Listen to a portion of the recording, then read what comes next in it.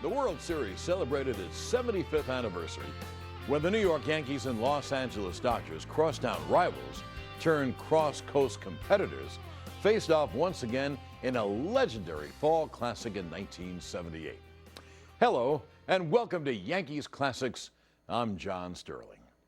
The first World Series rematch since the Yankees squared off against the Braves in '57 and '58 almost didn't happen. While the Dodgers won out in a tight three-way race late in the season to win the National League, it was the Herculean comeback by the Yankees which had made headlines in history. In mid-July, New York had been 14 games behind Boston when controversial manager Billy Martin was replaced by the more easygoing Bob Lemon. On September 10th, the Yankees finished a four-game series sweep of the Red Sox and found themselves tied for first place in the American League East. By the end of the season, the New York Yankees and Boston Red Sox were once again tied for the top spot and therefore in need of a one-game playoff. After dramatically vanquishing the Red Sox, the Yankees went on to eliminate Kansas City for the third straight year in the American League Championship Series. And so it was a Yankees team stretched to its limits that had lost World Series games 1 and 2 against the Dodgers. New York was looking for its second wind in Game 3, and each team had brought out their big guns. L.A. sent out 15-game winner and future Hall of Famer Don Sutton to the mound to face Ron Guidry, who'd been having a most amazing season. With his 25-3 record, 1.74 ERA, and 248 strikeouts, Guidry was the easy choice for a Cy Young Award winner. Over 56,000 fans in attendance at Yankee Stadium on October 13th were expecting a pitcher's duel, but it would be the defensive brilliance of New York's third baseman Greg Nettles that would be forever associated with Game 3 of the 1978 World Series. The Dodgers lead in the World Series 2-0. They have done it with power. There you see Davey Lopes, his second home run in Game 1. It made Rick Monday happy. He was happy, but not so with Greg Nettles. 11-5, Dodgers beat the Yankees. This is Game 2. Thomason has the base stolen, overslides, tagged out, and it hurt the Yankees. It cost them a run because Munson had doubled. But Jackson comes up. He doubles in the clutch, and with some fine base running by Munson, who scores from first, they get 2 runs. Watch Thurman come in standing up to avoid the tag. So it was 2-0. Yankees over the Dodgers, third inning, but once again power. Ron Cey. This is a 3-run shot into the seats. Lopes, an inspired player so far in this series. Ron Cey home run. Dodger fans go wild. It was 4-2. Yankees pick up a run, and that set up this confrontation. Reggie Jackson against Bob Welch. The kid against the veteran. Mr. October, Reggie Jackson. 3 balls, 2 strikes, 2 outs, 9th inning. Struck him out. Jackson says it for the Yankees, and look at the Dodgers and the Dodger fans. 4-3. Dodgers over the Yankees, Game 2. And as we get set now for Game 3 at Yankee Stadium, it is this young left-hander, Ron Guidry. 25-3 on the year. 15 of his wins came after a Yankee loss, so he has been the stopper. Can he be tonight? We'll find out. Ron Guidry, Don Sutton. That's the pitching matchup as we come to Yankee Stadium for Game 3. And what a game it should be. Hi, everybody. I'm Joe Garagiola. And if, like me, growing up, you listened to ball games and you dreamt about playing in the World Series, you just knew that the World Series had to be played in Yankee Stadium because every October, that's where they played it. Many dramatic moments, many great plays. There is something special about Yankee Stadium. You can feel it even tonight. Well, our host, Kurt Gowdy, knows all about it. He first saw Yankee Stadium as a broadcaster, a young one. Kurt, remember that day? I'll never forget it, Joe. I was just a kid from Wyoming. I'd never even seen a big league ball game. I drove up in a taxi cab outside of Yankee Stadium, and what an imposing sight. Then I went into the Yankee clubhouse, came out through the runway, and popped up in the sunshine. And I want to tell you, my mouth dropped a foot at the sight of this great stadium. Probably, along with the Rose Bowl, the most famous sports stadium in America. Built in 1923, the house that Ruth built. And I'm here in the famous monument area, which used to be part of the playing field, but no longer. Since Yankee Stadium was refurbished 3 years ago, it now is enclosed by the center field wall. But because of the long run of Yankee Stadium superstars and championship teams, it established the greatest sports dynasty in history, especially in Major League Baseball. It all began with a man named Babe Ruth. The Yankees built him a ballpark, and he helped them to their first World Championship with 3 homers in 1923. When Lou Gehrig joined him several years later, other teams began to tremble. With the Iron Horse and the Bambino batting back-to-back, the Yankees won 12 straight World Series games. The famed Murderers Row lineup was piloted in the 20s by Miller Huggins.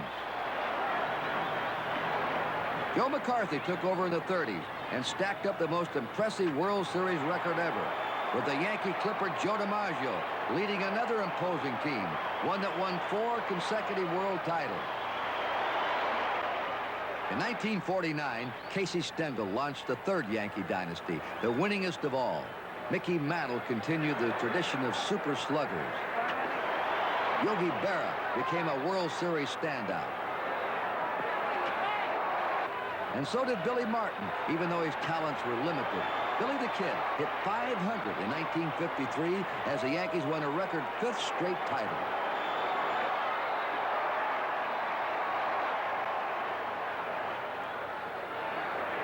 From 1949 to 1964, the Bronx Bombers won 14 pennants, 9 world championships.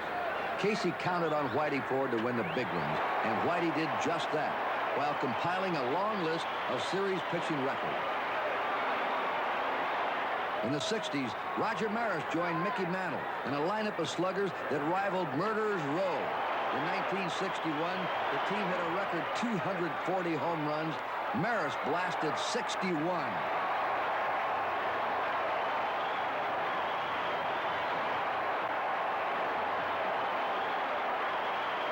The glory faded for over a decade, but not forever. Billy Martin came back and stepped down. Catfish Hunter was down, but came back. Ron Guidry came from nowhere to the top. And Thurman Munson grumbled, but kept the Yankees on a winning track. Then there's Reggie Jackson, who brought down the house while breaking records of Babe Ruth. Jackson led the Yankees to their 21st World Championship.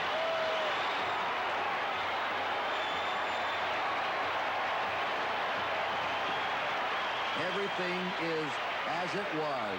The New York Yankees are the team to beat. I have one regret for a lot of you young viewers, that you didn't get a chance to watch Joe DiMaggio play Major League Baseball. I saw him in his last 3 years and could see the smoothness. He is still the most graceful Major League ball player I've ever seen. He's honored out here in this monument area.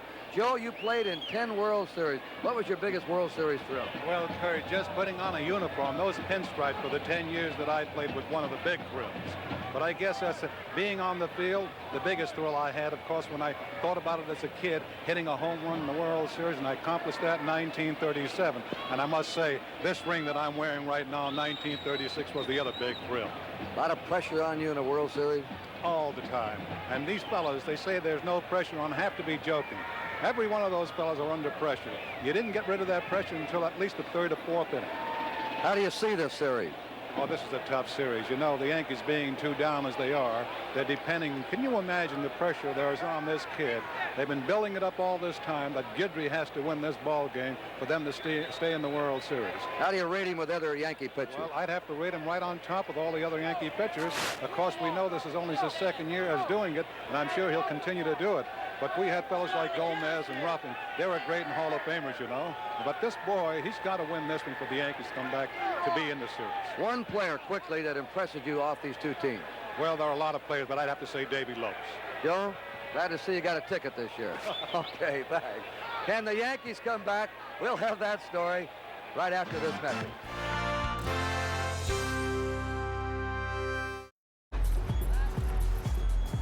Misty? You know this person? Is your cat getting too cool? Give him Temptation's treats. That's right, Mom and Dad. My new boyfriend rides a motorcycle. Oh, it's just a cruiser for unwinding on the weekends. Protected by America's #1 motorcycle insurance. How responsible. Very sensible. And he has a tattoo. Temporary, from my niece. She insisted. Oh, it's cute. Well, guess what, Mom? I chopped my hair off. Well, I stand corrected. It's lovely. No, it's not. Super cute. Very in right now. That's my rough and tumble little girl. Wake up! We got pain to relieve by morning. Ice, hot, lavender! Icy hot, nighttime recovery. You're so back.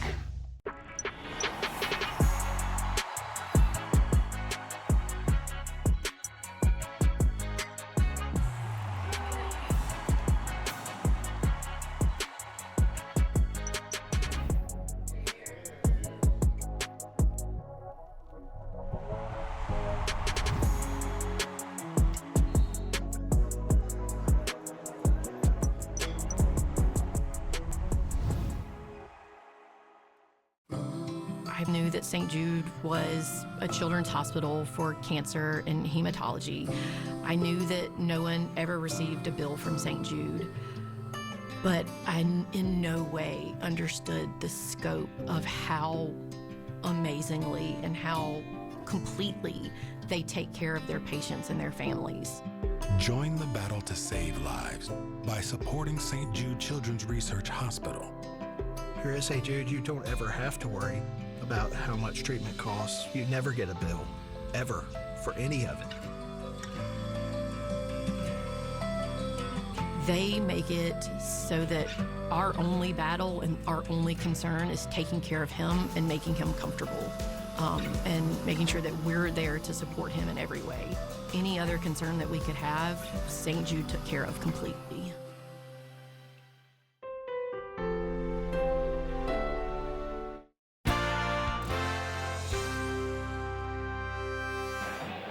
Well, you heard our host, Kurt Gowdy, ask the question, can the Yankees come back? That's what everybody in New York has been asking. They've been asking me, and I say, sure they can come back. Anything can happen. It's possible. But is it probable? Tony, you got some ideas. Joe, it hasn't happened very often in World Series history. In fact, there have been only 5 teams in baseball history who lost the first 2 games, then came back to win the World Series. The most recent, of course, was the Pittsburgh Pirates when they beat the Baltimore Orioles in 1971. But coming home to Yankee Stadium in front of their own fans should be a big boost for the Yankees. Yankees' power is left-handed, and of course that short porch in right field will help them. But the big plus they've got tonight, he was mentioned earlier, a young Yankee left-hander, Ron Guidry. He's won 23 games and lost only 4 over his career in Yankee Stadium. This season, he has won 12 and lost 1 here. In fact, he added another in postseason play against Kansas City. Along the way, he struck out 243 American League hitters during the regular season. But I think really to answer the question, Thurman Munson characterized his team best when he said, most teams would quit, not us. We have too much pride to think of losing. But still, 2 questions must be answered. Can the Yankees pick themselves up one more time? The other, of course, is, do the Dodgers have that killer instinct that every good team has? If they do, it might be all over. Earlier today, though, Tom Seaver, our companion in the broadcast booth today, talked to the left-hander, Ron Guidry. Best pitcher this year, there's no contest, Ron Guidry. He was 25-3. That's almost a .900 winning percentage. Ronnie, is this game, the 3rd game of the 1978 World Series, going to be a bigger pressure game than that playoff game you had in Boston? Well, this is another big game in my eyes and my feelings, and it would stack up right alongside with the Boston game. The only difference being we had to have that one to get here. So I would say that there was a little bit more pressure on the whole ball club during the Boston game. Not as much here because you have to win 4 games here, but up in Boston it was do or die.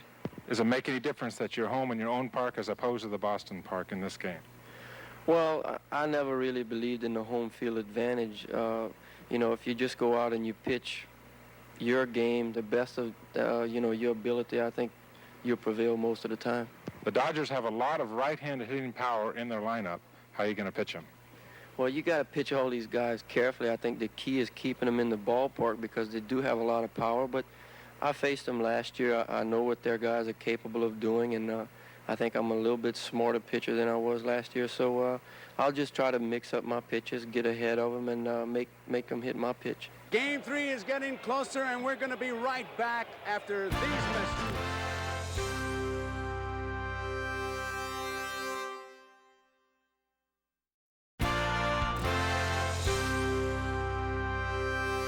Ladies and gentlemen, we direct your attention now to home plate, where, representing all the youngsters of America who have dreamed of playing at Yankee Stadium, 12-year-old Carl Goodman of Dix Hills, Long Island, will catch tonight's ceremonial first pitch. And to throw out that pitch, one of the all-time Yankee greats, the one and only Yankee Clipper, Joe DiMaggio.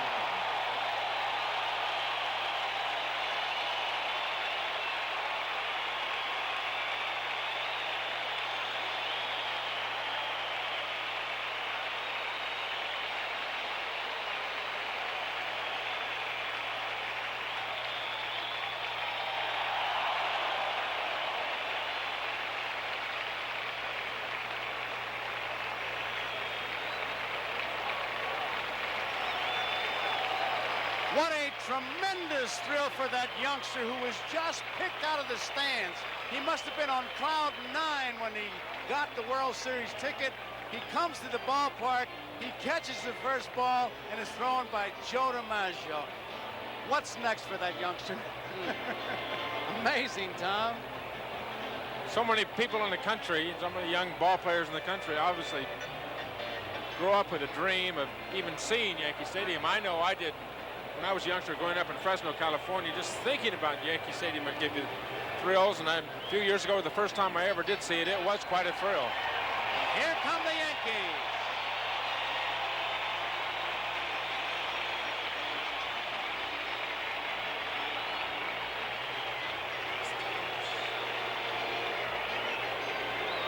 Here's the Yankee defense. At first base for New York, Chris Chambliss. Second baseman, Brian Doyle. Here's the shortstop, Bucky Dent. Third base, who put on pretty good exhibition in game number 2 in Los Angeles, Greg Nettles. Left fielder, the switch hitter, Roy White. Mickey Rivers is back in center field for the Yankees tonight. Still has that sore hip and pulled leg muscle. The right fielder for the Yankees, Sweet Lou Pinella. That was not Boo you heard when he was introduced, it was Lou. The Yankee catcher, as always, Thurman Munson. On the mound, a man with a remarkable record this year, a stranglehold on the Cy Young Award, Ron Guidry. Well, there are many things you can say about this young man. Statistics galore. But listen to this. This is one of the most impressive to me. This year he pitched 274 innings. He allowed 2 or more runs in an inning only 3 times in 274 innings. That is something, Tom. Joe, I did a lot of reading about him today and all his numbers and everything going over. And I must say, the type of year that he had this year, that's the type of year that pitchers dream about when they go to spring training. He's got to be the stopper. Here's the first pitch of the game. As always, Lopes hits the first pitch, it seems. Rivers will make the play. 1 pitch, 1 out. That was a high fastball. Lopes is 3 for 9 in this series. Brings up Bill Russell. He's got a hard slider, Guidry.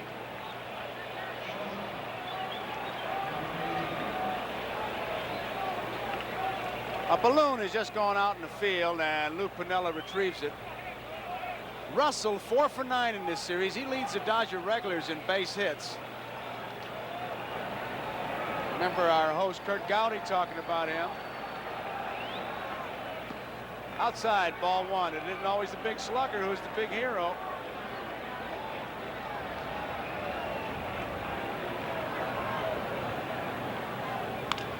There's a looper coming fast. Rivers, he can't get it.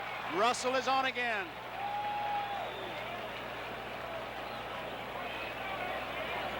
One on, one out. Ball game just getting started. Game 3 of the 1978 World Series, and here is Reggie Smith. Smith, 2 for 9. He has driven in a run. Hit .295 on the season with 29 home runs. Doesn't have quite the power right-handed, and does left-handed.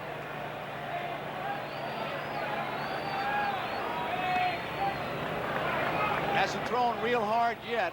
Ball 1.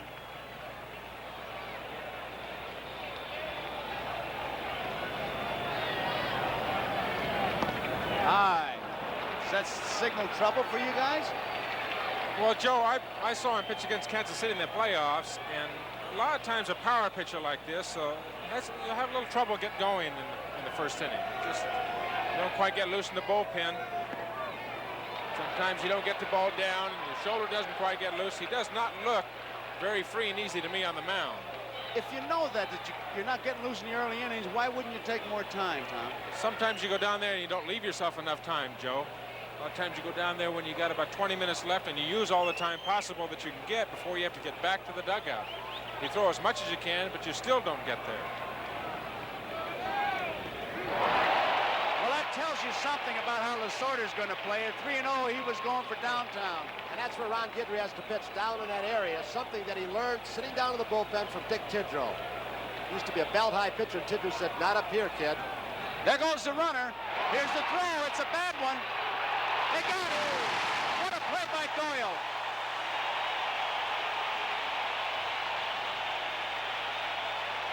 Thurman Munson didn't have very much on the throw at all. Looked like he flinched a little bit. The ball bounces and is sinking away. Look at the tag by Brian Doyle. Just caught Russell on the right knee, it looked like. Pretty good play by the youngster Doyle. If he hook slides to the infield side, Tony, I don't think he gets him. He slid the wrong way. Slid into him. Nice play by Doyle. 3 balls, 2 strikes, 2 outs. High, ball 4, walked him. I paid particular attention to Munson after he threw the ball. He walked around much like you do when your arm is sore. And I'm sure if I saw it, the Dodgers saw it. His shoulder appeared to be sore the way he walked around after he threw it. I'll tell you, Frank Pulley made a pretty good call down at second base, too. He was right down on the play. That was a tough call in that situation. The thing about Munson that impresses me, obviously does not have the good throwing arm, but his release is so fast, the ball gets down there, and the infielder many times will have a time to recover and make the out. Well, that's exactly what happened there. Steve Garvey gives John Kibler, the plate umpire, the old eyeball. He didn't like the call, but it is still strike 1. 2 outs. Smith is on at first. Bucky Dent flips to Doyle. Inning is over. So the Dodgers go down in the top half of the first. We go to the bottom half. Los Angeles nothing. Yankees coming to bat.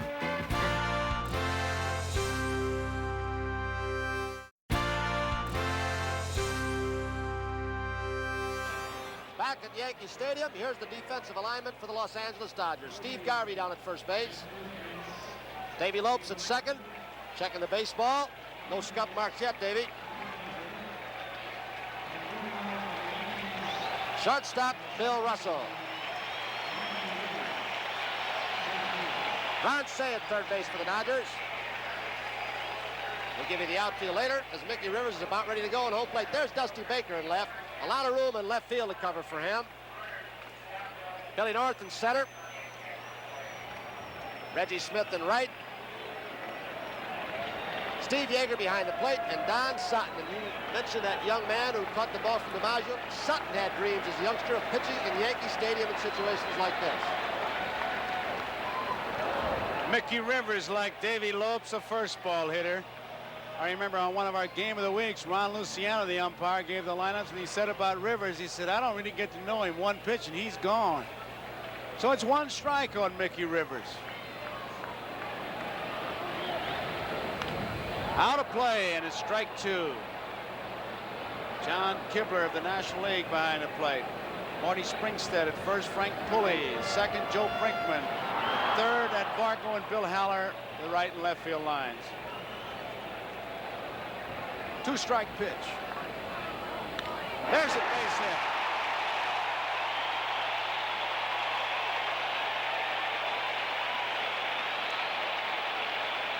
Mickey Rivers is a guy who has to make it go, but Tony, I wonder with that bad leg if he can get that engine cranked up. I think he's pretty limited, Joe, and it looked like it when he went after that base hit early in the ball game, like he had trouble starting and jogged at it very slowly. Rivers was 0 for 8 against Sutton in the 77 series, but he broke the ice. Here is Roy White. White is 3 for 9 in the series so far. Takes the strike.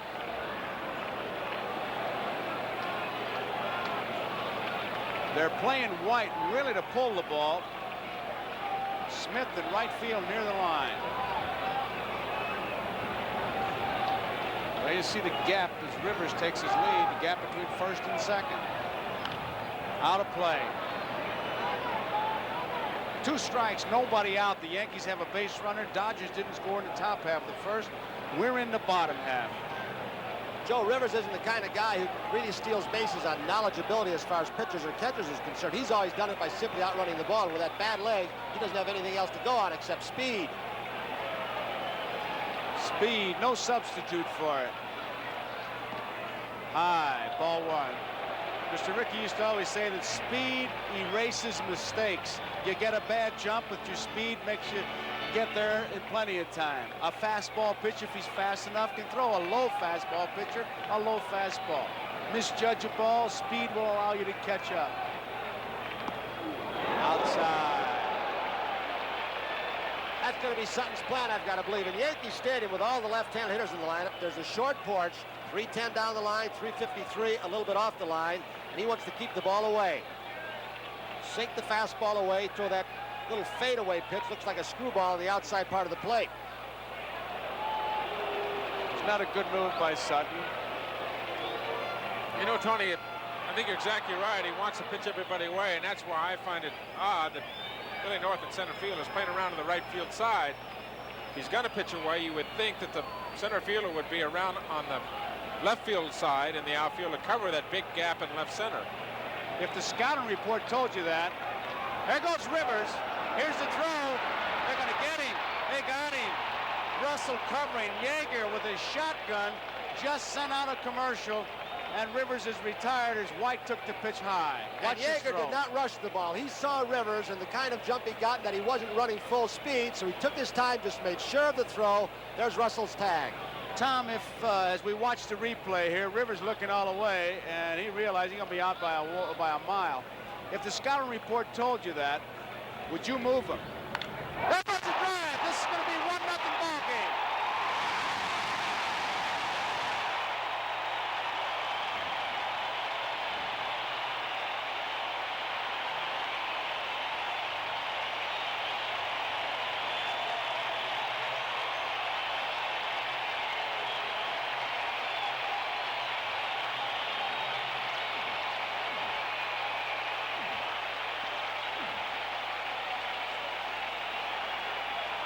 He really got around the fastball. You know, Joe, it's funny, we're talking about how they play him here. Maybe Roy White swings a little bit differently in Yankee Stadium, tries to pull the ball more, try to hit the ball the other way. In Dodger Stadium, here it's a 3-2, looks like a fastball, pull it right down that line, right over the 310 sign. Would you have moved your center field if you saw him playing over there if the scouting report told you to pull him? I would have. I definitely would have. Joe, certain left-hand hitters in this ballpark, you'll see them throughout this Yankee lineup, hit like right-handers do in Fenway. If you keep pitching them away, they start getting closer to the plate. Yogi did it better than anybody. He'll take a pitch 6 inches off the plate outside, and he can pull in the corner. Munson, strike 1. Roy White, his first World Series home run, and the Yankees jump out to a 1-0 lead on a 3-2 pitch after Rivers had been out attempting to steal. Outside, 1 ball, 1 strike. Joe Sutton has all the basic pitches. He's got a fastball that he'll tail and make it run away from the right-hand hitter, run it into the left-hand hitter. He's got an outstanding curveball. I looked at either the fastball or the slider. The slider many times is much bigger than a normal slider. Got a straight change and a little bit of a screwball that he uses, and he can throw any one of them at any time. He's a control pitcher, and he's got to get the ball down. The 3-2 pitch to White was upstairs. That's that real tough curveball that he's got. He's got a fine curveball. 2 balls, 2 strikes, 1 out, 1 run in. A home run by Roy White.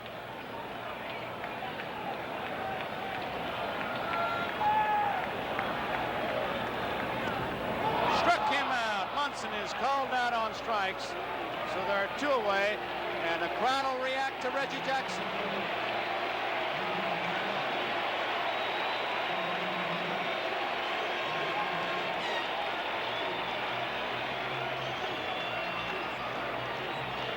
I'll tell you, they sound more alive than they look because they're making noise, but they were sitting there like just enjoying a night out. Reggie, 4 for 8 in this series, 1 home run, 4 RBIs. Takes low, ball 1, and I tell you, this guy is such news. We came back to New York. He'd driven in 3 runs in that game, but all they wrote about, the headline was Reggie strikes out. Headline yet when Welsh got him. 2 balls, no strikes, and then that play you saw, Tony, when he threw the bat, I understand it was played up pretty big, and he explained it in the pregame show. Yeah, he did. We had to cut some of it out. It was a little bit too long, but what happened with Reggie really was he threw the bat in the heat of striking out against Bob Welch and did not hit anybody, and he really did throw it where nobody was present in the dugout. Bob Lemon tried to calm him down, and there was a little scuffle in the dugout, and really no punches were thrown. Here's the 2-1 pitch. Outside, 3-1. And if he gets his pitch right here, you're going to see some kind of swing. That's the kind of pressure Don Sutton is under right here.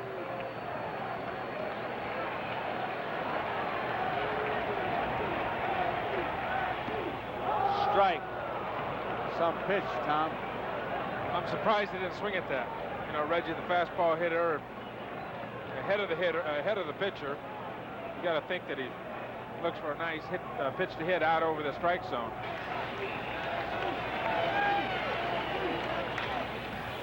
Ball forward. Jackson walks. He turned it over. It looked like a screwball.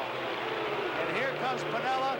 You can hear the crowd with that loo, which makes it sound like a boo, which is great. You can have a bad night and just tell everybody, well, they were just saying loo.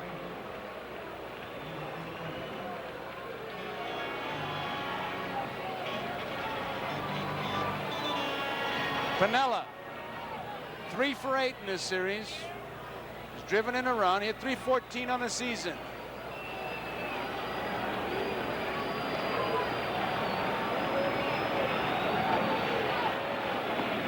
There's his strike. Attended the University of Tampa. Reggie Jackson, Arizona State.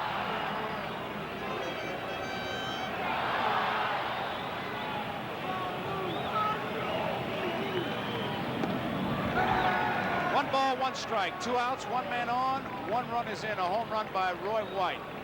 Sutton's the kind of pitcher, Tom, that can give the Yankee ball club some trouble with the good off-speed stuff, the curve, the 2 kinds of change-ups. They're basically a fastball hitting club. I think a high fastball hitting club, similar to the Dodgers, I would say.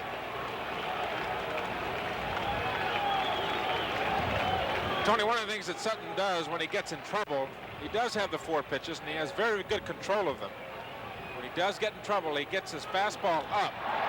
Jackson running on the pitch. Piniella deep to right center field. Nice running catch by Billy North. Jackson had already gotten around third base. He'd have scored easily. But it ends the inning. Yankees, a home run by White. It's 1-0 at the end of 1, New York.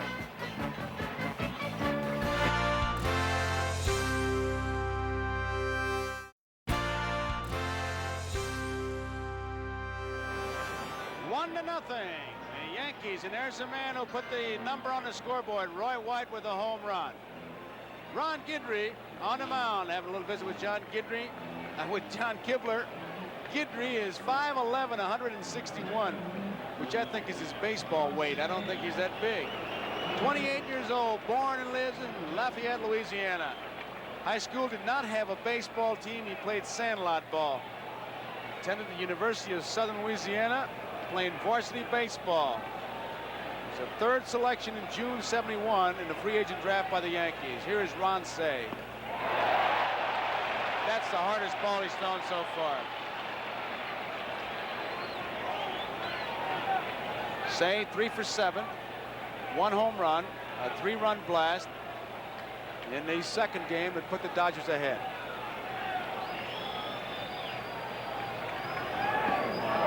Strike 2. Guidry, one of the pitchers, Tom, whose fastball seems to move better when it's down low in the strike zone. It's like a tail away from the right-hander, sails in sometime to a left-handed hitter, or right-handed hitter rather, and it sinks at times also, but that slider's the devastating pitch. Down the left field line, it is a foul ball. You will notice that when Guidry gets 2 strikes on the opposing batter, that the crowd, the noise level really goes up a couple decibels. I would say quite a few. They really come out to watch this youngster strike him out. He's averaged 8.1 strikeouts per 9 innings. That was in 1978. Listen to him.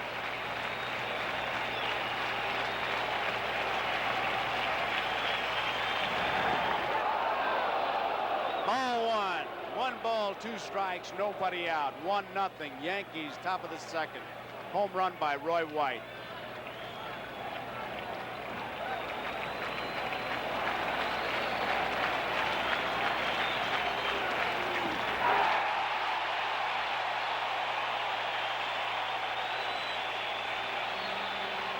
So he gets his first strikeout.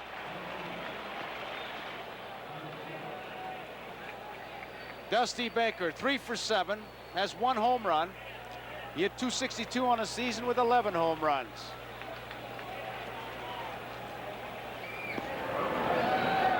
Munson thought it was a strike, but it's ball 1.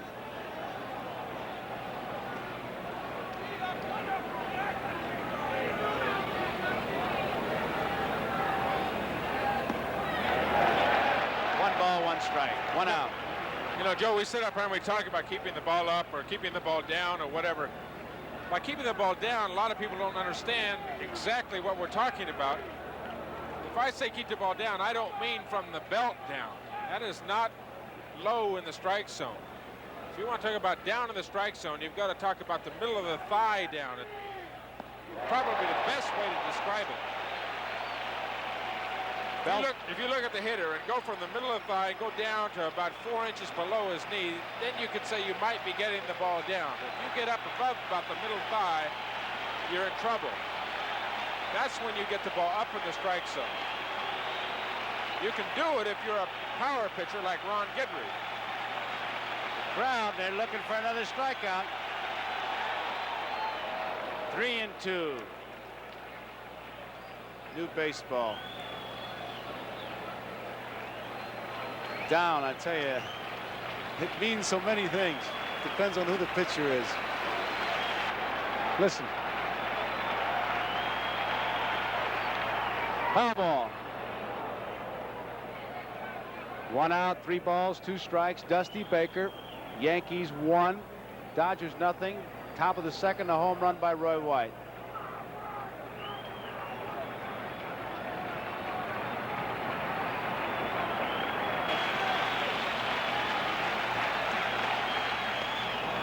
That was a riding fastball. It was high and it's ball 4. That's the second base on balls. He's averaged, Guidry, only 2.4 base on balls per 9 innings this year, and he was 2.8 in 1977. He's already walked 2. That's the amazing part about a young guy like this that throws the ball real hard, that his walk ratio per 9 innings pitch is really very low. Just about 2.5 base on balls per 9 innings for a guy that throws that hard is really amazing. Lacey, good cut, strike 1. You know, Tony looks like he's got more confidence in his slider here in the first couple innings than he does in his fastball. He'll throw a slider sometimes when he's 3 balls, 2 strikes, even 2-1. Bouncing ball. This could be 2. There is 1 over to first. It is. Double play. 5, 4, 3. So the Dodgers are out in a top half of the second inning. And as we go into the bottom half, it is the New York Yankees 1, the Los Angeles Dodgers nothing.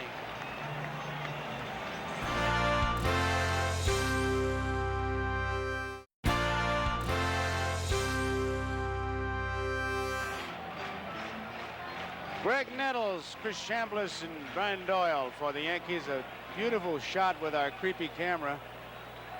Don Sutton. He's been here before in World Series against Nettles. Nettles, 276.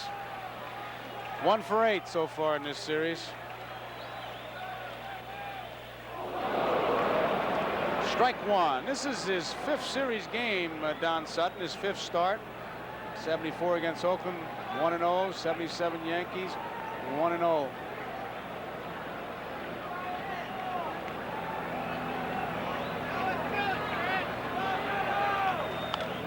Got under it, near the stands, and out of play. You know, talking about Guidry before and Sutton here, the toughest job of catching is not catching the ball, blocking the play, throwing it. It's finding out what the pitcher's best pitch is that night. For example, Guidry is a fastball pitcher, but so far tonight, it is not his best pitch. And if you keep calling it, you'll get him an early shower. 2 strikes to count. Do you have many arguments about that, Tom? No, you're exactly right, Joe. And the funny part is that Guidry's pitch right now, his fastball, is not his best pitch, but it might be his best pitch in 2 innings. Right. Bull foul. Sutton got the ball up, way up there, and Nettles got around on it. Nettles is one of the guys on this Yankee ball club who has tailored his swing to this ballpark. He was always pretty much a pull hitter with other ball clubs. But when he got here, he started stepping well in, and he can pull that pitch to the outside part of the plate. Sutton is going to have to throw them inside once in a while just to show him that inside pitch. Way outside, 1 ball, 2 strikes. Sutton is allowed, well, he allowed 29 home runs in 1978. That's an average of about 1 every 8 1/3 innings. 77 was 1 every 10 1/3 innings. 1-2 pitch. Davey Lopes can't get it.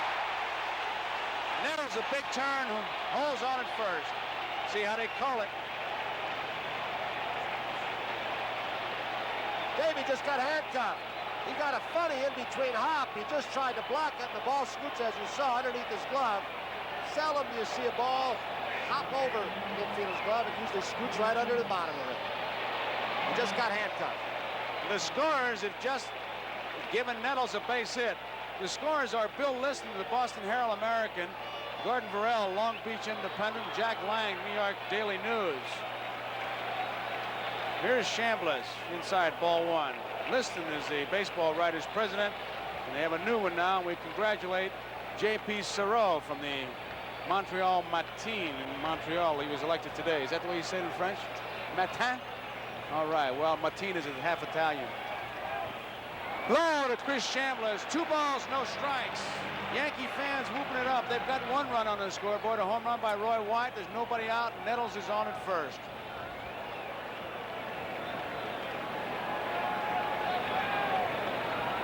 Chambliss was a doubtful starter. There's his strike. 2 balls and 1 strike on that outside corner. See, Joe, he's taking the wrap off that right hand. He pulled what might have been a tendon in the little finger area of his right hand. He had it taped up heavily in Los Angeles, but took it off. Didn't take batting practice today. 3-1 to count. Nobody out. Nettles taking a good look at Hauser. Is he running? Look at Chambliss. He's checking to see.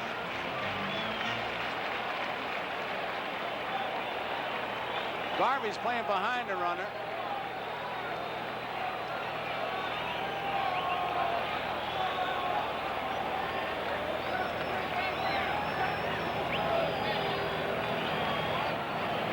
Holding.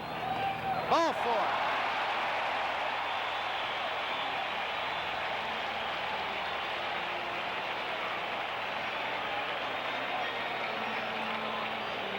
Say and Sutton are out on the mound getting their signal straight in case Bob Lemon has Doyle, who's a good bunter. He has him sacrificing. The most important thing of all in that play, and the bunt then on first and second, is the communication. Tony, the bunt should be made to third, but you and I and Tom, I know you know it, Garvey doesn't like the throw. Where do you think they'll be bunting? I say Garvey. I'd say third base. I do too, if he's bunting at all. I think he will be.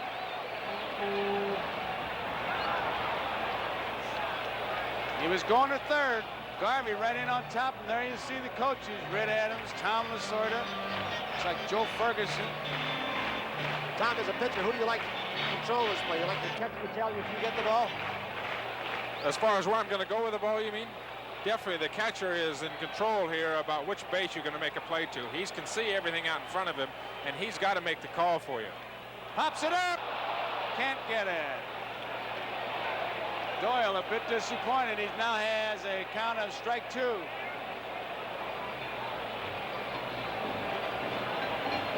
Base runners at first and second. Nettles is at second. Chambliss is at first. Nobody out. 1-0 Yankees lead. We're in the bottom of the second. Doyle taking a good look at his third base coach, Sutton, in a jam.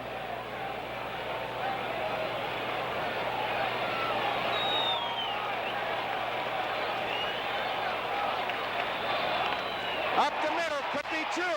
Russell to Lopes. No! Good play by Chambliss. I'll tell you, quite a play by Lopes, too. He got the toss from Russell, and he barehanded it, which was quite dangerous. There it is again. Watch this. Looks like they're only going to get one with Doyle running. Look at Davey, very dangerously picks it off with his bare hand. That's quite a slide by Chambliss and quite a play by Lopes. You know, you think, Tony, maybe he had no other play, but he looked like he had time to be able to get his glove over. It wasn't that far behind him. Russell gave him a pretty good toss. Bucky Dent. High, ball one. Over at third base, Nettles. At first base, Doyle. One man out. 1-0, Yankees lead. It's popped up. Yeager near the stands and cannot get it. 1 ball, 1 strike, 1 out. Well, we saw in the first game that even though the Dodgers won with a power display, that they are somewhat vulnerable in the infield.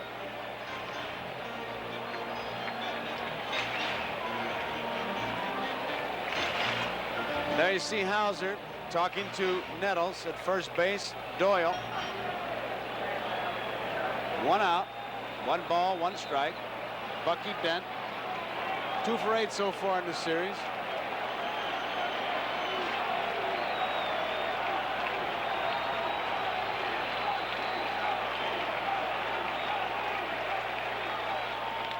Bouncing ball, Say to Lopes, 1 over to first.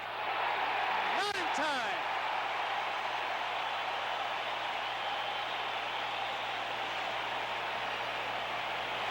Watch Brian Doyle from our camera in left center field as he breaks off the bag at first. Lopes has some time. He doesn't get a good throw off, and Brian Doyle came right after him. Brian Doyle right there might have been involved in what some people think is an illegal slide. You're supposed to be able to have your hand and be able to touch the bag and grasp the bag. Not supposed to slide for the man making the pivot. It's supposed to be at the bag. Mickey Rivers takes it high for ball 1. We'll watch Doyle again. Watch where he's going. He's supposed to be able to come somewhat in contact with the bag. You make your own judgment, but he rolls out to left field. It was enough to upset Davey Lopes and get the run home. Hot smash, base hit for Rivers. His second hit of the night. Dent stops at second.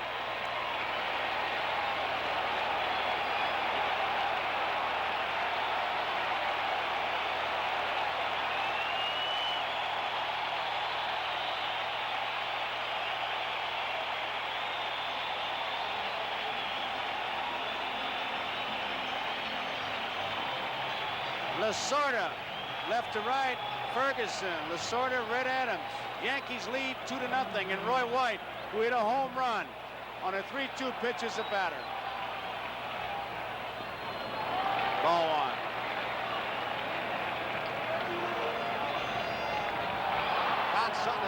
off the last time he was out on the mound. That was in Game 3 of the championship series against Philadelphia. 1 ball, 1 strike, a breaking ball.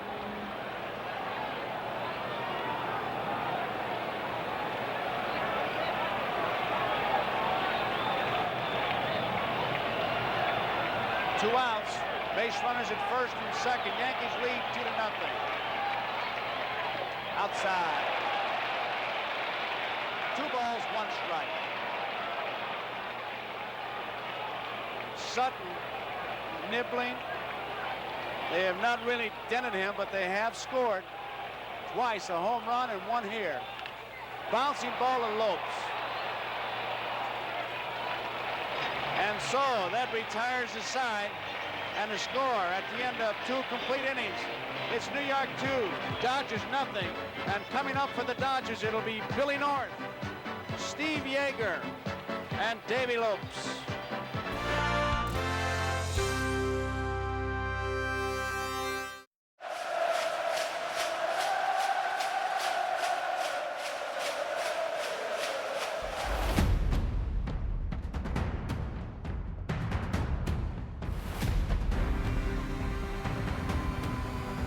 The world is watching. Mom, where's my gloves? There's a new leader in safety. Mazda is the safest new car brand in America. She has absolutely no idea. But you do. And that makes all the difference. Mazda, more of what matters most to you. Olive Garden's Calabrian summer is ending soon, so come say goodbye to these hot honeyed chicken bites, to more delicious flavors that are pretty fire, and to a price that still starts at just $12.99. Hurry in before they're gone. DraftKings Casino gave your spins an upgrade with new Flex Spins. Forget one game. Now you choose which slots to use spins on, exclusively on DraftKings Casino. New casino players play $5 and get 1,000 total Flex Spins to use on your choice of slots. Just back is sore. Let's go! Ice. Hot. Ice works fast, heat makes it last. Icy hot, just so back. Every game starts long before the first pitch, because when the moment comes, you have to be ready for it. And when Anthony wants to feel ready off the field, he always wears Charles Tirrett.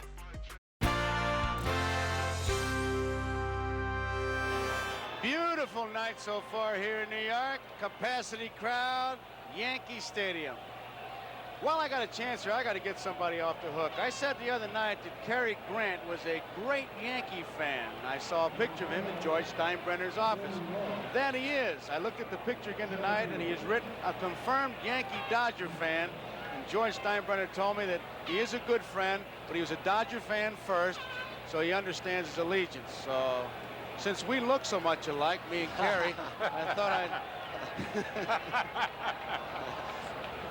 Okay, Cary, you root for whoever you want, just so you root baseball. He's a good baseball fan. Billy North takes it high, ball 1.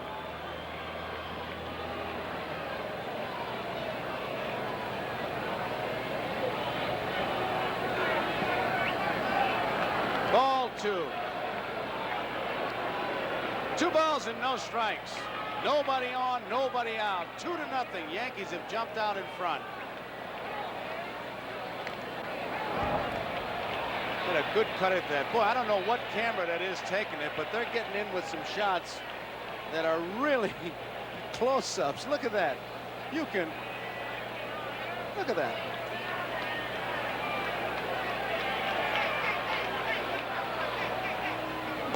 Shortened up as if to bunt. 3-1. Billy North. He wants to get on. He'll be followed by Yeager.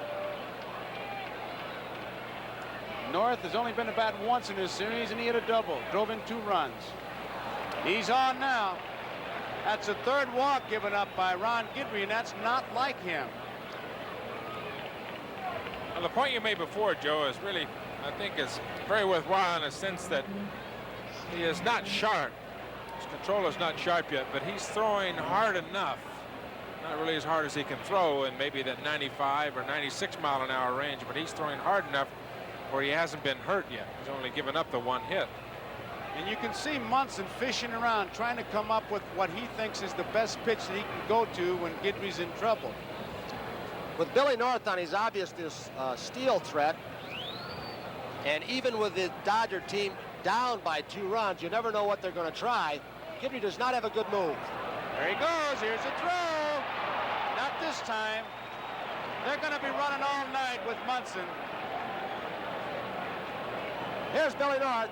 Guidry with not a good move. He is very quick to home plate, however. North had a fairly good jump.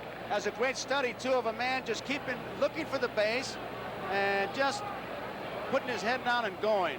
Not much on that throw. One of those infield fly jobs. Well, it's obvious that the Dodgers in their clubhouse have set the mood of what they want to do, how they want to play, and they want to run. They want to continually test Munson's arm, and I think every opportunity they get, they're going to test his arm, and they're going to test the arms of the Yankee outfield. We'll watch him the next time somebody runs. After he throws it, you'll see how you can see the pain in his face. 2 strikes on Yeager. Listen to the crowd. They want to strike out. Bouncing ball to the left of Dent. Should get him. He does at first, but moving to third is Billy North. Billy North gets an excellent jump off the bag. He will tell you ball hit to that side, don't go, but he has such good judgment aside from being a good base stealer. Dent makes the play, but they've got a man at third base with less than 2 outs. Tom Lopes is a first ball hitter. You know that. You got a man on third, 1 out. What would you do to him right now? First ball, fastball hitter. You know, those are the kind of questions that I could spend 5 minutes answering. Tell me the pitch. I'll tell you why. I don't know, because I don't know how Guidry feels yet. Now, he may be ready to throw his fastball now. I think he's going to throw a slider. Slider in the dirt. Try to make him chase the bad ball. You would stay away from your fastball. They want to look at it. Lopes is obviously, he has been up to this point, first ball, fastball hitter. You got a man on third. You don't want to sacrifice flyer. You want to try and get the ball in the infield and save the run at third base. 2-0. Yankees lead. 1 out. 2 balls, no strikes. If the ball's hit down the nettles, he's playing in even with a bag. But the rest of the infield is conceding the run. Dent, Doyle, and of course Chambliss. There's the defensive alignment. Right to Nettles. Hit that ball hard. Had him played perfectly. He is a great positioner. He will get signals from Bucky Dent, his shortstop. Verbal signals because, of course, the third baseman cannot see the signs. He's blocked out by the glove and the knee of the catcher. So if Dent yells his first name, come on, Greg, usually it's the fastball. Tremendous shot by our cameraman. You really saw that thing come off the bat right to Nettles. Strike 1. That's I think a low left field. Great shot. That's how the left fielder Roy White sees the game. 2-0. Yankees outside. 1 ball, 1 strike, 2 outs. Billy North still at third.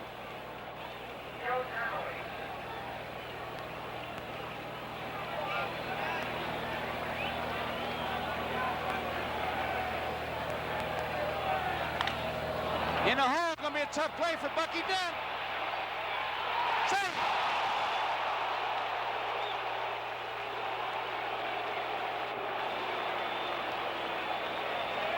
Bucky Dent almost comes up with one whale of a play, but he had to throw a little bit off balance, and he bounced to throw. Watch how far he goes to get it. He must have traveled 15, 18 feet.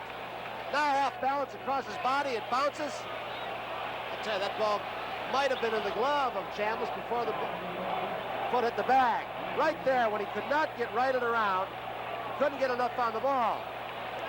That was awfully close. Marty Springstead is the umpire. There you see Bucky Dent. You saw him telling Brian Doyle what the pitch was. Hot smash. What a play by Nettles. Throw in time.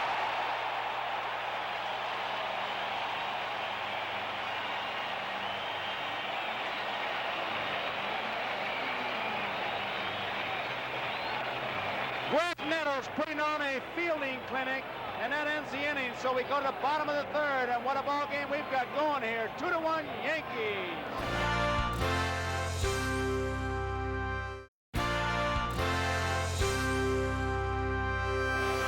Kurt Gowdy, your man Bill Russell is leading both clubs in hits. That's the guy you picked to be the star. Is biorhythms up or what?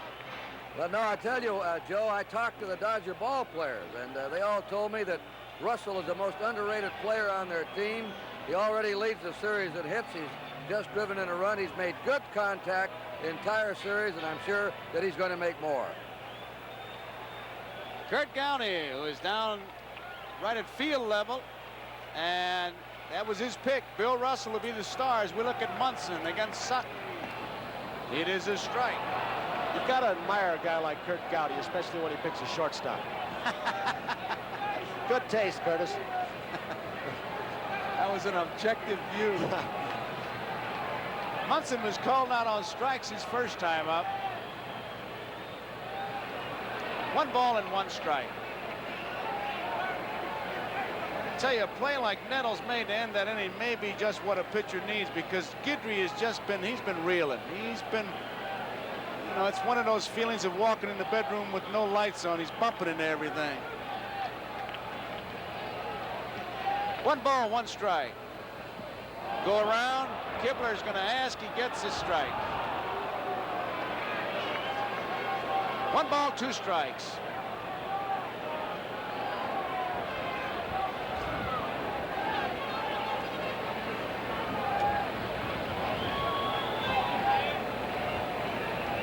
Sutton's really a study in concentration on the mound. He gets his signal from Yeager, and he gets his location, and he'll nod, and then he'll concentrate in on exactly where he wants to throw the ball.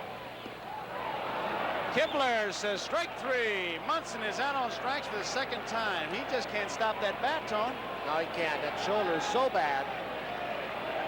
Tom, your manager, Sparky Anderson, Cincinnati, has been one of the biggest complainers about Don Sutton, and that he doctors the baseball, maybe throws a grease ball, scuffs it up.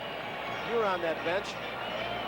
Well, I would say that I've gotten balls on the mound when I pitch against Don Sutton, and there are some scuff marks on him. I think it's very psychological. The scuff marks? No, I think a hitter goes to the home plate, and he thinks about those scuff marks as opposed to what somebody is throwing to him, as that's Jackson grounding out to Davy Lopes, starts thinking about those scuff marks on the ball instead of what the pitcher's really doing. Do you see the scuff marks, though? Not when you're throwing it. When I pick the ball up on the mound, I can, yeah. But what difference does it make? It's like Gaylord Perry supposedly throwing the spitball. Oh, no, he throws a spitball. I did a show on that. He was a Vaseline ball. And I know where he gets it. He gets it in the tongue of the shoe. He gets it where he roll up the pants. He gets behind. He loads it up, that I'll tell you. But does Sutton scuff up the ball? It's all psychological. Oh, these pitchers. Now, listen, Doug Harvey didn't think it was psychological because he threw Sutton out of a ball game. 2-1 is the score. These pitchers stick together, Tony. Piniella, what a cut he had. Some of you might not have seen the first 2 ball games of the World Series, and that number 19 is the number of the late Jim Gilliam, and the Dodgers, as you know, have dedicated the World Series to Junior. Profile, Dick Hauser, who will be a college coach next year at Florida State. Harry Walker's leaving the Cardinals. He's going to go coach college baseball. Your friend Bobby Richardson was coaching, Tony. At South Carolina for a while, then he ran for politics. Danny Litweiler, Bud Matheny. A lot of former major leaguers now coaching in the college ranks, and you have to benefit from that. There's a base hit. Piniella.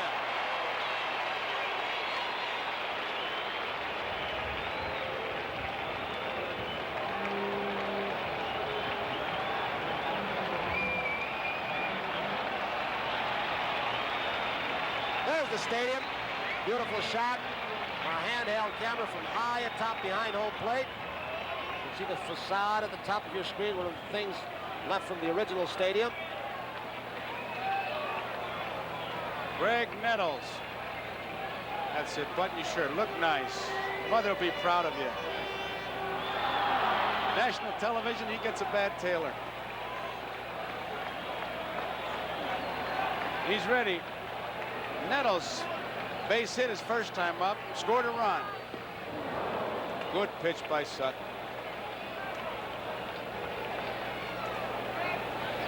One strike, 2 outs. They're playing behind Piniella at first.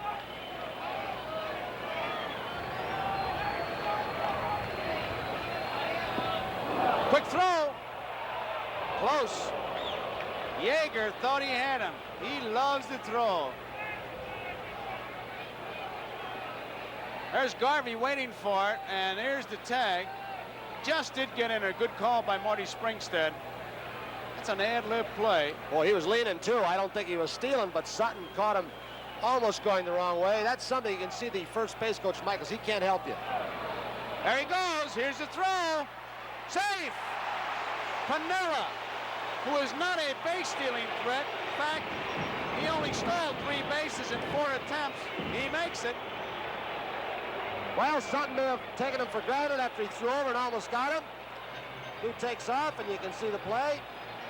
He must have had a good jump because you don't do that off Yeager. Tony, I think that's exactly what happened. I think Don Sutton on the mound figured there's no way that Piniella would be running. If you're going to run on Yeager, you're running against probably the best arm in baseball to throwing to second base. And we must not have looked at it. And with Nettles hitting, Tom, Nettles hitting, you got that hole with first and second, so he took for granted, and that hurts you. Right field. Right center, actually, north, way over there, just waits for it. That ends the inning. Nettles flies to Billy North. That ends the inning. Yankees do not score, so at the end of 3 complete innings, it is a 2-1 ball game. Yankees out in front. It'll be Steve Garvey, Ron Cey, Dusty Baker. As a first responder on screen, I know what it means to act fast in an emergency. In real life, the same urgency can save lives, especially when it comes to a food allergy. For 33 million Americans, one bite can turn an ordinary meal into a life-threatening reaction. And too often, they don't have the one thing that could save them, epinephrine. But emergencies don't wait. And when a severe reaction happens, being prepared makes all the difference. Now, there's a needle-free option, a new way to carry epinephrine that makes it easier than ever to be ready. No needles, no hesitation, just fast, effective treatment when it matters most. Because when the unexpected happens, the best thing you can do is to be ready. Know the risk, know the options. Be ready to act.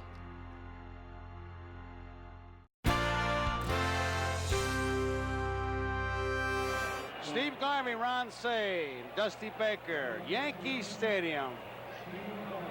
Boy, I tell you, how many times as a youngster growing up, that great voice of Mal Allen, World Series.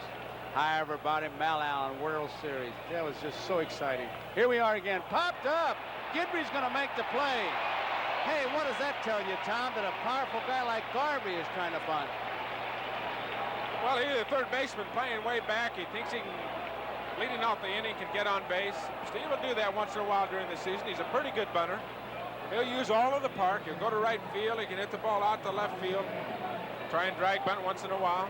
You think maybe Guidry's got better stuff than we've been giving him credit for? Well, he's in the, what, 1 out in the 4th inning here. Still only has 1 strikeout.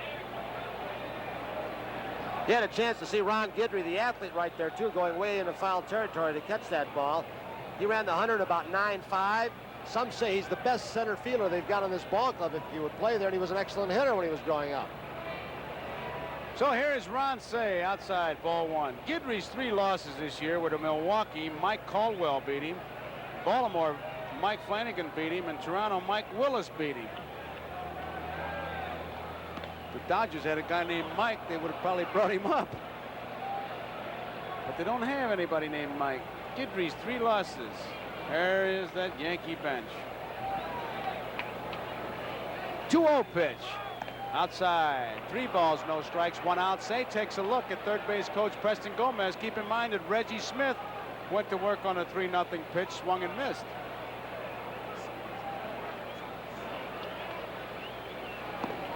Ball 4, Ron Cey gets a base on balls, and this is really unusual. 4 base on balls given up by Ron Guidry. Joe Garagiola here with Tony Kubek, Tom Seaver, and Kurt Gowdy. We're in the 4th inning of Game 3 of the 1978 World Series with the Yankees out in front by the score of 2-1. One home run in the ball game. Roy White hit that in the first. Dusty Baker, who walked his first time up, is the batter.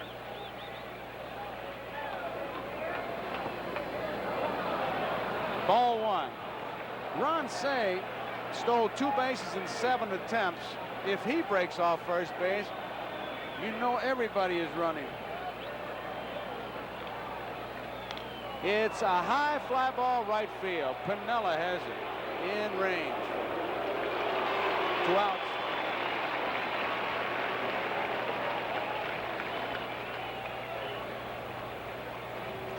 Lou Piniella. Tell you, in the outfield, he's not that flashy, but he's pretty steady. He has a good throwing arm, the best among the 3 outfielders now. He doesn't cover a whole lot of ground, but he gets everything he catches, or he gets everything that he comes close to, doesn't drop any. Lacey, it's a strike. Lacey hit into a double play his first time up. How'd you let that one go by? That was Yogi Berra. He gets everything he catches, and it went right over your head. I didn't want to say anything because nobody comes to this park. It's too crowded. You have a pregame conversation with Yogi, and that's what happened. He puts a Windsor knot in your tongue. 1 ball and 1 strike. Right off Munson's mask into the stands. 1 ball and 2 strikes. John Kibler. There you see Davy Lopes, Yeager.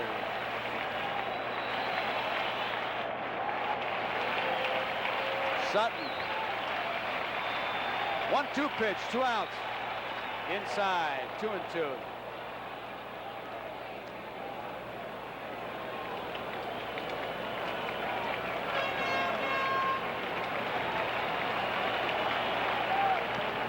Fouled off by Lacey. Count remains at 2-2. 2 runs, 5 hits, and no errors for the Yankees. 1 run, 2 hits, and no errors for the Dodgers.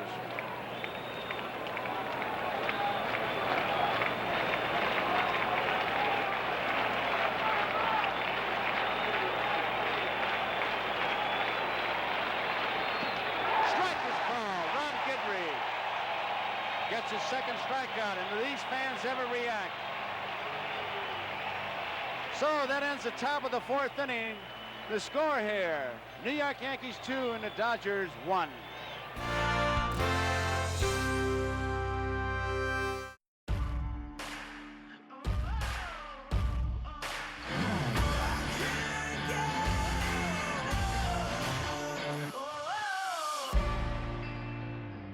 Yankee Streaming is brought to you by Toyota. I'm not feeling this today.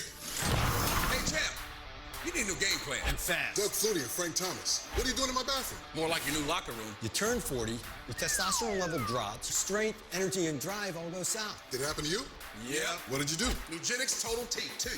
That's your new game plan. You're stronger, more energized, and unstoppable. From the #1 selling and #1 doctor-recommended testosterone brand comes Nugenix Total T2.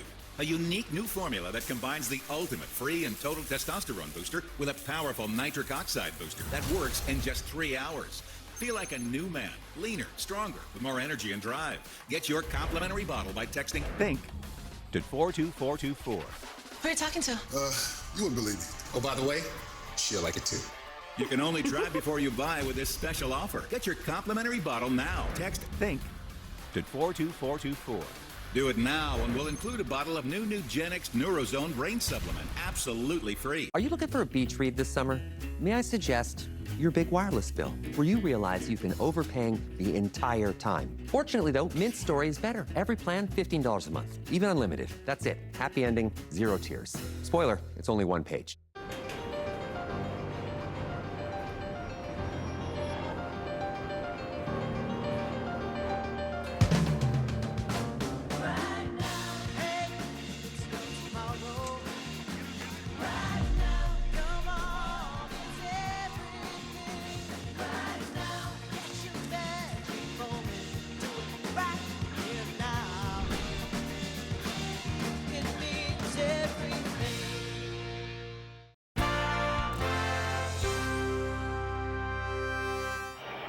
know, Joe, as a fastball pitcher, you look in a game for a good fastball to get you started. Somewhere it's got to happen. That's strike 3 to Lee Lacy.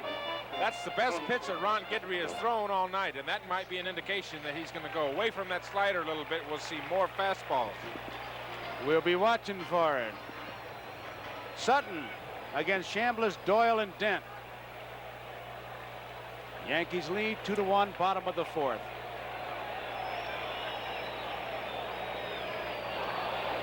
It is a strike. John Kibler. As we said before, Sutton, a very good curveball, and there's a bad swing at an outstanding curveball. Trouble, knocked down by Say. Can't make the play.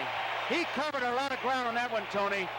Looked like an off-speed pitch, that change of pace that Sutton turns over.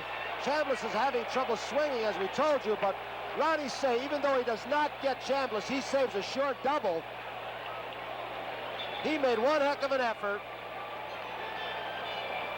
Look at this angle. He is momentum carrying him away from where he has to throw. I counted the actual steps on the replay, Tony. He took 4 steps before he was even diving. Tremendous play by Ron Say. Doesn't get his man, but saves the base. Here is Doyle. 1 ball, 1 strike. Say was creeping in at third base, looking for a possible bunt with nobody out, a man on first base. Say's coming in again at third base. There goes Chambliss. Left center field. Hard on the run. Baker makes the play, and Chambliss heads back. Looked like it could have been trouble when it started out. Brings up Bucky Dent. Bucky Dent into a force play his first time up, drove in a run. I think Bob Levin realized he's going to have to hit and run a little more, move some infielders around. Sutton's usually around the plate. He is not that overpowering. I asked one of the Dodgers the last time we saw him pitch in our game of the week and asked what Sutton's problem has been off and on the last 2 years. They said simply he's lost his fastball. Doesn't throw the ball by you anymore. Didn't mean to swing. Garvey slips, but he's still in time and takes the play himself. He had ideas of throwing it to Sutton. Steve goes to his right very well here and looks like he is going to make the play to Sutton. It's easy. They had enough time to get back to the bag. Look at Sutton. Easy out. Sutton doing a little matador dance. Here is Mickey Rivers with Bob Lemon, the manager. One of the rarities that we got. This is the first time that 2 pitchers, former Major League pitchers, have opposed each other in a World Series. Lasorda and Lemon. Ball 1. Fred Mitchell managed the Cubs. He lost. William Gleason, White Sox in 19, lost. Eddie Dyer, my manager in 46, won, and Fred Hutchinson lost. And now Lasorda, last year, lost. Deep to left field, but plenty of room. There it is, Death Valley.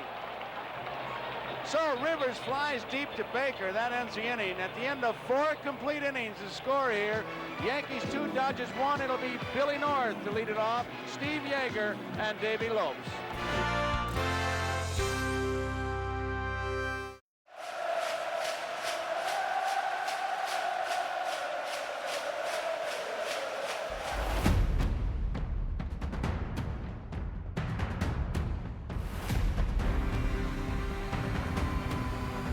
The world is watching. 250 reasons to choose T-Mobile. Switch and you can save $750 on the Experience Beyond plan in the first year thanks to our benefits. Guaranteed. You could use those savings to do zip lines and stuff. There's lots more reasons to go. Find yours at T-Mobile. The game was tied. Well, someone needs to win. Well, then we shall play... Oh, bonus time. No. Football 2. Last kick. They needed... extra time. And that's how it happened. Chew into it with Extra. Wake up! We got pain to relieve by morning. Ice, hot, lavender! Icy hot, nighttime recovery. You're so back. Progress is always the goal. Game recognizes game.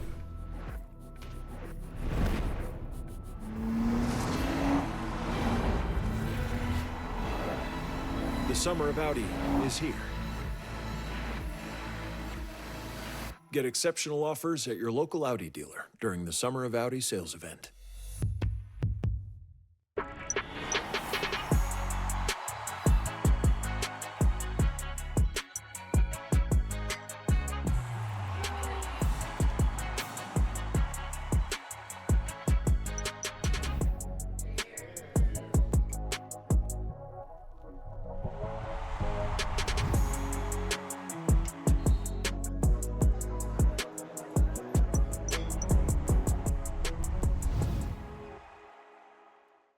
I can't imagine any tomorrow without you in it.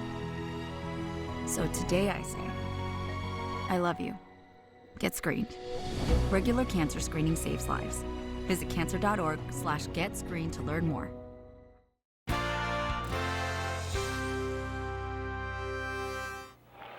Tom, I was talking about pitchers and managing.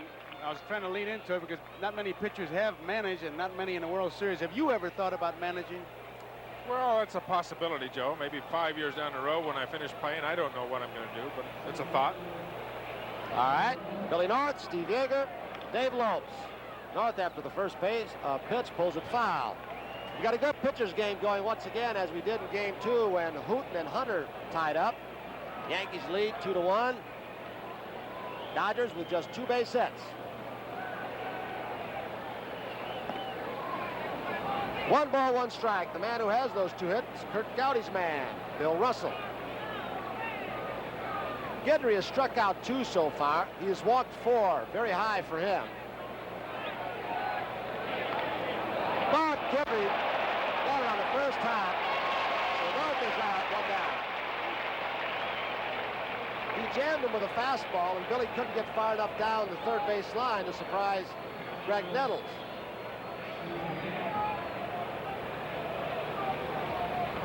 One of my theories, Tony, of a guy that throws hard and has real good stuff, those are the tough guys to bunt off of. That's why I wasn't crazy about Garvey's attempted bunt or that attempted bunt. If a guy's got real good stuff and the ball is moving a lot, then it's real tough to control the ball if you're trying to bunt the ball down a certain baseline. The bunting is an art in baseball that not many people do very well. And it's more difficult to bunt a ball that's moving or darting or sailing than it is a straight fastball. The pitch you want is the off-speed pitch. Curveball, changeup. Yeager goes 1 ball, 1 strike to Guidry. Don't know if the Dodgers had this in their scouting report, but Ron Guidry might just be the best fielding pitcher in baseball. Jimmy Palmer's won the Gold Gloves a few times, but Guidry, I think, moves around a little bit more. When I was here watching the Kansas City Yankee playoff games, I was talking to Art Fowler about his pitching staff, and he says this kid Guidry might be the fastest player in baseball. He's the best athlete off a mound he's ever seen, and he says for a young kid, a young player, he has more determination than any other pitcher he has ever seen. There's the pitching coach, Art Fowler. He had nothing but absolute praise for this young boy. He's not affected by all his success either. 3-1 to Yeager, fouled off, 3-2. That was an interesting last line on Art Fowler. He pitched in professional baseball at the age of 48. Of course, you all remember White Wilhelm. 3 balls, 2 strikes, 1 out. Steve Yeager. He grounded out in the third off Guidry. Fouled off out of play again. Guidry seems to be getting a little more rhythm, getting into a little bit more of a groove.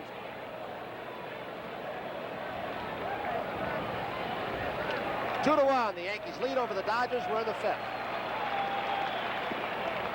Looks like he might have gone with a slider. We're back to the slider there, Tony. He certainly did. But he walks the 5th Dodger. Yeager's on. It'll bring up Dave Lopes. Do you think maybe Munson is trying to find him and in that particular spot, use the slider to build up his confidence? Well, I don't think that Yeager, even on the first 3-2 pitch, he fouled off there. I don't think he got to bat to the ball out in front of the plate into a good hitting zone. Munson could still be searching. The pitcher can shake that catcher off at all times. Is that the way with you? I know. Pitcher is the last one to touch the baseball. I learned this about 12 years ago. That's right. We can only suggest, and you guys got the ball. Catcher says, don't hang it on me. You got the ball. Right. You're the last one to touch it. You take the responsibility. If you don't like what I'm putting down here, shake me off. If I think you're wrong, I'll come out and we'll talk about it. 1-0 pitch to Lopes. Outside goes 2-0. Yeager at first, 1 out. 5th base on ball in this ball game. That's the high as we look at Yeager being held by Chambliss. The high for Guidry this year. Early in May, in 6 1/3 innings, he didn't finish that game against Texas. Guidry walked 5. Pulled deep, but it's going to hook foul. So Lopes jumps on the 2-0 pitch. It's now 2-1. Davies fly to center field. He lined hard to Nettles at third base.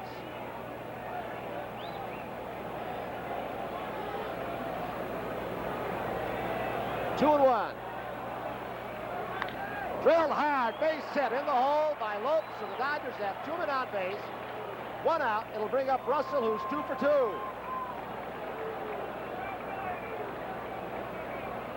A pitch up in the strike zone, a little high. Guidry still does not have that fastball. He's thrown a couple of good pitches hard tonight. The one to Lacey we can recall, a couple of others.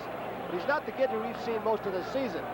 And he's had, what, 5 days rest? This is the 5th day he's pitching on? He's pitching on the 6th day, right. This is 5 days rest that he had. He certainly is not pitching the way that I saw him when he pitched last against Kansas City. His fastball is inconsistent, and that pitch was up in the strike zone. Was not moving. With 1 out, the infield fly is called, so Russell's automatically out. So Russell, 2 for 3 in the ball game. But it's the good pitcher who can pitch and stay close when he doesn't have that good stuff. It's a cakewalk when you got that good fastball, and that's what Guidry has really shown here. He doesn't have his good stuff, but he's still hanging tough, doing what he has to stay close. Doing what he has to. He's given up only 3 hits and 1 run. That's the difference between pitching. There's 2 words here, pitching and throwing. And that's one of the great arts of it, is being able to pitch. Smith drills it. Nice play by Nettles to knock it down, but it gets away. Nettles saves 1 run, maybe a double in the corner by just knocking the ball down. The ball took a wicked hop the last hop, and somehow Nettles got his glove on it to save a possible double. He has been something.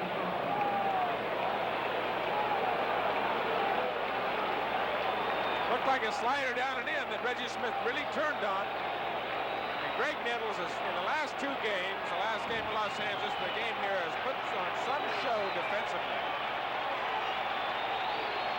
Now the crowd with the bases loaded, 2 outs.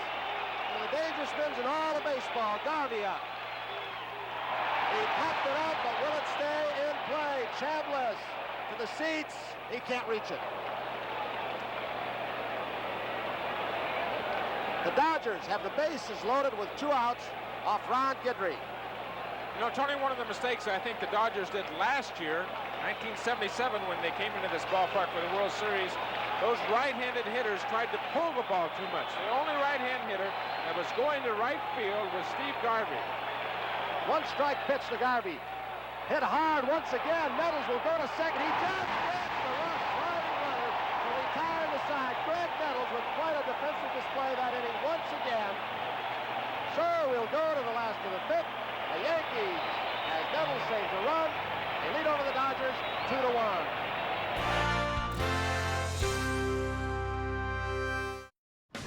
Tonight, on an all-new knockout episode of Home Plate New York. Let's go! From the ring to the kitchen, boxing megastar Manny Pacquiao pulls no punches. So the most important thing is the legacy that can help and inspire other generation. Premieres tonight after Yankees coverage on Yes and the Gotham Sports app.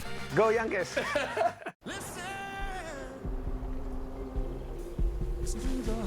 Chevy drivers across America will do a lot in the next 5 years. But one thing they won't do is pay interest on their new Chevy. Right now, get 0% financing for 5 years on all 2026 Silverado 1500 models. With no payments for 90 days. Because you've earned this summer. Now it's time to go get it. See your local Chevy dealer.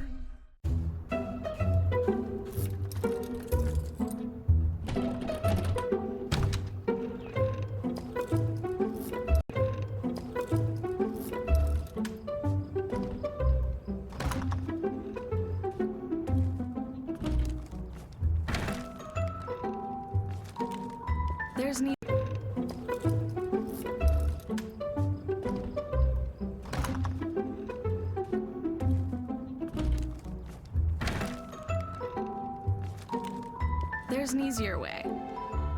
From little fixes to big projects, taking care of your home is easy with Thumbtack. Download the Thumbtack app and start caring for your home today. A mesothelioma diagnosis changes everything. But with Whites and Luxembourg at your side, you're never alone. For decades, we've fought and won for families facing these battles with compassion, experience, and courtroom strength. Let our family help yours through every step ahead. Call 917 Lawyers today. That's 917 Lawyers. Whites and Luxembourg, standing with you when you need it most. When your teeth are sensitive, even water breaks can hurt. What if I told you Sensodyne has a fast and easy solution? New Sensodyne Clinical Repair creates a protective shield over those exposed areas that can help repair sensitive areas of teeth after 60 seconds and get you back in the game sensitivity-free. We are the National Park Foundation, and together with you, we're creating a future where every person, every generation gets their chance at an unforgettable moment. Donate at nationalparks.org/foundation. A defensive display that last inning by Nettles, and here's something he does so well, Tom. Most third basemen would break straight toward the line, and if they do that, the ball's by you, but he somehow judges the speed of the ball off the bat, not only the angle, and by doing so, he breaks back on the harder hit balls, and he can somehow still get him. That play was just magnificent to get Reggie Smith at second. You know, the other thing he did too, Tony, is when he went over and he got the ball, a real tough play, he caught the ball and he knew exactly where he was going with the ball before he turned. I mean, he had his mind made up before he caught the ball that he was going to go to second base. Great instincts at third base. Just terrific. With Reggie Smith running off first, the bases loaded. He had to have a good jump. So now for the Yankees in the fifth, it's Roy White, Thurman Munson, and Reggie Jackson to face Don Sutton. 2-1, the Yankees lead over the Dodgers. One strike on White. That's why he plays in September. It's so well, he's been so consistent. Look at the eyes darting at Say to see if he's playing in. He might try to drop a bunt down. That's a great camera shot when he went inside. He looks like a guy, he's looking through the peephole. Watch his eyes as he's up there, even as Sutton gets ready. He was looking around. He was making sure where Say was. If Say was playing back, there was a possibility of a bunt. 1-1 pitch from Sutton. 2 balls, 1 strike. Tony, can an infielder see that good? Nettles is one who can. There's the defensive alignment, Say and Russell. Say drop back a step. That's what Nettles told me he watches, the eyes. He said, if a guy looks down at me, I start thinking bunt. 3 balls, 1 strike.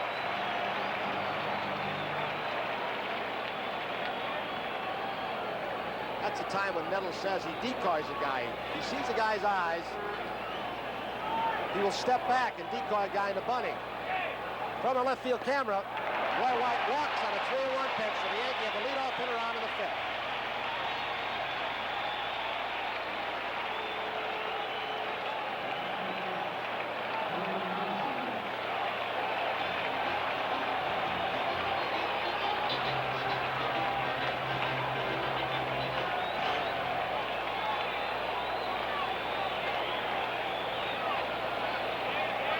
Thurman Munson, a good hit and run man. Roy White has speed.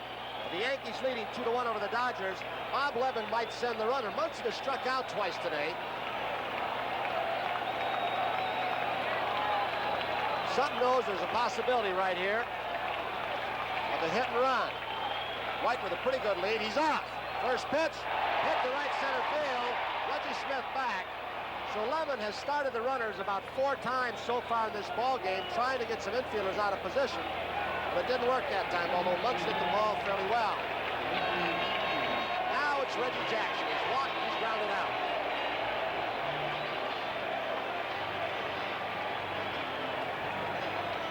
Right now, down to the field, we've got Kurt Gowdy to tell a little bit about the role of the DH. This is the toughest job in baseball, the designated hitter. You ask a man to come up 4 times a game as a pinch hitter. Many people don't know, but back in 1929, they brought up this pinch designated hitter and turned it down. And here's Jackson now. Let's see how he does. A tough job for him.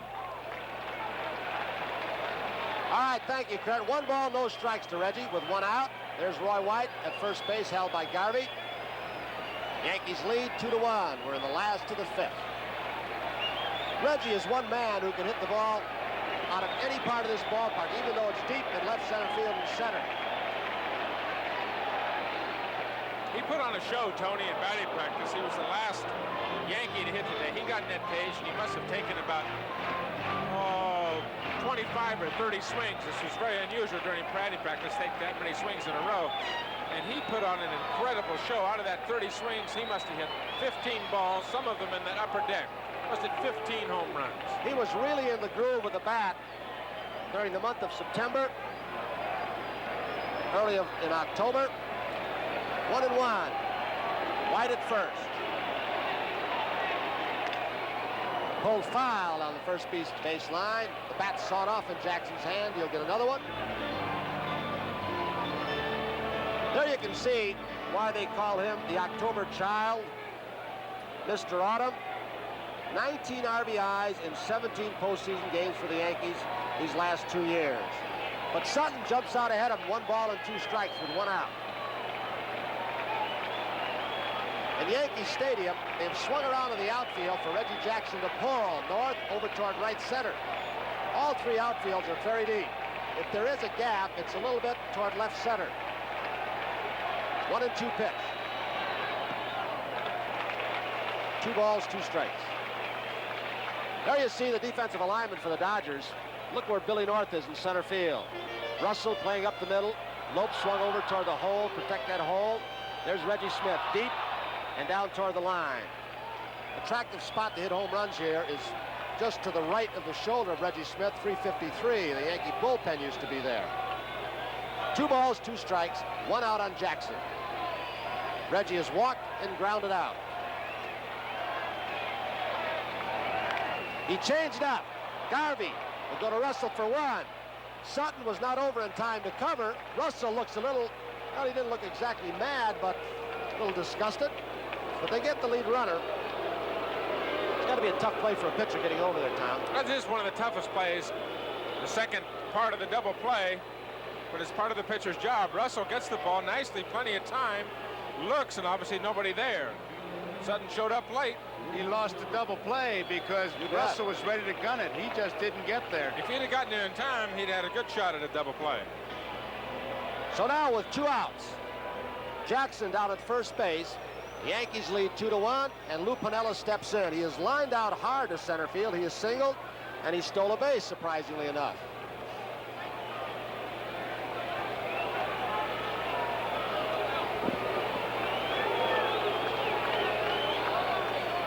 Piniella tomahawks one deep to Death Valley in left field. But he saves the run as Baker makes the catch.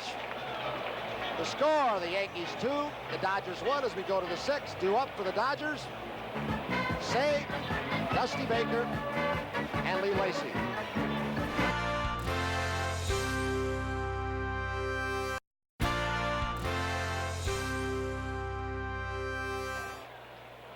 Ron Guidry to Ron Say.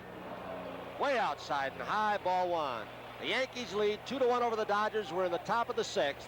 Yankees with 6 base hits, the Dodgers 4. Dodgers might have had more except for Greg Nettles. He has robbed at least 2 Dodgers of hits. Hit hard to left center field. And high, Rivers is over. There have been a lot of right-handed hitters who have kicked water coolers in this ballpark. Well, that's what I was talking about the Dodgers last year, turning on that ball and trying to hit the ball out to left field, Tony. I talked to Ronnie Say yesterday. The Dodgers were here for a workout yesterday evening, and he said he was not going to try and change his style. He felt that if he could pull the ball down at that 387-foot line in left field over to the foul pole, he's going to try and do that, hit the ball out that way. He didn't feel he was an advantage taking the ball to right field. Dusty Baker. Slider inside, 1 ball. Well, the age-old controversy. Kurt Gowdy interviewed Joe DiMaggio out by the monuments in left field. 1-0 pitch. Hit hard up the alley, left center field. Rivers is going to try and chase it down. Is Baker going to challenge the arm? No. Rivers gets it in very quickly. Rivers ran pretty well. He may have saved a double, possible triple, and he got the ball back in a hurry. Good play by Mickey. Started to say the age-old controversy. What would Ted Williams have done in this park with a short porch? In right field, the other hand, DiMaggio up in Boston, but DiMaggio must have had an awful lot of home runs taken away in this ballpark. What would Willie Mays have hit in Brooklyn? Musial in Brooklyn. You can go on and on, can't brother. you? Lee Lacy. Lacy hit into a double play in the second inning. Called out on strikes in the fourth. Nice block by Thurman. 1 ball. We're here in Yankee Stadium, down in the field with a different perspective. The crusty veteran, as you called him today, Tom Seaver. Kurt Gowdy up here in the booth. Joe Garagiola, Tom Seaver, and Tony Kubek. Score is 2-1. The Yankees lead over the Dodgers. 1 out, 1 ball, no strikes, and Lacy. Baker's at first. Hit hard, base hit up the middle. So the Dodgers have 2 men on, as Baker will stop at second base, and it'll bring up Billy North. The hard swingers, because Guidry, when he has his good fastball and sliders, he doesn't have a whole lot of trouble with it. It's the pesky guys who cut down their swing like Billy North and just peck away at the ball. His ball usually has such good movement in the strike zone. He's definitely not throwing very well, Tony, that's for sure. He's still only given up 1 run, but Greg Nettles has caught 1 line drive and saved 2 other sure base hits at third base. Baker's at second, Lacy's at first. Billy North, who's walked, stolen a base. There's Baker down at second. Lacy at first, who just singled. We're in the top of the 6th.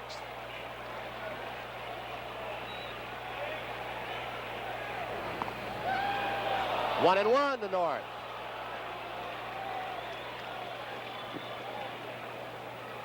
Ron Guidry was challenging a record when he was in the midst of that 13-game win streak. 2 balls and 1 strike on North. He got behind Baker, 1 ball, no strike. There was a single, 1 ball, no strike to Lacy, another single up the middle. Not the Ron Guidry that the Yankee fans have seen here, nor is it the Ron Guidry that Bob Lemon is used to either. He's got 2 guys getting loose in the bullpen. Fouled off, out of play. The count will go 2-2. Looks like Tidrow and somebody I can't tell from this far away. The Goose Gossage, he's number 54. Dick Tidrow, and the man that just walked out of your picture, Ellie Howard. 2 balls, 2 strikes. The chant goes up for Guidry to get the strikeout.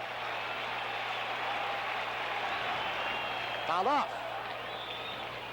Ellie Howard used to warm Ron Guidry up before a ball game out in the bullpen, but he quit. He couldn't handle the fastball. In fact, Sundberg in the All-Star game when Guidry came in, there's Ellie, an MVP in the American League for the Yankees. Sundberg had a fastball thrown to him from Guidry in the All-Star game, and the ball rattled around his shin guards off his chest. 2-2. Make that 3-2 with 2 men on. Fran Healy, when he was on the roster, warmed him up with a mask on. You usually do that to a knuckleball pitcher, but with Guidry, he did it with him. With 1 out and a 3-2 count, it will be interesting to see if Tom Lasorda starts the base runners. Baker at second and Lacy at first. Nettles is looking down there. They're going. Hit high to left field. Roy White drifting back. He's got it for out number 2 as the runners return. Here he comes. He threw to the wrong base. Baker decoyed Roy White. Roy White thought the runners had held. He threw to second to Brian Doyle, and Baker took off. Very alert base running by Dusty Baker. He erased his own mistake, though, Tony, because it was so deep. He was running on the pitch, and then he tried to go back. And then when he saw the throw go behind him, he just took off. Why Roy White threw to second base? Only thing I can think of, he just anticipated that Baker was going to tag up and go to third. There he comes again. With 2 outs, he, of course, cannot score on the sacrifice fly, but now Munson's got to watch for the wild pitch, the pass ball. There's a possibility of a balk. Infield hit will score that run, so there's a little more pressure. Double steal. Double steal is what they're talking about now. There's an awful lot more pressure, Tom, on the infield defensively. They've got to field the ball pretty cleanly. Yeah, Tom? They can't knock the ball down. That's exactly right. But I think what we're seeing here is the philosophy that the Dodgers are establishing in their clubhouse. Many clubs will get together, they'll have their meetings, they'll go over what they're going to do, how they're going to play the game, what they're going to try and do. I think they've obviously established that they're going to run on the outfield. They're going to run on Thurman. Now, Roy White is the weakest throwing of the Yankee outfield. There was no question that he was going to go back to second. Dusty Baker hustled back. Roy White does not have the good arm and a pretty deep shot to left field. Dusty Baker just took off to third, made it easily. Maybe Roy White knew he couldn't get him at third, threw to second base, so Lee Lacy would not get to second base in scoring position. I think Baker just decoyed him myself. I think he kind of just lulled. You don't think so, Joe? No, I don't. I tell you why. Because he started for third, and then he headed back to second, as much as saying, I should have tagged up because he didn't have a good arm. And then Roy White threw that big balloon ball into second base, and he said, well, if he's going to give it to me, I'll take it. All right, Manny Mota's going to pinch hit for Steve Yeager with runners on first and third and 2 out. 1 ball. Mota, as I recall, Tom, is a pretty good breaking ball hitter. Does not have the bat speed that I guess he once had, Tony, and is a good breaking ball hitter now. Guidry goes 2 balls, no strikes on Mota. The thing about Guidry is that his slider, when he's throwing well, is almost as hard as his fastball. Yankees lead 2-1 in the 6th, but the Dodgers are threatening with 2 outs. 3-0 on Mota. There's the runner, Baker at third, Lacy at first.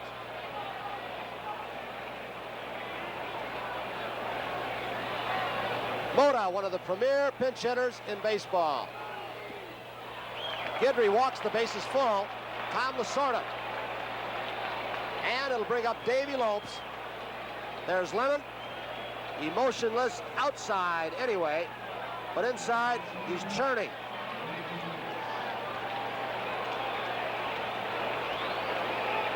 Six walks given up in 6 innings by Ron Guidry.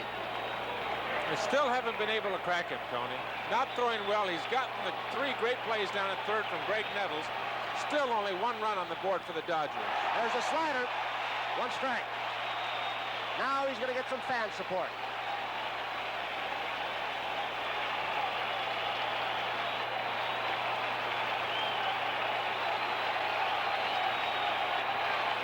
The bases are full. Drew Nettles with a great play to dial to get the run to save 2 runs.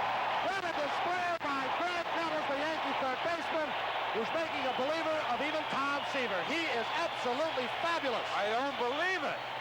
What he has done in the last 2 days, it's unbelievable. Watch him go to his right again.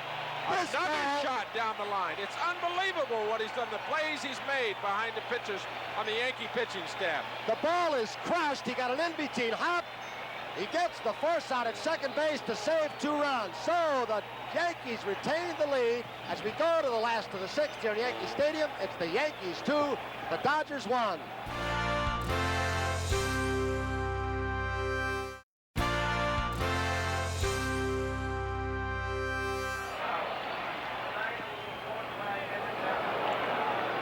Strike, and when you consider the circumstances under which Nettles made that play, bases loaded, all the pressure on the defense, the ball hit as hard as Lopes could hit it, makes it something even more special. 1 strike. 1-1. What do you think his biorhythms are like? Oh, man. Huh? No, his biorhythms can be anywhere. I'm telling you, I just sit here and shake my head. He's incredible. He's absolutely incredible. 1 ball, 1 strike. Pull the string. Count goes 1-2. We were reading that World Series program in the car on the way over here today, and it picked the all-time World Series team. Remember, they picked third base home run Baker. Right. I think we got a substitute. Well, Brooks Robinson, with some of the series displayed he put on, sure would qualify. And Greg Nettles this year with his great play in Los Angeles and here today in Yankee Stadium. Something distracts Greg Nettles. The ball comes out and he sees everything. Run out there and grab it. See that? Now, Greg's got the sense of humor. If I was down there with him, he'd tell me, hey, Seaver, look, here comes your fastball. It's the size of my fastball. 1-2 with nobody out. John Kibler, the home plate umpire, calls time as they're still getting the ball off the field. Each team has 6 hits. The Yankees have 1 more run, 2-1. Change up, just got under it as he drives Reggie Smith to the warning track. Now he drifts in. One of those where you can say, and it happens a million times a year, he just missed. Nettles knows it. Bring up Chambliss. We raved about Guidry, who has not really had his good stuff today, walking 6, but Don Sutton is doing quite a job.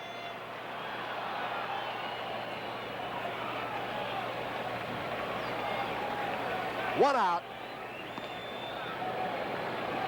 One strike. Bob Lemon, a little more controversy surrounding the Yankees. The Yankees voted before the season ended to dole out their series share. Lemon was given a half a share, I believe, as was Billy Martin. We'll tell you more about that. Hit hard to center field on a one-strike pitch, but North goes back to the warning track. He's got it.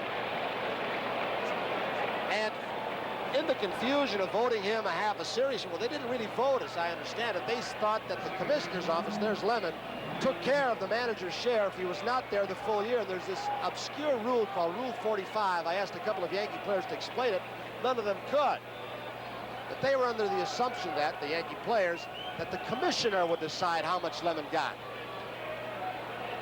One strike, 2 outs. Brian Doyle. Two statements were said regarding that. Nettles put it in focus when he said it's our money. We'll do what we want. We don't have to explain to the newspaper guys. And Lemon said, I don't care about the money. I'd rather be here than home watching it. Sutton jumps way ahead of Brian Doyle. No balls, 2 strikes with 2 outs. Is that because he's managed for 2 teams in the major leagues, Tony? Might that be it? It's a possibility. He held the White Sox job earlier. Apparently, the Yankees could have written a letter to the commissioner that had something to do with that obscure Rule 45 again. Chopped foul on the third baseline, but they didn't know that existed. I haven't talked to any of them to ask if they're going to try and rectify the situation or to see if Bob Lemon should get a full share. But again, another point of controversy surrounding the Yankees. But right now, they lead 2-1 over the Dodgers in the last of the 6th with 2 outs and 2 strikes on Doyle. 1 ball, 2 strikes. That's the new catcher, Jerry Grody, after Yeager was pinch hit for by Mota. The Dodgers have 4 catchers. This is the man, I believe, Tom Seaver said, if he was quoted accurately, the best catcher he ever pitched to. He pitched to a couple of great ones. I certainly have. I've been very fortunate, Tony. You're right. Grody for 10.5 years. He's the best catcher I've ever seen. And Johnny Bench, of course, who is an outstanding catcher himself. 2-2 pitch. Fly ball, left field. It's Dusty Baker. He's got it for the 3rd out, so Sutton has an easy inning. The score, after 6 are gone here in Yankee Stadium, the Yankees 2, the Dodgers 1. 2 up. Kurt Stouty's man. Bill Russell, Reggie Smith, Steve Garvey.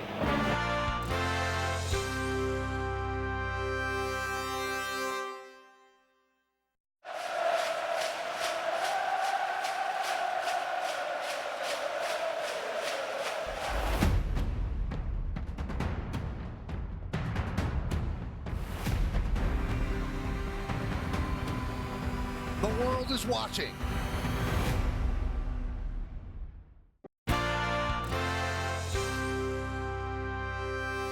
Here we go, Bill Russell. This is Bucky Dent's ball. 1 out. Easy out.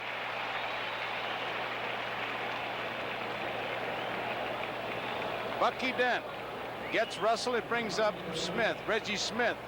He smashed one at Nettles. Tell you, Guidry out there with 2 runs, 6 hits, no errors. Dodgers 1 run, 6 hits, and no errors. High ball 1. He has not had his good stuff, true, but he has had a lot of Valentine, a lot of heart going for him. Popped up. It's in the stands, but Nettles is over there. We better wait till it lands. He'll go in there and get it. You know, another thing that's going on here, Joe, is Guidry is pitching without the sweatshirt. Of course, he's got his Yankee shirt on, but then he's got no sweatshirt, wool or cotton sweatshirt underneath that, covering his arms. And it must be down in the 60s here tonight in New York City. About 70 degrees at game time. Should be an easy out for Roy White. You think he should have something covering his arm? But he's got nothing covering his arm. A lot of pitchers don't like it. A lot of pitchers think it's uncomfortable having it on there. But I'm a believer that you've got to have a shirt, unless it's stifling hot, that will go down and cover at least your elbow.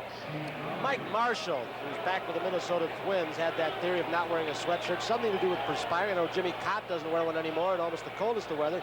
And Steve Carlton has gone to that, hasn't he?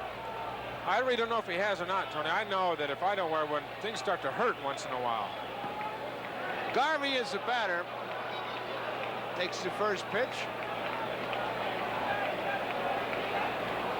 2 outs, 2-1. The Yankees lead the Dodgers. There's the strike. 1 ball, 1 strike.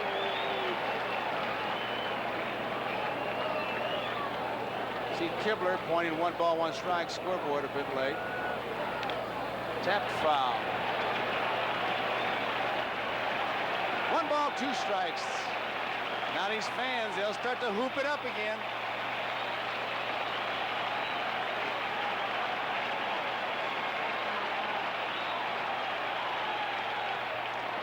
Foul back. Garvey, a very disciplined hitter. Determined.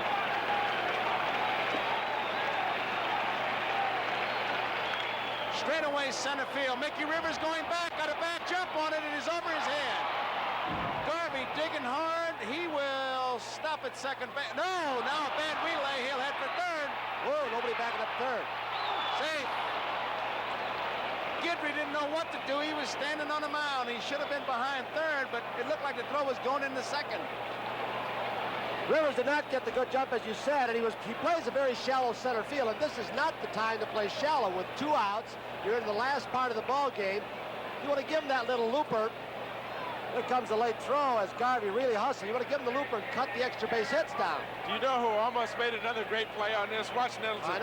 Gets off balance in the air, and he's turning. He lost the ball, but he turned while he was in the air, almost made a tag on. There it is again. Garvey going into third.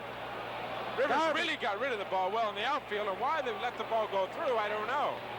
This is an amazing scoring decision. They give the error to the shortstop. Bucky never handled the ball. He jumped out of the way. He jumped out of the way. Mickey Rivers threw the ball, and Bucky Dent jumped out of the way. But the scoreboard says the shortstop's got the error. I'm sure that'll change, but it's a base hit and an error at any rate. That's one thing the third base coach, Preston Gomez of the Dodgers, said he wanted to know more than anything. Not just the outfield throwing arms, but the relay men's throwing arms. And the scouting report was, to him anyway, that Dent has a good, strong, accurate throwing arm. But he didn't get it. High. Ron Say. Say struck out, walked, and flied to center field. 2-1. Yankees lead. Dodgers have the tying run on at third.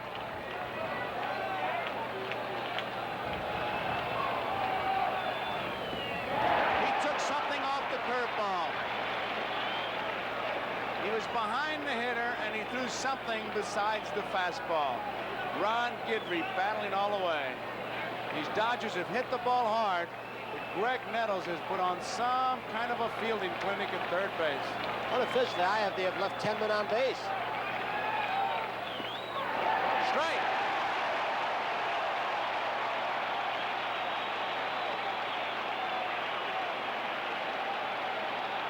Two balls, 2 strikes, 2 outs. 2-1. Yankees lead. 7th. Garvey at third.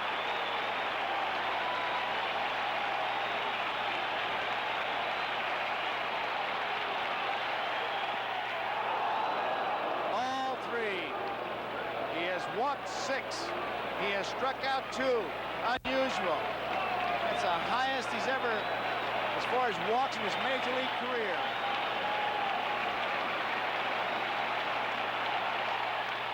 Pops him up. Here comes Nettles. Inning is over.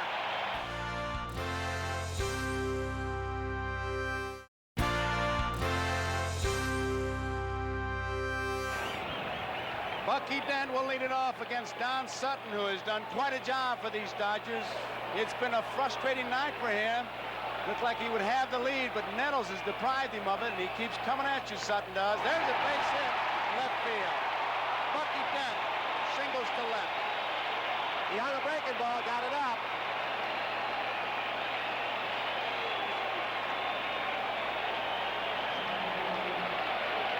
Two runs, 7 hits, and 1 error for the Yankees. 1-7-0 for the Dodgers. A capacity crowd here at Yankee Stadium. Mickey Rivers, who singled his first time up, singled his second time up, and flied to left.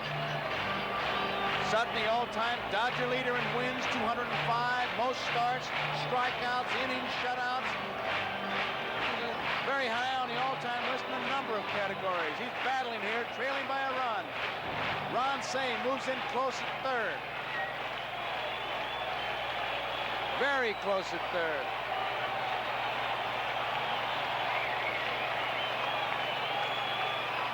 Bunted beautifully. Brody will have to make the play. Too late. Rivers runs very well, but when Brody took that one little look to second base, it was too late. Boy, did Brody get out to that? He was almost out to the pitcher's mound. He can get out there like a big cat, Tony, but he hesitated a little bit. You can watch him come out now. It was a good bump by Rivers. Brody gets out as well as anybody in the league, but he picks up the ball. Right there, right there, and that cost him the out at first base. Give you an idea of one of the fastest men in baseball, even with that pull leg muscle and bad hip. He bunts the ball, and Jerry Grody coming right at you. Takes the little look. He could not get the lead runner, and when he hesitated, it was all over. There you see Lasorda. We're going to have a pinch runner for Mickey Rivers at first base. Paul Blair's going in to run. First and second, nobody out. There you see Blair. A base hit for Mickey Rivers. Roy White, who can handle a bat. Here they come. Bunted. Brody will hit. Foul ball. Foul ball. He is hot, too. There's Bob Lemon. Jerry Grody is really hot. He gets mad at himself for making mistakes. He knows he made a mistake on that Mickey Rivers button. And he can really get mad. Rolled it out down the third baseline from the home plate. He really had the lead runner. Joe Yogi did that so well. Yeah, Yogi can get out there in a hurry. One strike pitch to Roy White. High. Were there times, Tom, as a battering mate that you'd have to go down and settle Grody down? Jerry and I always worked together pretty well, Joe. Now, we didn't have too much problems. He's a real competitor. Sutton, another real competitor, in trouble. 1 ball, 1 strike, nobody out. 2-1. Yankees lead. We're in the bottom of the 7th. Foul ball. Watch him again if they try to bunt. Jerry Grody almost like duck walks out from behind home plate. Stays down, so the umpire continues to have a good view at the pitch. Whether they'll bunt with 2 strikes or not, I don't know. Rivers' injury had to be in his mind. Balloon is out in right field because Jerry, you don't get any help from anybody. You're going to play like that. The play's in front of you as he catches, so you've made up your mind what you're going to do, and you're going to give it a quick look, and he just assumed that with the bad leg, Rivers wouldn't be going, but Mickey, he saw that base hit inside, so it was like a quick trip to Lourdes. It was a miracle as his leg healed. 1 ball, 2 strikes. Don Sutton, look at that concentration.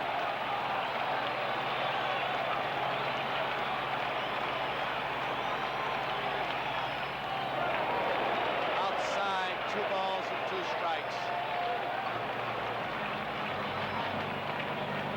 Time is being called now. Garvey. Motion to something in front of the mound. A little rubber ball. Piece of a rubber ball. Boy, you talk about the concentration. Time is called again.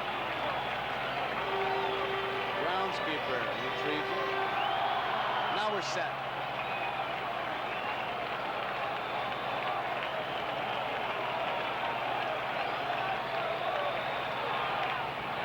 Bouncing ball of Russell. Could be 2. There's 1. Over to first. Low throw.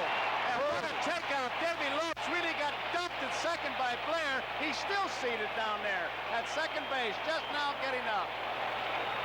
Boy, this is the one that kills you if you're second baseman especially. The man is coming up from behind you. You never see him. You never know how close. Russell gives the toss, but watch this.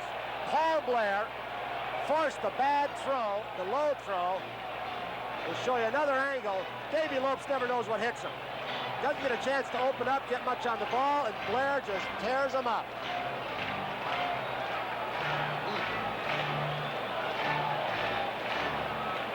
Davey really got unloaded on. Grody having a little meeting out there with Sutton. There's 1 man out. You've got pretty good speed on the bases. This is one that an infielder keeps in the back of his mind. Davey Lopes will make a little check mark that someday, somehow, he's going to get Paul Blair back if he ever has the chance. It's going to be hard to get him in center field and on that bench, and that's what those guys do. He might be coming in again second. Yeah, he'll remember that, that's for sure. Here is Munson. One man out. Base runners at first and third. Munson has been out on strikes twice and flied to right. Strike one. Munson isn't even holding. There's Dent at third, and White at first. Munson isn't even holding onto the bat with his right hand. That right shoulder, we told you earlier in the series, but in case you missed it, he had a slight shoulder separation. Got it when he was taken out in the outfield, throwing, and then he bumped the wall. He's hurt. You know, it looks like he commits himself, Tony, and then Sutton's got that real good curveball we talked about, and he just can't adjust to it. He's hurting so much that he's got to commit himself early, and then the ball breaks, and there's just no way. Now, he's thrown. He knows a hitter in this situation, if you've got a hitter who looks bad on a lot of pitches, just keep going right after him. That's what you should do. Two-strike pitch. Bouncing ball, save. Knocks it down. Everybody's safe. Run scores.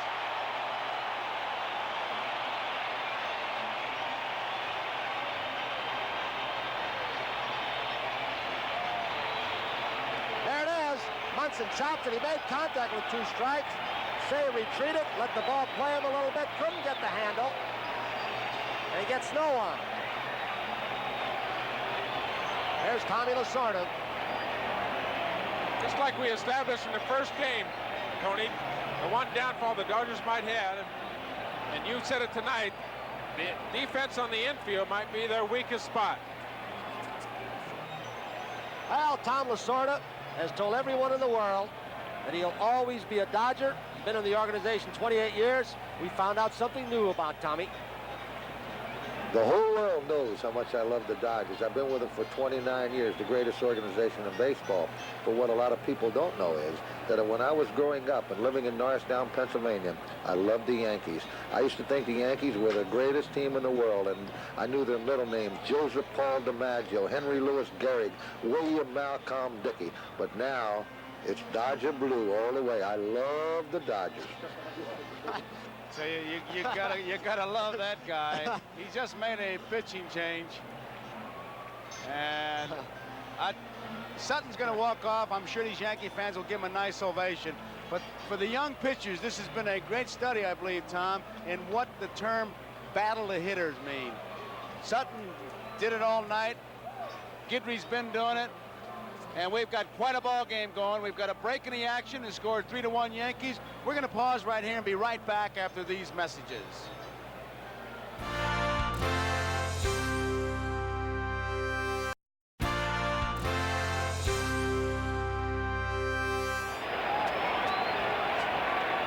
Lance Robson, the pitcher for the Dodgers, in relief of Don Sutton. 78, 43 games, 2-1. His record. Jackson hits the first pitch off the end of the bat, base hit. Here comes Roy White. He'll score. Heading for third, Munson.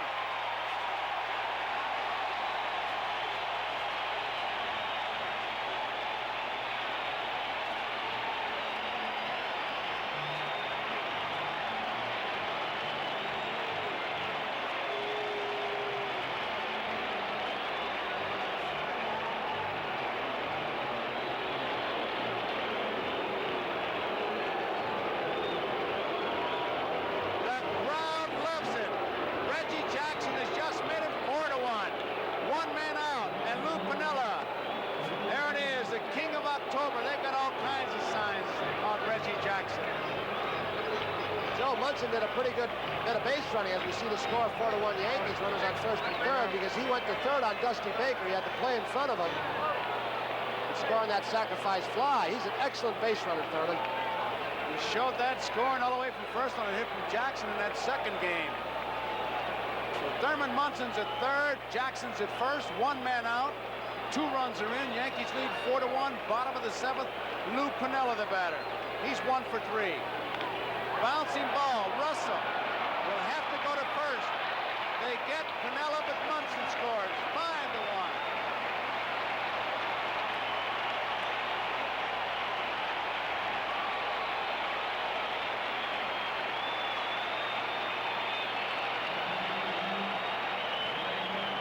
Chopper, no chance for the double play. Reggie Jackson was really barreling into Davey Loeb. Did a hard slide. Nice scoop by Garvey. You want to see what Reggie was doing on this play? Watch Davey Loeb and how Reggie goes after him. He's going all the way in case the throw was to second base. Get out of the way, Dave. Dave's had a rough time down there. Overslid the bag.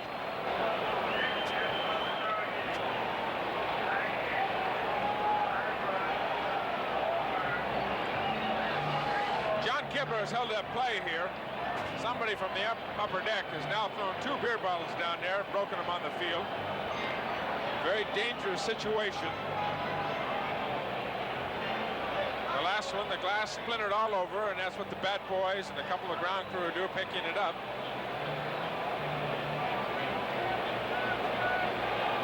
People don't know, sometimes they celebrate, get carried away, and can very seriously injure a player.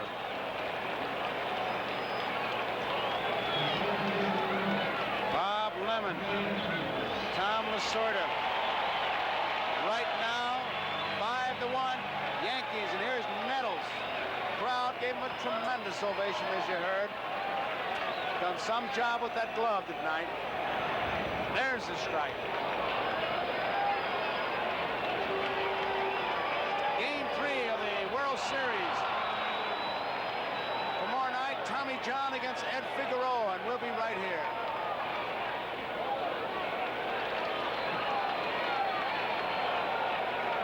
One ball, one strike. 2 outs. There's Jackson at second.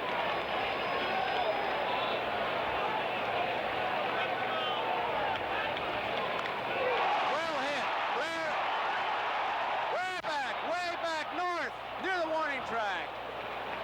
Nettles hit that ball hard, but there is really Death Valley. But it's a good inning for the Yankees as they score 3, 5-1 at the end of 7. New York out in front of Los Angeles.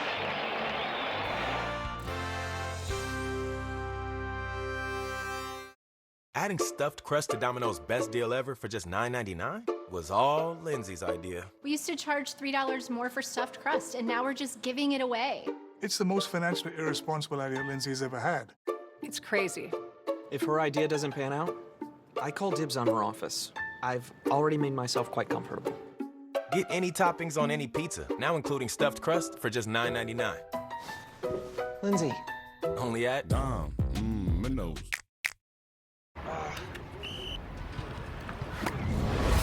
Jeff's back is sore. Let's go! Ice. Hot. Ice works fast, heat makes it last. Icy hot. You're so back.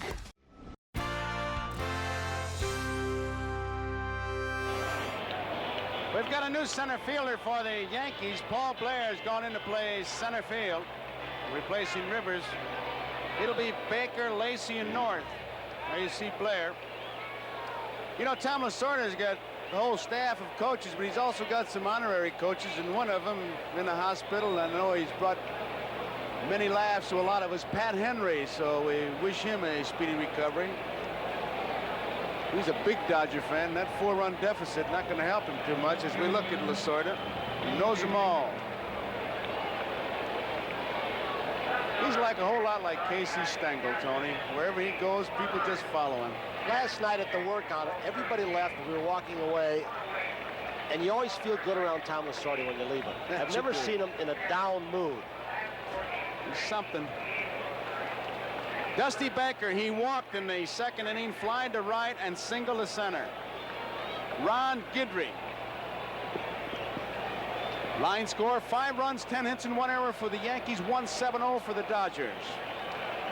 He has really battled. Don Sutton battled, but Sutton had to leave. Ball 1. It's really been one of those perils of Pauline for Ron Guidry. 1 strike, 1 ball. As soon as he gets in trouble, Greg Nettles comes on the white horse in the glove and makes the play. There's Nettles. Guidry has struck out just 2. He's walked 6. He had a strikeout game this year against the California Angels. He got 18. Struck out Rudy, a pretty darn good hitter, a hard guy to strike out 4 times. A little bit of luck goes a long way, you know, especially for a pitcher. You go out there enough times, you're going to have bad luck. He's had some great luck here tonight, and he's great play and Greg Nettles. You know, the line drive right at him, and then play after play after play. You know, and a good pitcher turn that good luck into a very positive aspect of pitching. 2-2 pitch. Low, and it's ball 3. 6th inning, bases loaded, got out of it. Nettles a great play on Garvey in the 5th to get him out of it. Nettles a great play on Reggie Smith. It's out of play in the 3rd inning. Double play by Nettles off Lacey in the 2nd, got him out of it. Amazing night. Amazing night. Greg Nettles, Mr. Puff. Starts it and disappears. That's out of play, a foul ball. I think the tip-off on how much trouble Guidry's been in is the fact that he's left, according to my scorecard anyway, 11 Dodgers stranded.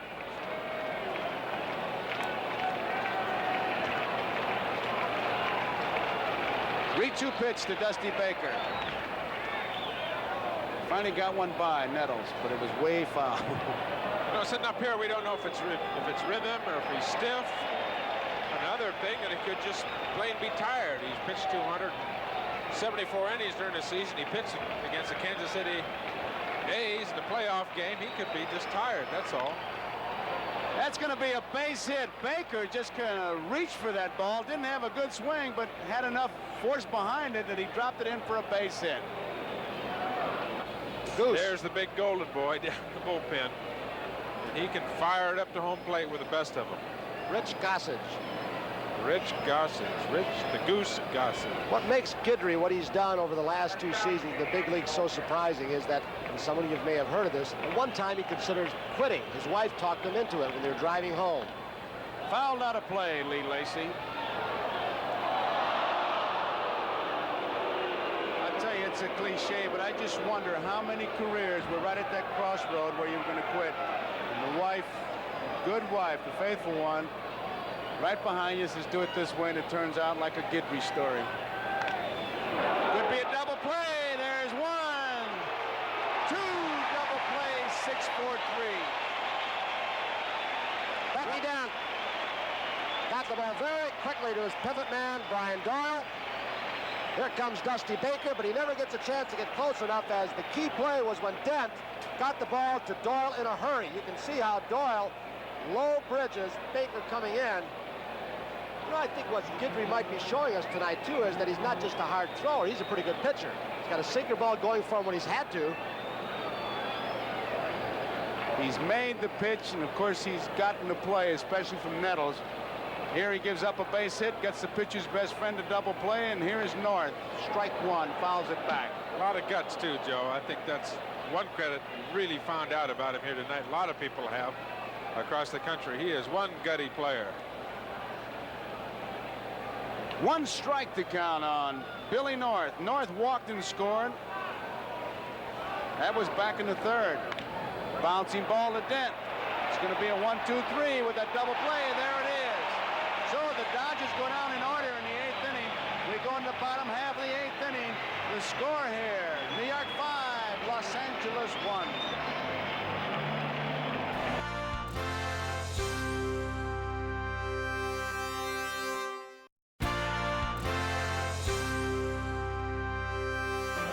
Well, the gentleman you're looking at, left to right, U.S. Attorney General Griffin Bell, the Commissioner of Baseball, Bowie Kuhn, and Erwin Siegelstein, who is the Executive Vice President Broadcasting, NBC.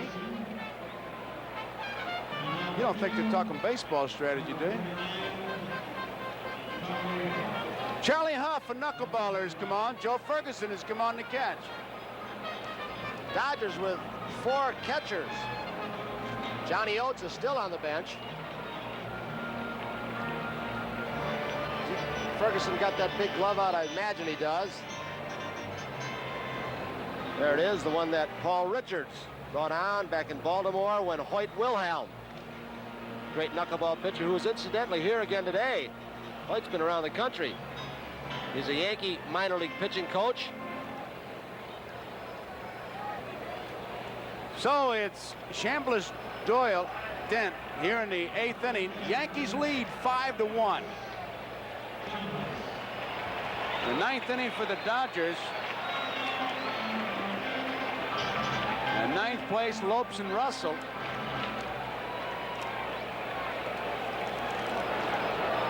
Chambliss, knuckleball. Imagine it'll be Ferguson, Lopes, and Russell. The DH in there. No maneuvering. Good knuckleball. Give the fans your line, Charlie Lau's line, really, about how to catch a knuckleball. I think it's only one that makes sense. 2-0 pitch. Bouncing ball. Garvey far to his right. Huff will get there and makes the play. Charlie Lau says there are 2 theories on how to catch the knuckleball, but unfortunately none of them work. Brian Doyle, the batter. Now, because of the length of tonight's game, we would like to remind you that immediately following its conclusion, except on the West Coast and most mountain zone stations, you'll be able to enjoy your local news coverage. Of course, don't forget to stay tuned right after that for the Tonight Show starring Johnny Carson. Last night, he was so funny doing the takeoff on our broadcast. New way we came up with. I loved it. There's a high fly ball center field. Billy North will have no problems. Now, for those of you on the West Coast and most mountain zone stations, you'll be seeing your local news and a Tonight Show starring Johnny Carson at your regular time, of course. So, and tomorrow, it's Tommy John against Ed Figueroa.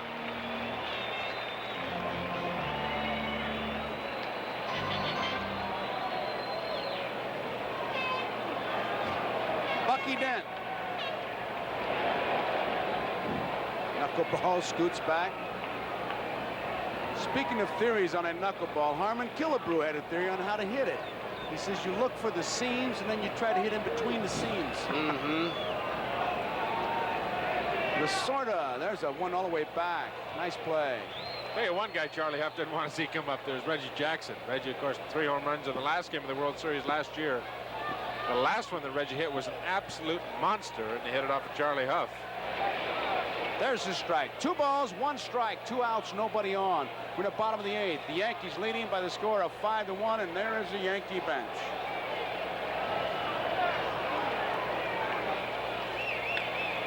Well hit left field, but Dusty Baker is there. So Charlie Huff has a 3 up and 3 down inning. At the end of 8 complete innings, the score, New York 5, Dodgers 1.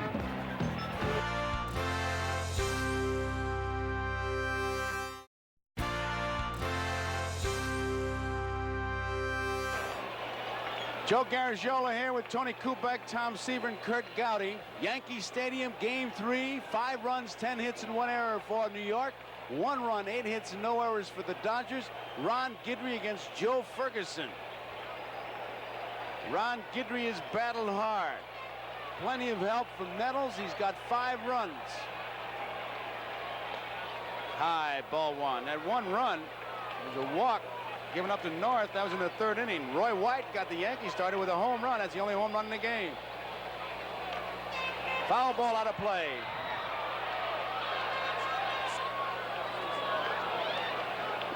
Ron Guidry, 5'11", 161 pounds is all.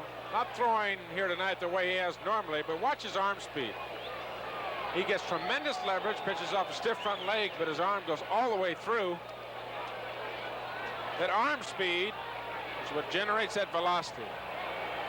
Read something the other day. In fact, I talked to one of the guys, a kinesiologist from the University of Michigan. They measured the arm speed with some electronic devices, and they had it just short of the speed of sound. What's that, 600? That's unbelievable. Yeah, it really is. Sure, the wear and tear on an elbow or a shoulder. That's all great, but old Dizzy Dean used to say you got to fog that ball, partner. That's what he's doing. That's what Guidry is doing is right. Yes, sir. Goodbye.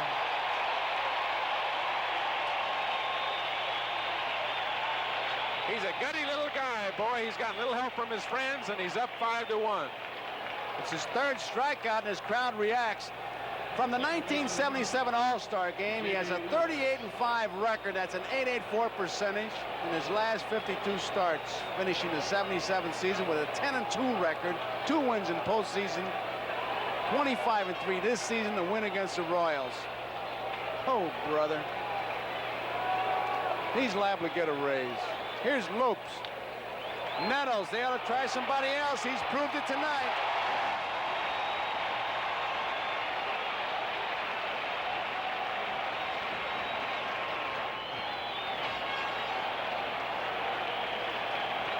I had to laugh, Tom, because it looked like Guidry went over and said, I'm going to give you half this victory. Greg probably did tell him to say, you better let him try somebody else. They can't get it by me. Listen to the crowd. Ball one. The end is near, the sign says. Ball two. Ron Guidry. Yankees lead 5-1. 1 out away. All three. Bob Lemon, Hall of Famer.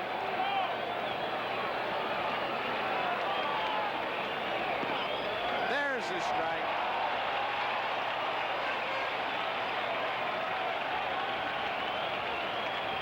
Russell, 2 for 4. Strike 2. Look at the crowd. Listen to the crowd.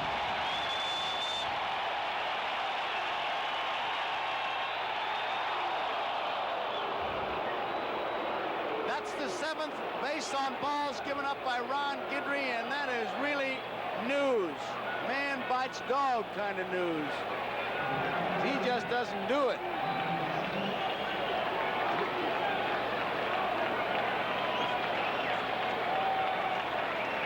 Reggie Smith.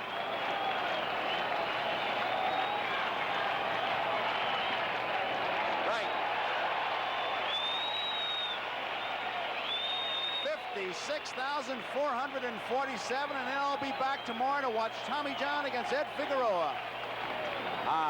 1 ball, 1 strike. We'll be on the air at 3 o'clock Eastern time. We'll be looking for you.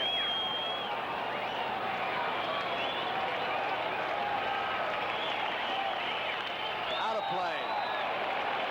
Watch that noise level come up. If he can finish with a strikeout, the place here, they'll go crazy. They love it. They absolutely love it. They're on their feet now. That must be half and half for Guidry and half for Nettles.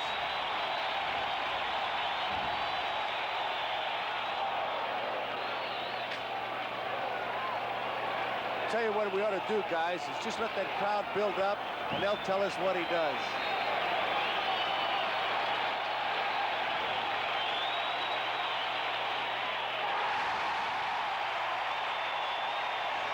So the strikeout to Reggie Smith ends it, and Ron Guidry on the ropes most of the night gets a complete game victory as the Yankees defeat the Dodgers by the score of 5-1. The pitching duel that everyone expected never materialized, as both aces failed to live up to their spectacular stats. Sutton allowed 5 runs and 9 hits during the 6th and 3rd innings, and Guidry gave up 7 walks and 8 hits as he grinded out a complete game performance on a night without his best stuff, but a great glove on the left hand of 3rd baseman Greg Nettles. The slugging 3rd sacker was a defensive supernova that night, foiling the Dodgers first by throwing out Reggie Smith after making a diving catch in the 3rd with 2 outs and a man on base. Then Nettles held Smith to an infield single in the 5th with 2 outs again and base runners on 1st and 2nd. And on the next play, with the bases loaded, he snagged a hard grounder from Steve Garvey and forced out Smith at 2nd. Finally, in the 6th, Nettles capped off an amazing night of defense when he stopped another shot down the line and forced an out at 2nd on another 2 outs, bases loaded play. Nettles' defense and the Yankees' run production proved to be too much for the Dodgers that night, and the win created a spark for New York that Los Angeles was unable to extinguish. Winning 4 games in a row and their 22nd World Series title, the Yankees became the first team ever to come back from trailing to win the series in 6 games. I'm John Sterling, and thanks for watching this Yankees Classic.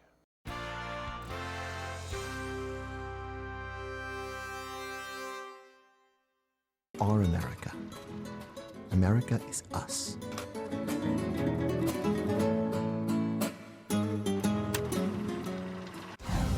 Your attention, please, ladies and gentlemen. You're watching the Yes Network, the home of champions.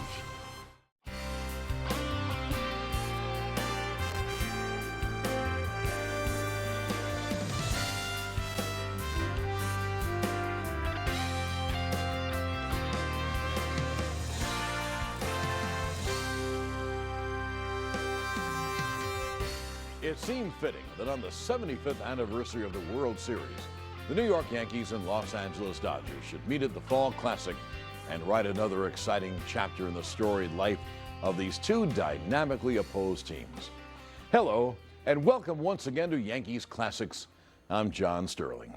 In 1941, the Brooklyn Trolley Dodgers met the Yankees in the World Series for the first time and ignited a rivalry that would see each team compete 6 more times for the championship trophy by the end of 1956. The Dodgers seemed to represent New York's hard-working blue-collar population. The Yankees, in their pinstripes, represented just the opposite.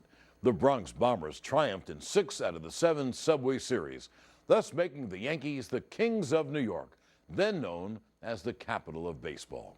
When the Dodgers left Brooklyn for Los Angeles in 1958, the rivalry went from a competition between boroughs to a battle between cities. When New York and LA met for the first time in the 1963 World Series, the Dodgers enacted revenge, sweeping an aging Yankees team. And 14 years later, when they met again, the Yankees reestablished their supremacy. And so in 1978, these two teams met for a World Series rematch. Los Angeles took the first 2 games held at Dodger Stadium. But when the competition moved back to the Bronx, the Yankees caught a second win and won the next 3 games. Now, if the Yankees could win Game 6 back in LA, they'd be the first team to ever come back from a 2-0 deficit to win the series in 6 games. Just under 56,000 fans crammed into Dodger Stadium on October 17, 1978, to witness the next chapter of this exciting story. Ladies and gentlemen, calling your attention to the Dodger on-deck circle, where all-time Dodger great Duke Snider will throw out the first ball. Duke hit 11 home runs in World Series play, the most by any National League player. He is the only player in the history of the World Series to hit as many as 4 home runs in 2 World Series. Ladies and gentlemen, Duke Snider.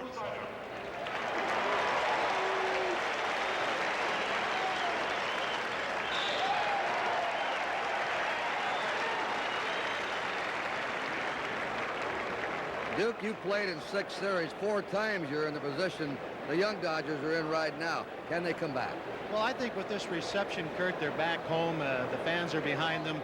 I think it's going to be a different ball game. They were in awe of New York City and Yankee Stadium and didn't play their kind of baseball, but they're home, and I know we felt the same way when we got to Ebbets Field while we were a much tougher club. The Dodgers' all-time great center fielder, Duke Snider, and now to Joe Garagiola.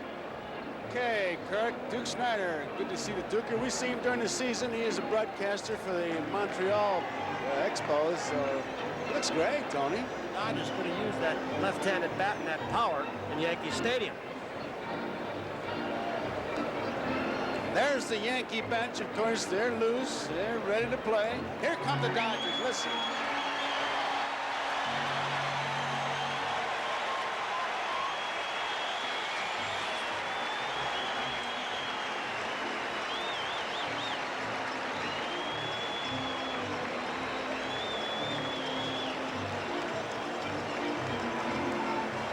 Here's the defense for the Dodgers. Back home for Game 6. Steve Garvey at first base. Second base, it's Davey Lopes, who had the 2 good ball games here, Games 1 and 2. There's the shortstop, Bill Russell, along with American League umpire Bill Haller. Ronnie Say, the Dodgers' third baseman. Would you believe any infield would be happy to get back home to this infield, Tom? In left field, it's Dusty Baker. Center fielder, Rick Monday. Out in right field, Reggie Smith, whose bat shows some signs, and he better hurry of coming around. There's a change, the catcher, Joe Ferguson. And the pitcher, Don Sutton. One of those deals where it might be the biggest ball game he's ever had to pitch, but he's been in this situation many times before. Lasorda just wants to shake up the lineup, so he has taken Yeager out, put Ferguson, maybe get a little more punch. That's exactly what he said, Tony. He's given up some defense to get some possible offense. And I think if you're keeping score with this, the tip-off is just look at the difference in where the designated hitters are batting. For the Yankees, Jackson is the DH. He's batting 4th. And Davalillo, the DH for the Dodgers, is batting 9th. That's got to tell you something if you never saw a game. Don Sutton will have to come up with a pretty well-pitched ball game, Tom. Well, there's no question about it, Joe, that the Dodgers need it now. That last game in New York did not leave a good taste in their mouth, that's for sure. And coming home to this ballpark, in front of their fans, comfortable, feel like they're playing in their own front yard is going to be a big boost to them. But I think psychologically, they've got to get through the first couple innings. The first ground ball, they've got to field it cleanly. They've got to throw right, get them off on the right foot. And here we go. Mickey Rivers, who usually swings at the first pitch, is waiting. He misses it. Strike one. Rivers hitting .429, 14 times at bat, 6 base hits. He's stolen 1 base. Say has moved in close at 3rd. And it's going to be out of play. And it's 2 quick strikes on Mickey Rivers. Mickey Rivers, who has 6 base hits. They came in 2 ball games.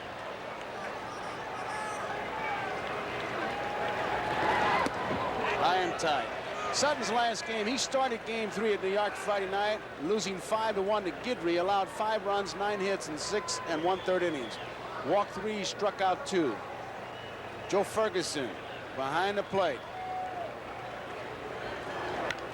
Bouncing ball to Lopes. Boy, there it was, a low throw, the pressure showed. But you have to have an eraser, and Garvey was the eraser. I'll tell you what, Joe, Lopes got surprised when he waited, and Mickey Rivers ran better than he's run most of the time this series. He forced the slow throw, and it is not a short hop. That is a tough hop, that in-between hop that Garvey just scooped out. This is the type of play in the first inning that can pick the club up. Even though they did get a bad play, they got the good play at first base from Steve Garvey, and they got the first out. First step out of the cradle. They should be in good shape. Well, there goes a base hit. Dusty Baker cuts it off. Looked like a 2-base hit when it started. So the Yankees have a base runner, Roy White. White hitting .350. Now he's 8 for 21. It brings up Munson, who has 7 base hits, 20 times at bat. That's a .350 average. Now let's see if Bob Lemon goes right off the bat with a pretty good base steal on first base for Roy White. A good contact man up at the plate. A control pitcher, pretty much. He may start the runner and go hit and run. Ferguson has a good arm. There you see Lemon. Not as strong as Yeager's, but certainly, I would say, better than average. Maybe a little bit slow on his release, but he's got a good arm. Munson, who can hit the ball to the right side. They play him just straight away. He uses the whole ballpark, maybe even some of the parking lot.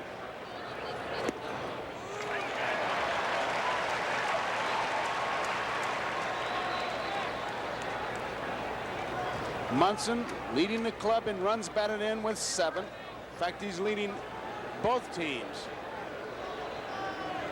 Roy White to lead it first. 1 strike to count, 1 out. Ball game just getting started. There goes White. Bouncing ball. Russell had vacated. Makes the play as he backtracks. There was another play that's got to pick you up, Tony. Bill Russell almost left his shortstop position a little too soon on the breaking ball. He was covering. Fastball, it might have been Lopes. But about this time, Russell is leaving the shortstop spot, but it is topped by Munson. Not hit sharply enough. Now you see him go back to his original position. But Munson does get the runner in scoring position. So there are 2 away, and it brings up Reggie Jackson as we look at Roy White at second base. Jackson hitting .444, 8 base hits, 18 times at bat, 1 home run, 6 runs batted in. He has done anything, everything you would ask of a ball player.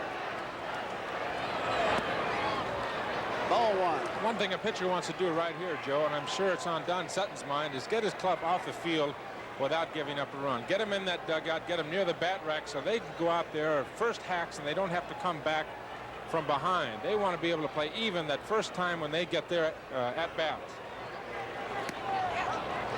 Ball 2. 2 balls and no strikes. I sure would not throw Reggie Jackson a strike with first base open and a right-handed hitter up, even though he's a good one, Pinella.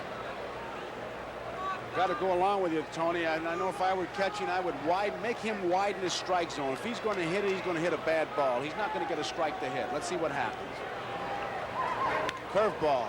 It's popped up, but it's out of play. And that was a good curveball. That kind of, as a kid, you called it drop. It was an overhand curveball, just rolled right down. Good pitch. 2 balls, 1 strike. It's a good indication of what the Yankees can look for off Don Sutton, too. The count was 2 balls and no strikes. That's a hitter situation. He's ahead of the pitcher, and many times in that situation, the hitter will look for a fastball. They'll look for that hard stuff. Don Sutton was way behind. 2-0, came with a curveball. A good pitcher can control something besides a fastball behind that hitter. Did he go around? Yes, he did. 2 balls and 2 strikes with 2 outs. Roy White's on at second base. Munson goes after, Jackson goes after a bad pitch, and you can really see it go down. Immediately when that ball left Sutton's hand, he went to the back of his belt. Maybe we'll see it. They're checking it right now. It's a real sinker, I'll tell you that. He's going to pick up down. He's going to go out of our picture right after that motion. He went to his back. I don't know what for. Maybe nothing at all. Tony, they were checking it as you were describing that, and they threw the ball out. So there may have been a scuff mark. 2 balls, 2 strikes, 2 outs. Jackson, one of the 5 players who have hit safely in every game. Bouncing ball to Russell, big high. Inning is over. Yankees go down in the top half of the first, and coming to the bottom half of the first inning, it's Yankees nothing, Dodgers coming to bat.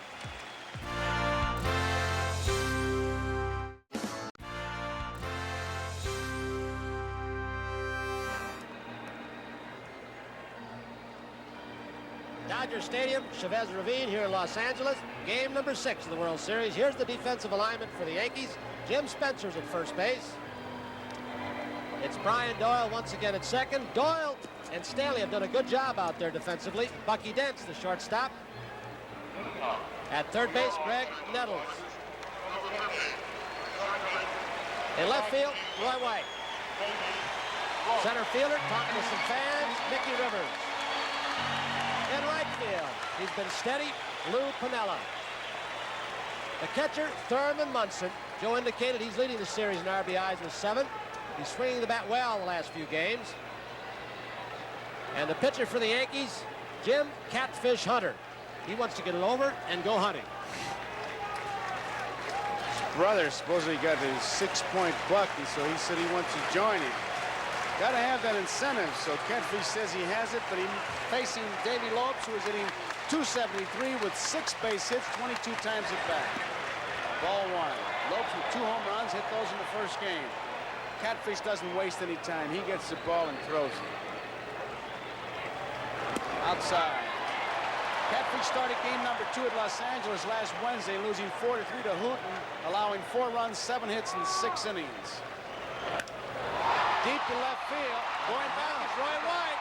There it is. It is a 1-0 ball game.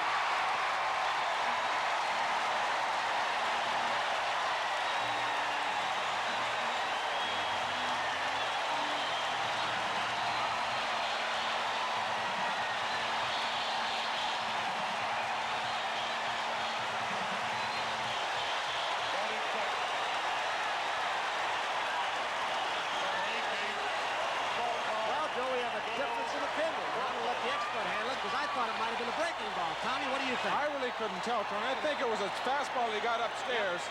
Looked like a sinking fastball he got up. His mistake was that he got to 2-0. Catfish, of course, gave up 16 home runs this year.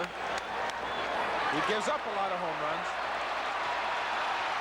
Here's a base hit dropping in for Russell. Russell gets another hit. And so the Dodgers' first two batters, a home run by Davey Lopes. That ball in Yankee Stadium, Roy White would probably be running in on it.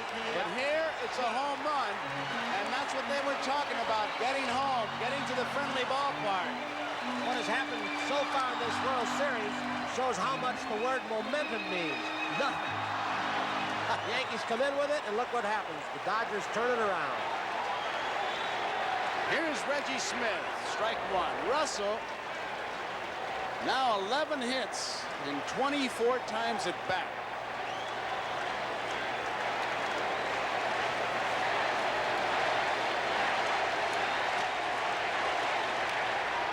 Popped up behind the plate, Munson coming back and doesn't have room. Smith hitting .238, 21 times at bat, 5 base hits, 1 home run. There are 5 players. Here's Roy White. Went back as far as he could with a hand on the fence to gauge where he was going and get a little left. Almost hits a left field cameraman, or left center field cameraman on top of the noggin. It hit him in the arm. Looked like a glancing blow there. Through hail, through rain, through snow, our NBC cameras will be there through baseballs. Reggie Smith is out on strikes. Steve Garvey, and he's got a hit for these Dodgers to win. Garvey has 5 base hits and 20 times at bat. But the big thing is no home runs, no runs batted in. And this is a fellow who drove in 113 runs during the season, 3rd in the league. 1 man out. On at first base, Bill Russell. Dodgers lead 1-0. The home run by Lopes. That's high, and it's ball 1. Tom, I've heard you talk many times and throughout this World Series, and I know you went by the same thing pitching, because you've told us that there's 1 man in each lineup you'd like to pitch around if you could. The Yankees have not pitched around him. The pitchers have gone right after him. They've walked him just 1 time. They've made excellent pitches against him, though. He's been really aggressive against him, Tony. You're exactly right. And he's not swinging well. It looked in Yankee Stadium as if he was trying to pull most of the pitches. And when Steve Garvey does that, he's not a very effective hitter. He's an effective hitter when he uses the right center field alley, the left center field alley, and pulls the high breaking ball and the mistakes that a pitcher will make. There goes the runner. Here's a throw by Munson. They got him. I don't know how he threw that ball. It was shades of Eldon Ocker. It's a submariner. He really submarine. Now watch the release. This is something to marvel at. It's not something you really want to practice. He does everything wrong except get the man. Loses his balance, throws it underhand, gets the ball there in time, and that's all that counts. They don't pay you for looking good. Well, you can throw it as hard as you want, but if you wind up to throw it, it still does not get there very quickly. He did not throw it very hard, but he got rid of it quickly and accurately, and it got there as quick as a hard thrower. It's amazing how he threw that ball submarine like Eldon Ocker used to do it. You remember a submariner?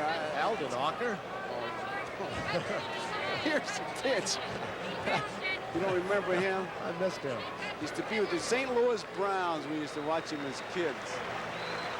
Here's the pitch to Garvey. It's a bouncy ball, pull foul.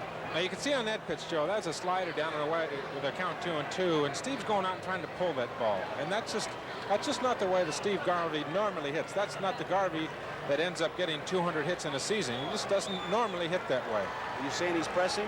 I don't know if he's pressing or exactly if he's uncomfortable. We don't know what's wrong with him, but he certainly does not look like the Steve Garvey that we normally see in the National League. He looks like he's feeling for the ball, like he's not sure of himself. They haven't given him very many strikes. That last pitch was up and in out of the strike zone. The one before was down and away. That's a bad pitch, wasn't it? Looked like it was outside, and he's out on strikes. That ends the inning. But on a home run by Lopes at the end of 1 inning, Yankees nothing, Dodgers 1.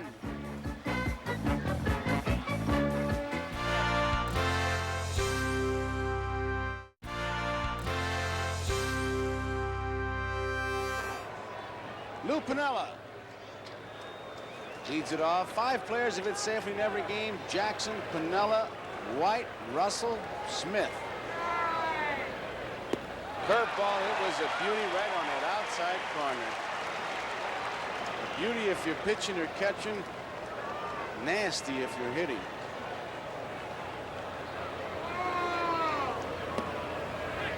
One ball and 1 strike to count on Piniella. Piniella, 6 base hits, 21 times at bat, hitting .286. Big base hit off Welch to win the game. Throws his bat, backhanded by Say, long throw. They got him. Piniella doesn't believe it. He's still standing in first base with his hands on his hips. Pretty good play by Ronnie Say. Look how far he goes, right to the line. Does not panic. It's a long, fairly accurate throw. Good stretch. It was just a bang-bang play, a bang-bang call for Ed Vargo. He got him by a half a step. There you see it. Ron Say. They are upset, the Dodger defense, I'll tell you that. From all, well, we talked about it earlier, they've taken some cheap shots. Now Ed Vargo is not going to take anything from somebody in that bench. He'll go in and clean them out. Piniella. He is really upset. It's a good call, Joe. He had it, Tony. Ed Vargo, he's looking right in there. Piniella, he's going to have to cool it. Reggie Jackson trying to cool him down.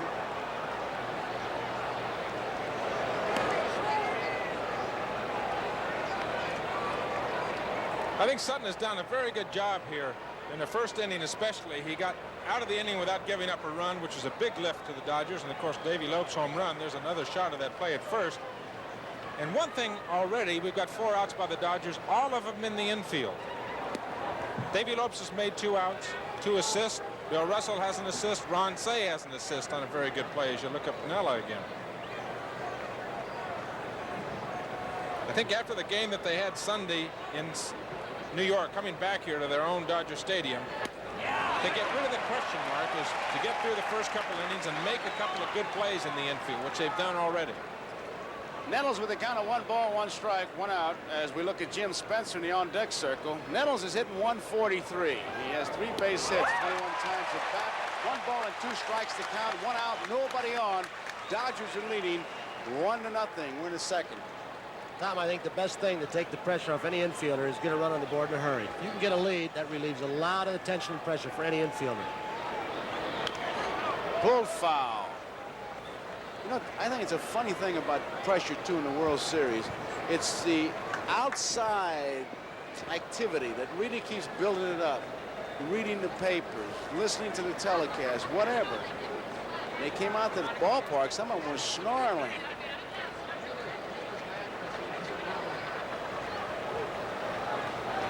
One ball, 2 strikes, 1 out. Nettles. There's a base hit in the right center field. Reggie Smith coming over. So is Monday. It's Monday who cuts it off. So Nettles has a base hit with 1 out. And it brings up Spencer, the first baseman. Jim Spencer.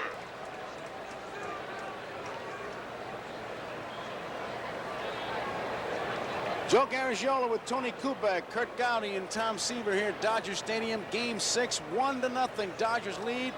A home run by Davey Lopes, the leadoff man for the Dodgers in the bottom of the first. We are in the second inning with 1 out and 1 on. Spencer, who has replaced Chambliss in the lineup, is hitting at .222. He has 2 home runs, 2 hits, 9 times at bat, no home runs. 2 for 9.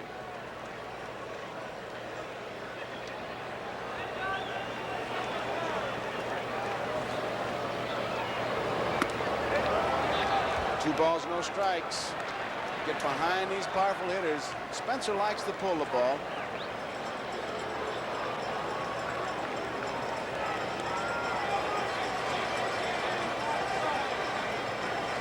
A couple of good days right there. Yes, sir. Wow. 8 RBIs. That's a lot.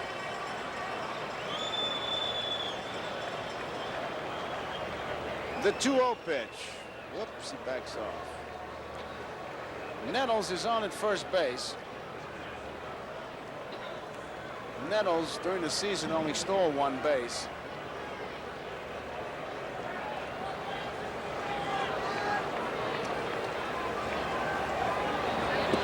Outside, 3 balls, no strikes. Spencer takes a look at the third base coach. He wants to hit the triple 3-0. Sutton twice now has gone 2-0 on the Jackson. He threw a breaking ball. The Spencer 2-0. He just turned the ball over. It looked like a little screwball, Tom. There's a strike. There's a fastball, and he definitely is going with his breaking ball, Tony. Throwing a breaking ball a lot. Greg Nettles' hit was on the curveball. Threw a lot of curveballs to Jackson. Watch the runner. One man out. Ball four. Spencer draws the walk. That's the first walk given up by Don Sutton. And it brings up Doyle, Brian Doyle. There's Lasorda. Doyle, 4 for 12, 333. As you watch Sutton pitch, you may see him rub down above the belt, rub down below the belt. What he's doing is either adding or subtracting to the signal already given to him by his catcher. You have that worked out. Strike one, breaking ball. Nettles is at second, Spencer is at first. That was my rookie year. The guys were truly professionals, and it was easy for a rookie to break in.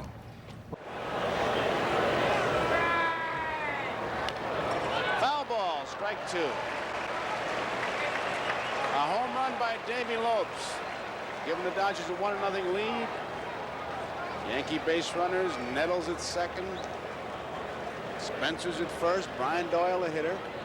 I'm from Kentucky, and I literally played in a plowed under cornfield in the backyard. And I can't tell you how many days I sat at second base. It was a cardboard second base.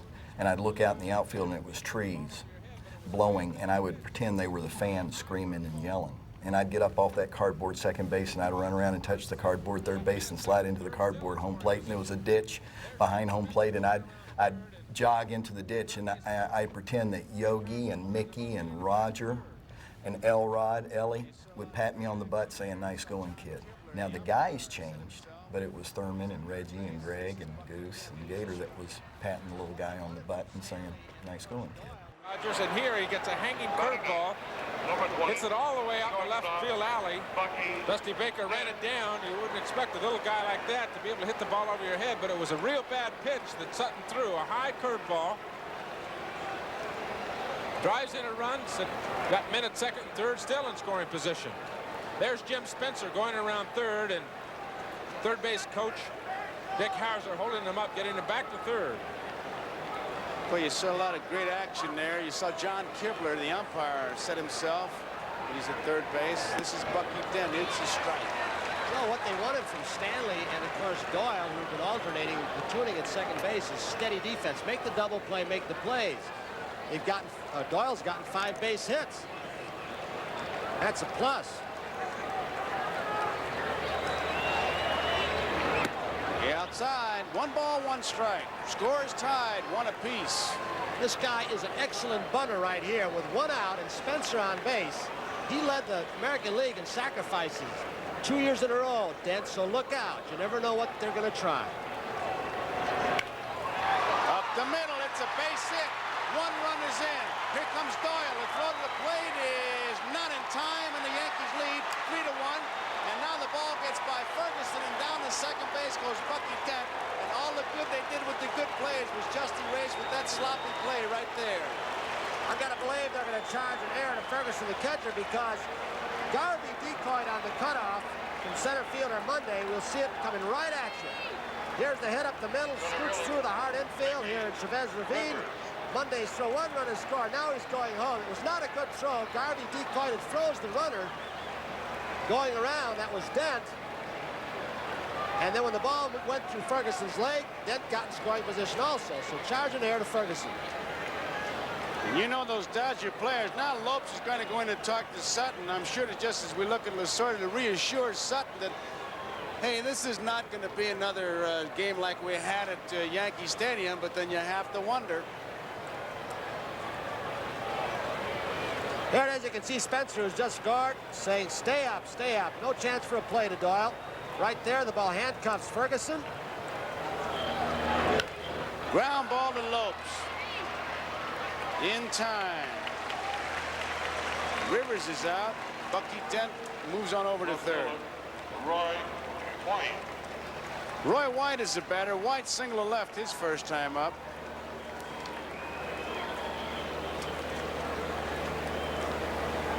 This game of baseball, you can get up so high and down so low so fast.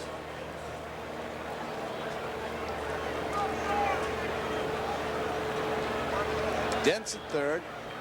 2 outs. Roy White. Ball 1. That's one of the problems about this game psychologically, Joe, is that if you get too high, when you do come down, you can really come down with a thud and never get yourself back up again. Many ball players just try to stay on an even keel and just ride through and never really get too high or too low. When you're playing 162 games during a regular season, that's really the only way that you can approach it. It's the only way to approach it, but it's such a difficult road, Tom. It's terrible. I mean, it's an impossible road to do, but that's what you try to do. Emotionally, that's what you try to do. It's impossible, but you do the best you can. Yankees have traveled that impossible road almost the entire season, the second half anyway. Here's the 1-1 pitch to White. It is a strike. 1 ball and 2 strikes with 2 outs. They'll be talking on that Dodger bench about the base hit that Doyle got. That's the big base hit. And once again, the base on balls has come home to haunt the Dodgers. All started with a hit by Nettles, a walk to Spencer, a double to Doyle, a single by Dent there, and it's 3-1. Yankees. Left field, Dusty Baker should make the play. He does. So White flies to Baker. That ends the inning. We go into the bottom half of the second inning. New York Yankees 3, Los Angeles Dodgers 1.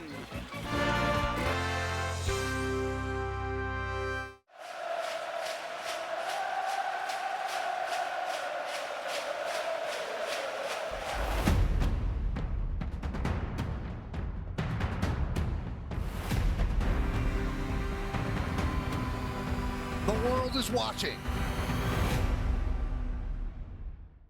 High energy bills? Can't get cool enough? Your HVAC system could be the reason. Save up to $2,000 on a new system with A.J. Perry. Get safe, reliable service and payment options to fit your budget. Call 844-668-7555 today.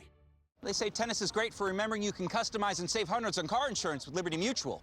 Do they, Doug? My bad! Only pay for what you need. Liberty, liberty, liberty, liberty. It's so soft in here with their soft Skittles gummies. Are my babies relaxed? Soft for my babies. Soft the rainbow. Taste the rainbow. A view from Dodger Stadium. I don't know where our camera is. He's way out there. We're live. Our NBC cameras getting all over this place. I'm telling you.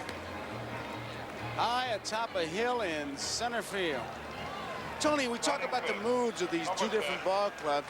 You would think that the Dodgers would have to go and really stick a lot of splinters in that Yankee bat rack. I mean, overpower them. And well, Sutton hasn't really pitched a good game. He hasn't gotten a win since September 15th. He's been struggling. He's on the verge of a great pitcher. He's been a great pitcher for the Dodgers for many years. But I've got to believe he's going to get a hard throw in there, as you said, Joe. Maybe it's a Welch for 2 innings to just shut the Yankees off right now and hope they can come back with some runs. But that's Tommy's decision. Here is Ronce. I tell you, you can't head these Yankees off at the pass. You're going to have to get them before they leave the fort. Not when they got one game to wrap it all up. That's today. 3-1. Yankees lead. Curveball misses. Ron Say hitting .294, 5 base hits, 17 times at bat. He has 1 home run. That was a big 3-run homer. Hit it off Catfish. Outside. Boy, a lot of bugs flying around the cat. You can see them on your screen.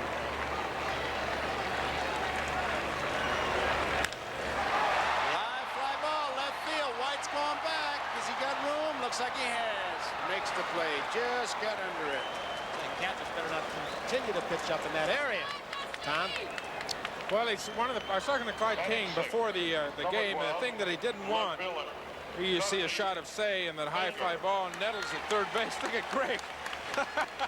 Relax, will you? Cheer down, Greg. That's my old buddy Greg. Roy White in left field. He must be about 6, 8, 10 feet from the wall. One thing that Clyde King wanted to see Catfish do was to establish his slider down and away, keep the ball down in the strike zone. Catfish got the American League record for most home runs allowed lifetime at 359, and that is one of his problems, is the home run ball. It's fouled out of play. 1 ball, 1 strike.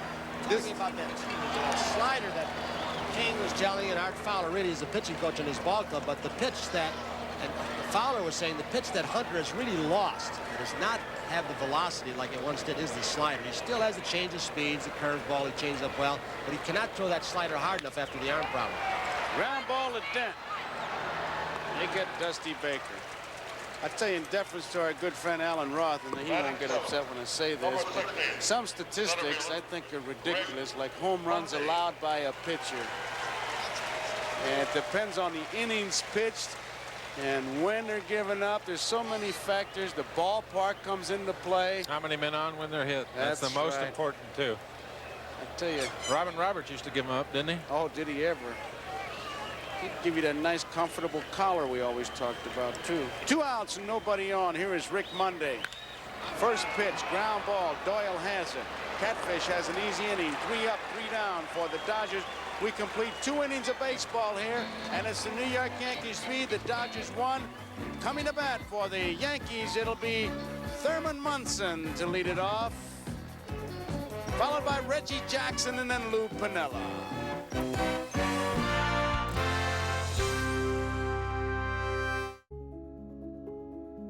That moment when people have outgrown their home and start looking for a new one. Each home is appraised to determine its market value, but one couple gets a low appraisal and cannot upgrade to a bigger house. Studies show that homes in Black and Latino neighborhoods are often appraised at less than fair market value. These unfair appraisals leave Black and Latino families stuck in place. If you believe your home has been unfairly appraised because of race or national origin, that could violate the Fair Housing Act. Contact HUD or your local Fair Housing Center. Go to HUD.gov/fairhousing. That's HUD.gov/fairhousing. Everyone has a right to fair housing. A public service message from the U.S. Department of Housing and Urban Development in partnership with the National Fair Housing Alliance.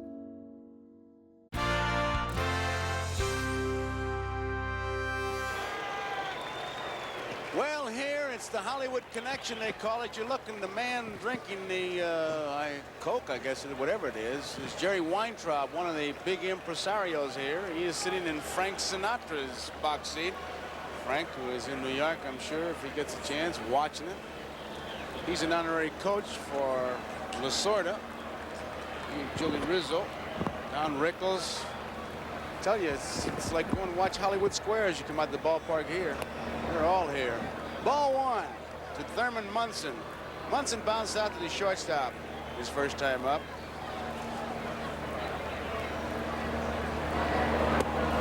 It's a strike right on the outside corner. I'm like Munson, I didn't believe that call, but it is. I hesitated. I thought it was outside. Here's the 1-1 pitch. Curveball. Tapped foul. He looks like he's got a good breaking ball, Tom, the overhand curveball. Got a very good breaking ball. The bad one he threw was to Brian Doyle. He's getting it over for strikes. He just hung it right up in his eyes. That's the problem with throwing a lot of breaking balls, is getting the ball up. Here's the pitch to Thurman Munson. Sutton, of course, throws off that stiff front leg. He does get his arm through, though. A very good breaking ball. Just go and get it up there where it looks like a balloon. You can really, the hitter's a hack on it. Here's the 1-2 pitch. Foul tip. That high curveball, you can pick up the spin so soon in that batter's box, and you can see it's, oh boy, if there's ever a pitch you would call room service for, that would be it. I see hitters' eyes. They start to look like pool balls. I mean, the eyelids go back, and you see all the white come out in their eyeballs. It's like a Christmas card, they said, and you say, thank you very much. Here's the 1-2 pitch. It's fouled out of play. I tell you, I've been behind the plate, and you've heard catchers do it too, that before the guy even hits the ball, you go, no, no, and they hit it.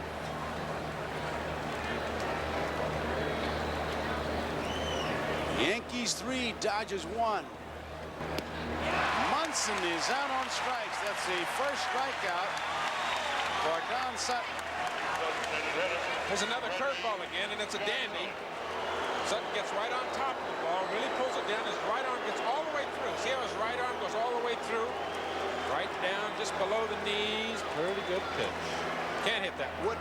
With this camera action here, you see Munson reacting to it. I'm sure he's asking the umpire if that ball was a strike. He just wants to hear what he said. He's not arguing at all. Sutton really curls his hand around that ball, Tom. Really gets his hand on top of it. Gets all the four seams working in his favor. Tries to get that curveball to dig right down. He wants it to go straight down.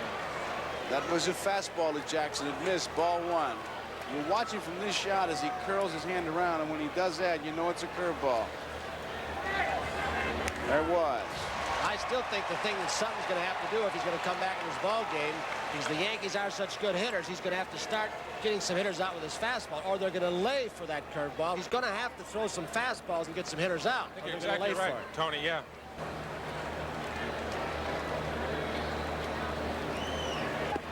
It's outside, turned it over. 2 balls and 1 strike. It's not a big screwball when he turns it over, but it's enough to, if you try to hit it, you're just not going to get it. It's in a good spot. 2 balls, 1 strike, 1 out. Nobody on. 3-1 Yankees lead. We're in the third. Breaking ball. Again. 2-2's the count.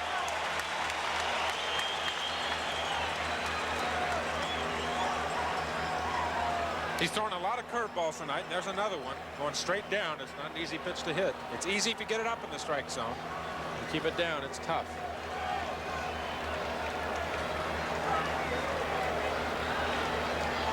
Here's the 2-2 pitch. Struck him out.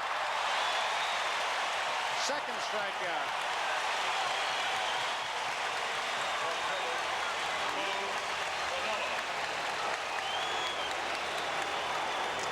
It brings up Lou Piniella. Piniella bounced out his first time up.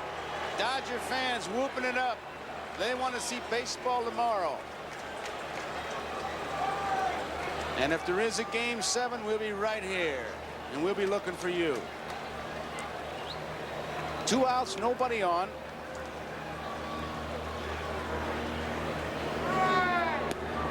It's a strike.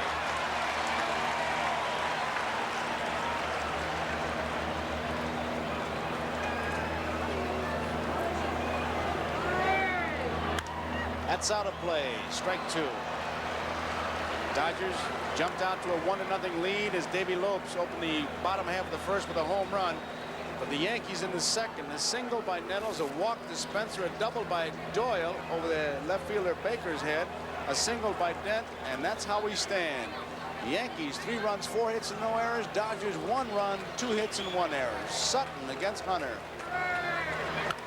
Didn't mean to swing, an easy ground ball to Garvey. He'll take it himself. Easy inning for Sutton. 3 up, 3 down. Now we go to the bottom half of the 3rd inning. It's New York 3, Los Angeles 1. And due up for the Dodgers, it'll be Joe Ferguson, Vic Davalillo, the designated hitter, and Davey Lopes.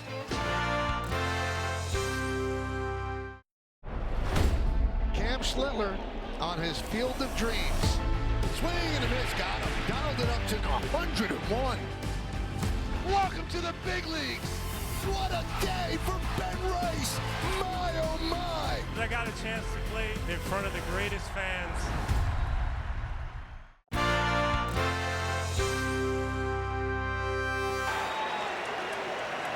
Joe Ferguson, a big guy, 6'2", 215 pounds, 32 years old.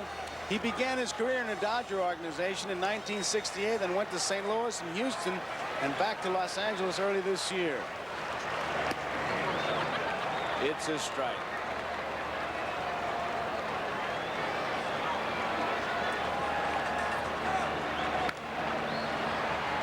Foul ball. You know, Joe, earlier Tony was talking about catfish and his sore arm, and he's had some shoulder trouble. The reason being that he pitches across his body. His left leg comes down, and he actually places it on the other side of his foot, on the other side of his right foot, and causes him to throw across his body. A lot of strain on your shoulder. Ball one. Ferguson came from Houston for two players to be named later. The players turned out to be Landis-Doy and Jeff Leonard, youngster who led the Pacific Coast League in hitting. You know, Ed Libertor, the scout for the Dodgers, hated the losing. 2 balls and 2 strikes.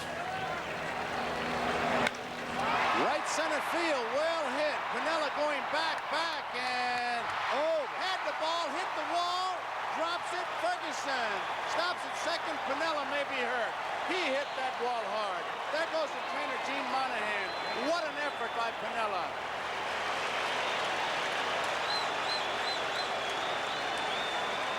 Piniella extended himself as far as he could go after an excellent jump. He tried to backhand the ball in the glove, and nope, it popped out before he hit the wall, actually. It's something we did not see initially, but he ran headlong right into the wall in right center field. I'll tell you, he made one heck of a try, as you said, Joe, but here's what happens when you play in a strange ballpark. His own ballpark, you would know, he hit the side of his face, the left side, right into the fence. Tony, on the replay, you can see it from just watching. It looked like he had the ball, but it went out of his glove before he got there. But he was on the warning track. He knew he was close, and it didn't slow him down at all. Tremendous effort. You wonder, Joe, if that ball popped off the side of his glove when he tried to backhand it. If, when he hit that warning track, he might have taken his eye off. We couldn't see it. Have to look right directly in his eyes. And by doing that, by looking for the wall, he lost sight of the ball for a split second. Well, our director, Harry Coyle, who will end up probably in a wax museum somewhere for his great coverage. He'll be coming to see the guy who gets these shots with our great camera crew. So, Harry, once again, great replays. Congratulations to all of you. Davalillo, beautiful bunt. It's going to be a race, and Catfish Hunter wins it. He was bunting for the base hit. But what happens is gets a sacrifice as Ferguson moves to third. Saw the kind of athlete that Catfish Hunter is right here, Tommy. He does all the things that a good pitcher has to do, Tony. There's no question about it. He was going that way off the mound, and Davalillo still runs well for an elderly man, shall we say, about 40, 44 years old.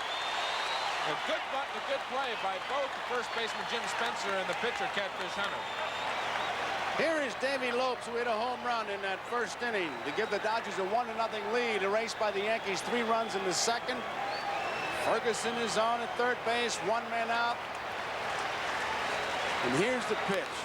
It's popped up foul.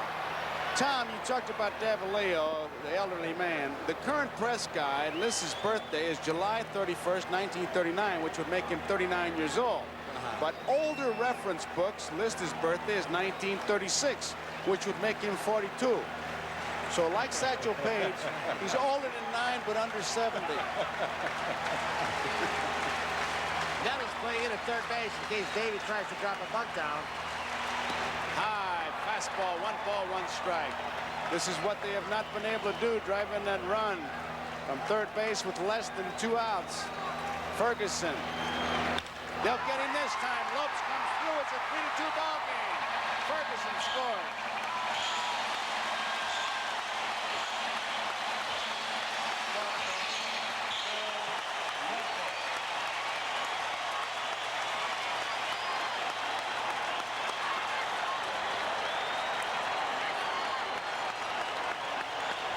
It was Lopes who keyed the first victory for this Dodger ball club. Game 1 here of the 1978 World Series.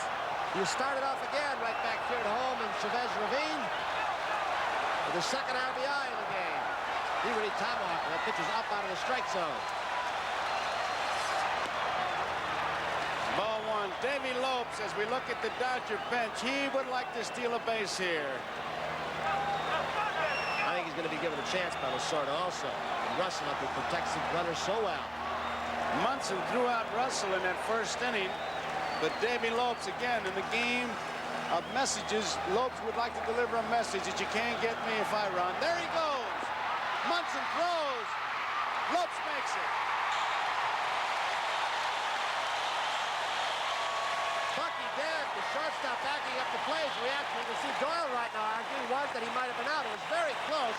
Bill Haller's the man down there. Munson got rid of the ball in a hurry.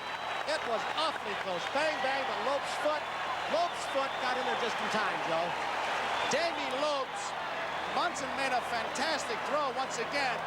And Davey Lopes, as we look at 3 replays, again, Harry giving us a great shot. Here comes number 4. Watch Lopes. He's going straight for the bag. Nothing fancy. His foot was on the bag, and the tag by Doyle was slapped right on the back of his heel. Each replay told us something. The first one told us it was a straight steal. He never did look at the hitter. And there's a pitch outside. 2 balls and 1 strike. Davey put his head down and headed for second base. They're going to try to take this game away from the Yankees any way they can. And Lopes is the leader. Got a good lead off second, Joe. They better watch him.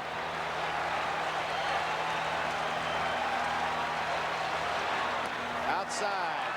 Brian Doyle is jockeying back and forth with 1 out. Even if you don't pick him off, they'd like to cut his lead down so the outfielders may have a play at the plate. 3-2. Yankees are leading. 1 man out. Russell walks.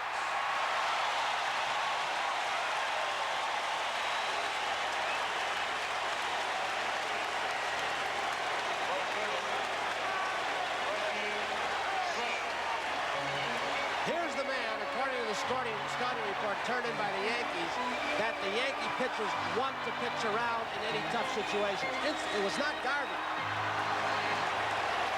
It was not Garvey. They fear his left-handed bat, and they feared it especially in Yankee Stadium.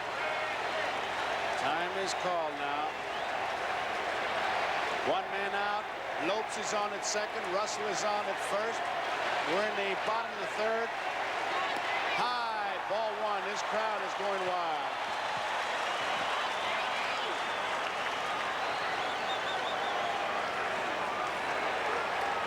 They're deep for Reggie Smith.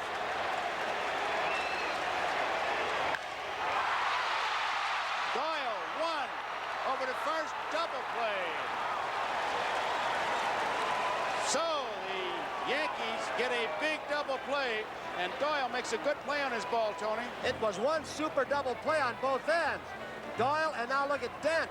Under pressure, gets the throw off. Smith runs well. Russell really took him into a tumble. Great double play.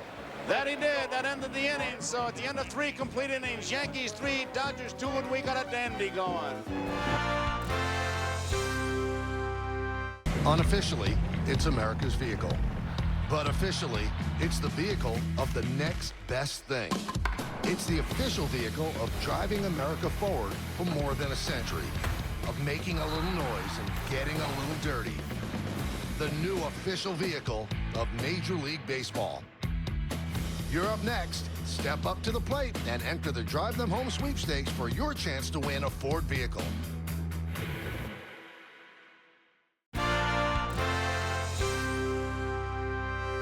Here you get another look at the double play that ended the Dodgers' 3rd inning. If that ball goes through, the Dodgers end up with runners on 1st and 3rd, and Steve Garvey up. That's the pitcher's best friend right there, especially against a tough hitter like Reggie Smith. Also, Tom, if Dent doesn't turn the double play, it's 1st and 3rd, 2 outs, and Garvey's up. So any way you look at it, both guys made a super play. Nettles hits the first pitch foul into the stands. And you know, we were talking about most valuable players in this series, and that little Brian Doyle, who was supposed to be a blowout patch because Willie Randolph is out with an injury, pulled hamstring. Doyle, he drove in a big run in that 2nd inning with a double, made this play. He and Stanley have done a tremendous job filling in for Randolph. That was just a super double play under a lot of pressure. Nettles singled to right in the 2nd inning and scored. He scored on Doyle's double. Outside, 1 ball, 1 strike. 3 runs, 4 hits, no errors for the Yankees. 2 runs, 4 hits, and 1 error for the Dodgers. We are in the 4th. Game 6. Yankees leading 3-2 in games. 3-2 in runs in this game. Left center field, going back is Monday, has room. 1 out. Jim Spencer. Brings up Jim Spencer. Spencer walked and scored in the 2nd inning. He scored on a base hit by Bucky Dent.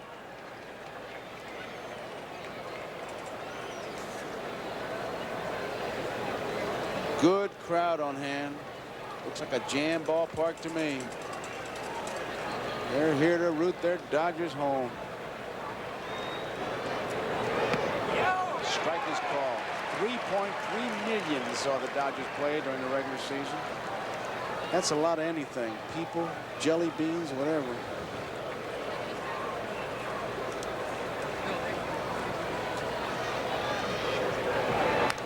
Fouls it back. 2 strikes. You know, since they've come out here, Joe, I think there's only 4 times that the Dodgers have played under 500 ball. They came out in, what, 1958? That was the first year they came out here. Only 4 times, 4 years since then, that they've had teams that have played less than 500 baseball. Tribute to the organization.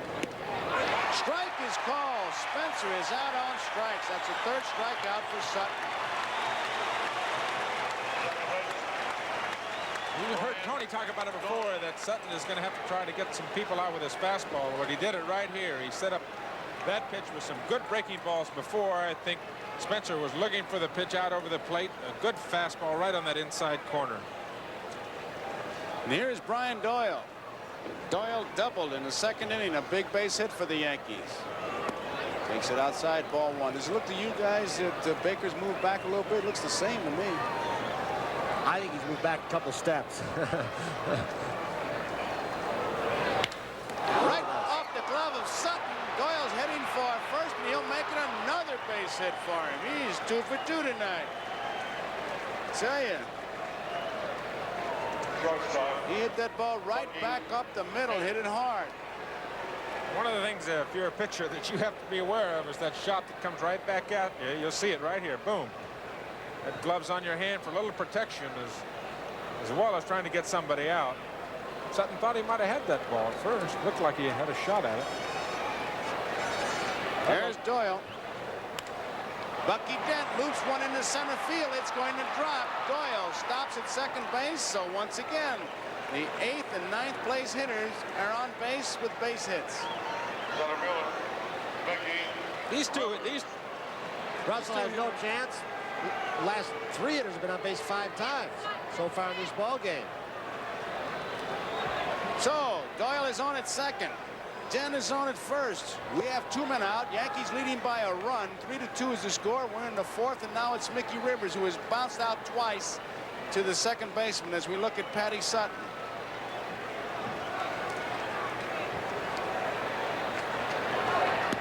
Rivers takes it inside for ball 1. Those 2 hitters in the bottom of the lineup, Tony, Sunday and today, are just amazing. That's what they get paid for. Hitting and fielding. Dent. Fielding and hitting. That's right. Dent Sunday had 3 base hits and scored 2 runs.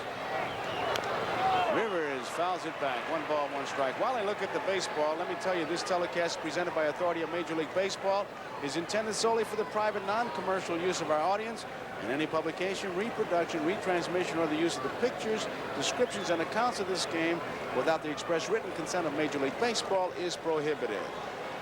1 ball, 1 strike, 2 outs, 2 on. Yankees 3, Dodgers 2. We're in the 4th. Here you see Sutton subtracting from the signals. Left field. Baker should make the play. He does. Rivers lines hard to Baker. Leaves 2 runners stranded. The Yankees do not score in the 4th, so as we go into the bottom half of the 4th inning, the score, New York Yankees 3, Los Angeles Dodgers 2. Then coming to bat for the Dodgers in the 4th inning, it'll be Steve Garvey, Ron Cey, and Dusty Baker.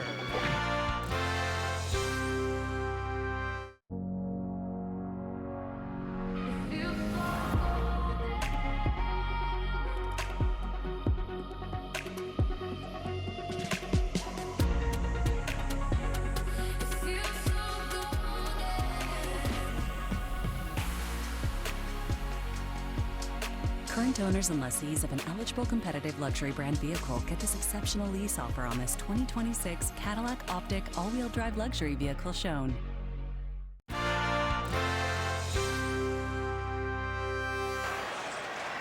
Bottom half of the 4th inning. And this is Patty Sutton on that last one. Look, up for the fly ball, and then the reaction. Whew. Whew. My man got him. I tell you, lovely ladies. Foul back by Garvey. Garvey's having one of those kinds of series where the fastballs, even though they're not real tough fastballs, he's a little bit laid out. The off-speed pitches, he's a little bit in front. He's just, I don't know if it's more mental or more physical, but he's in one of those twilight zones that he just can't seem to get in the groove. When he does get his pitch, he fouls it off. I guess it's called a slump, isn't it? Well, I don't know if there's that many times at bat, Tony, as he fouls this one off, but Garvey coming into today's game was 5 for 20 with no home runs, no runs batted in. So he is 5 for 21. And Cindy, his wife, looking on. He's got to hit for them to go. And for him not to hit, it's going to just slow down the big machine because he's right in the middle of it. He's the fourth place hitter. He's got to tattoo the ball. Takes the pitch outside. Ball 1. That's what he's going to have to do, lay off bad pitches. I think he's been swinging an awful lot. He did off Beatty in New York. He has off several other pitchers. He chased a bad ball there. And you get anxious in there, and it gets psychological. You know, it's Campanella's great description. A slump begins in your bat, it goes to your head, and it ends up in your stomach. And you start to reach for the bad ball. And I've always felt that the slump, if you get in one, is like a common cold. It's there for 2 weeks. I don't care what you do. And this is the way you start him. High and tight, 2-2. Catfish throws that ball, that curveball out there. Tomlin comes inside, see if he'll chase him. Catfish, you use both sides of the plate, and that's what every good pitcher does. Use the outside and the inside corners, going back inside. And he very rarely gives you the middle. 3 balls, 2 strikes now on Garvey, who leads it off. He gets good direction from that guy behind the plate, too, in Thurman Munson. 3-2 pitch here. Fouled out of play. Garvey seemed to have a good cut at that one. Fastball a little bit late again. A little bit behind it. You know, Tony, you talk about hitters being uncomfortable.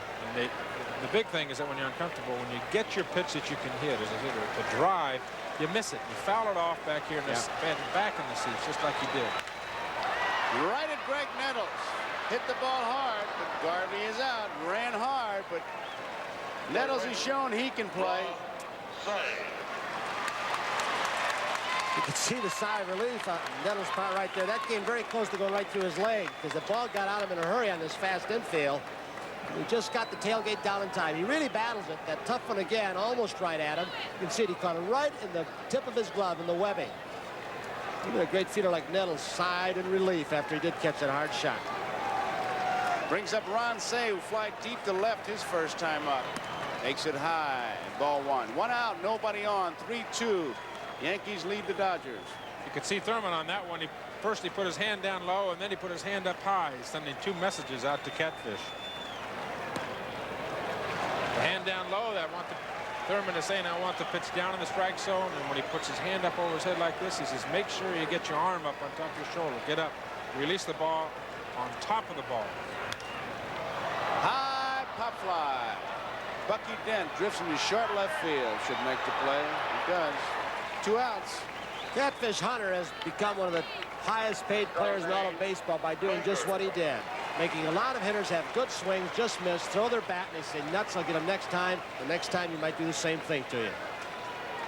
Munson's going out to talk to Catfish Hunter, and Munson knows his pitchers so well. In one game this season, Catfish was telling me that his arm didn't feel exactly right. He threw the ball. Munson went out there and said, you're not throwing the ball, and if you're not throwing it, you're going to get out of here. And he had like a 7-run lead, and it took him out before he could get complete a victory out of it. He knows his pitchers. Hot smash. Look at Bucky Dent. What a play. Got him. Fantastic play by Bucky Dent. I don't believe it, Tony. Well, you're going to see a replay of it, and you still might not believe it. Dent goes 4 or 5 steps to his left, extends himself all the way as far as he could, somehow regains his balance. Only position in the infield where you've got to make a lot of off-balance throws, and that's shortstop, and he did. Fantastic play by Bucky Dent. Ends the inning at the end of 4 complete innings. Yankees 3, Dodgers 2. You're considering acquiring a pet? Remarkable. So many scientific benefits. Improved mental health, better heart health, reduced loneliness, even longer life expectancy, all of which are supported by an ever-growing body of research.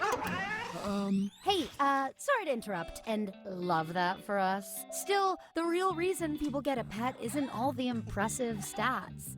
It's stuff like this greeting, this very confused ring bearer, this world-class side eye, and all of this. You might not get a pet because of the science, but because they love you in the simplest, purest way. They curl up beside you when everything's just too much. They get you outside, they make you laugh, and all these things are really good for your heart. Science explains the benefits. And it's love that explains the rest. Get a pet. Find your reason.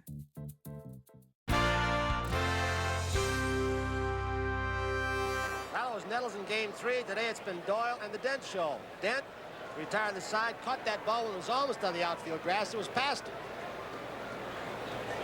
Roy White, Thurman Munson, Reggie Jackson to face Sutton. The Yankees lead 3-2 over the Dodgers.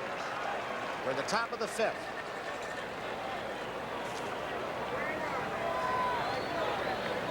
You can see how Roy White has gotten on base, been in the middle of a lot of these Yankee rallies, leading the World Series in runs scored with 8. 1 strike to White. He is single. He is fly to left.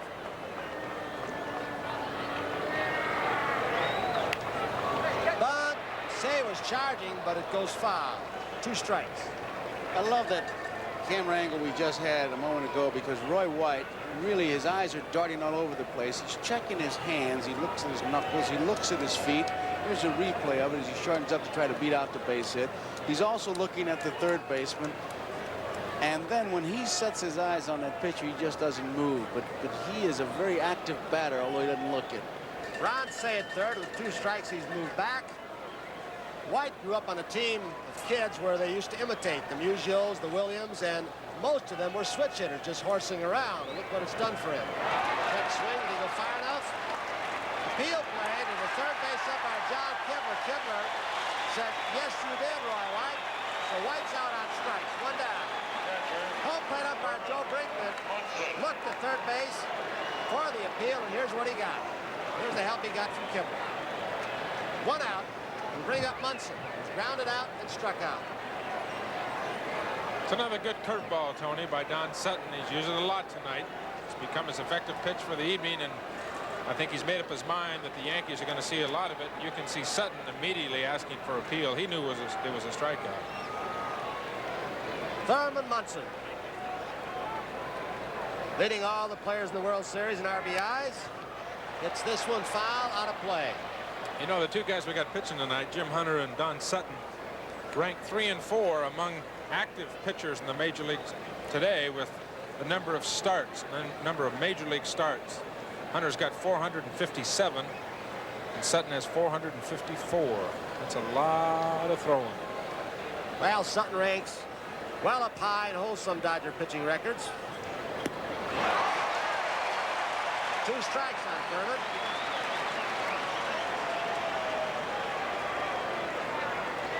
Sutton was the starter in game 2 at Los Angeles last Wednesday. He lost 4-3. Let's check that.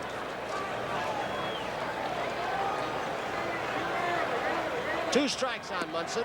1 and 2. Game 3 at New York. Friday night. Lost 5-1 to Guidry. That was the Greg Nettles show. Who was it? 1 out. 3-2 ball game. The Yankees lead. We're in the 5th.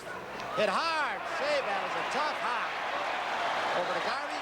Out number 2. So the Dodgers finding their infield at home a little more to their liking. Here you see a shot from our left field camera. It's a 1 and 2 pitch. Another breaking ball that Ron Say gets down on 1 knee. Fires across to Garvey. Thurman is out easily. Another fine play by Ron Say at third base. The Dodgers expressed some ill feelings about the field in Yankee Stadium, and they look like they're a lot more comfortable coming home playing on their own red infield. Reggie Jackson with 2 outs. He's grounded out and he's struck out. Right on the black, 1 strike. Sutton looks a lot sharper now than he did In the first inning or two, he's gone a little more to the fastball. He's been around the corners. Like Hunter, he'll throw you a lot of different pitches. In one appearance at the plate, you might not see the same pitch twice.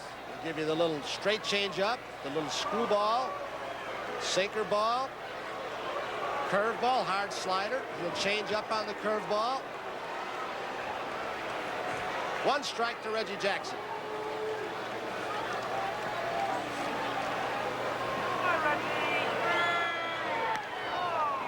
One and one. Big crowd once again here in Dodger Stadium. Close to 56,000. See their Dodgers right now trailing by 1 run. 2 outs. Oh, Reggie might have been looking breaking ball, and Sutton came very close to throwing a fastball right by him, high and in. Count goes 1 and 2. You can bet me he was looking for something. Even with 2 strikes, I got to believe Reggie was looking for an off-speed pitch. Nobody's got that kind of eye.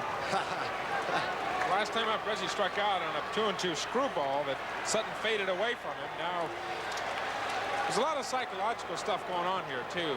Maybe a new catcher for Don Sutton, but there's a lot of shakes, a lot of no's, and a lot of little communication stuff going on between Fergie and Sutton. There goes that shaking of the head. Ferguson was not even giving a sign at that time, and Sutton was shaking him off just to try and freeze Reggie.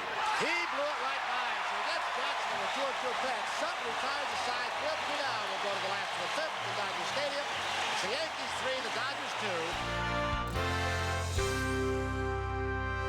2. Like a relentless weed, moderate to severe Crohn's disease symptoms can keep coming back. Break away to what's possible with Tremfya. Tremfya can help with remission at 12 weeks, 1 year, and 2 years. Some had visible repair of their intestinal lining. Serious allergic reactions, increased risk of infections or lower ability to fight them, and liver problems may occur. Before treatment, get checked for infections and TB. Tell your doctor if you have an infection, flu-like symptoms, or need a vaccine. Break away with Tremfya. Ask your doctor about Tremfya today. High energy bills? Can't get cool enough? Your HVAC system could be the reason. Save up to $2,000 on a new HVAC system with A.J. Perry. Smart homeowners know an old air conditioner can cost you more every month. Don't let it drain your wallet. Upgrade to efficient, reliable comfort with payment options that fit your budget. Backed by our exceptional service guarantee. Call 844-668-7555 to schedule your appointment with A.J. Perry. I love those guys. With Domino's best deal ever, you can get any size pizza, any toppings for only $9.99. Say less. But wait, there's more. They added stuffed crust. That's the move. The best deal ever just got even better at Domino's.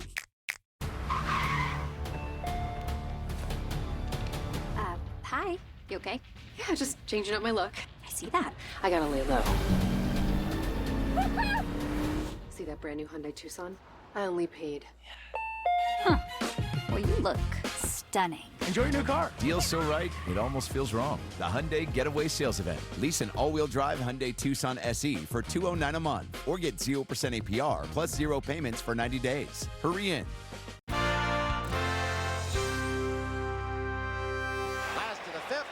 Lead over the Dodgers 3-2. 1978 World Series. We're in game number 6. The Dodgers have to win today or there will be no 7th ball game. Monday is grounded out.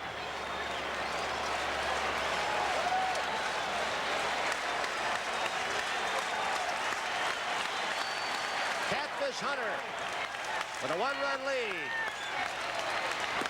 1 ball. In case you didn't see the first ball game the Cat pitched, Tom Seaver talked about the therapy he underwent. He was hypnotized and they broke the adhesions in that shoulder. Fouled off, 1-1. He also found a little flaw in his delivery, watching some home movies over the winter time, where he had changed his delivery because of that sore shoulder. He has pitched a lot of innings in his baseball career. 1 ball, 1 strike.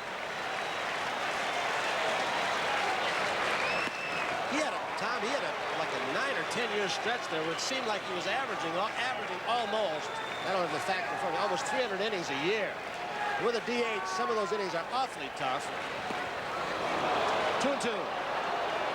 But Catfish is one guy. There's Joe Ferguson on deck. Catfish said when the DH came in that he thought it would take some years off the end of his career because those innings you pitch with the DH late in the ball game, he gets Monday. Your arm might be a little tired, and when you got to throw the hard breaking ball to a tough hitter, there's a little more strain on the shoulder and elbow. Joe Ferguson, who doubled, scored a run in the third. The only other Dodger run was Davey Lopes, a home run leading off the ball game for the Dodgers.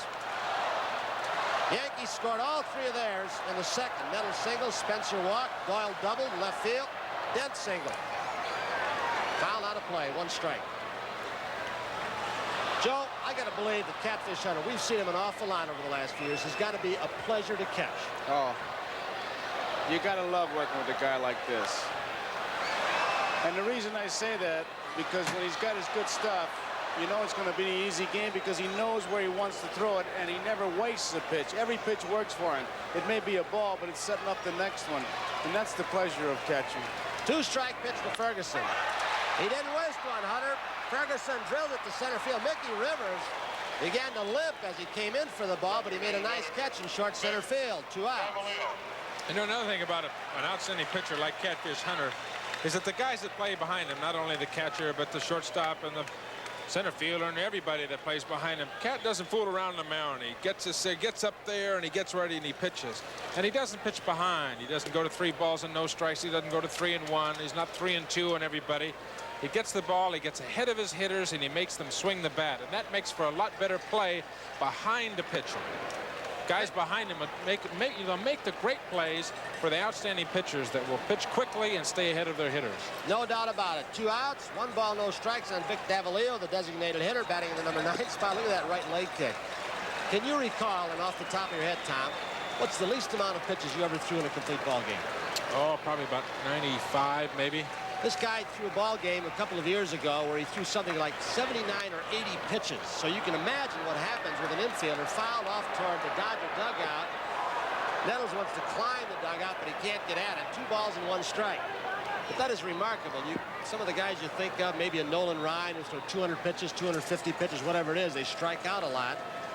But you're on your toes as an infielder, up and down, back on your heels. This guy throws 80, you can be up.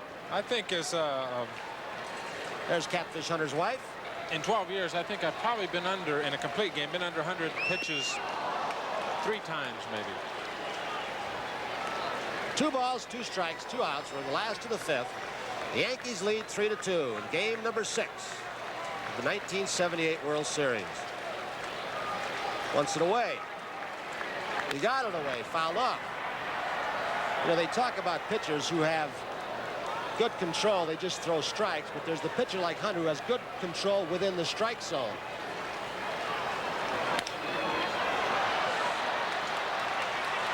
Little chopper that Nettles makes a nice play out to retire the fleet-footed Davalillo. So the Dodgers go down in the last of the 5th. The score as we go to the 6th, the Yankees 3, the Dodgers 2. 2 up, the 6th for the Yankees, Piniella, Greg Nettles, and Jim Spencer.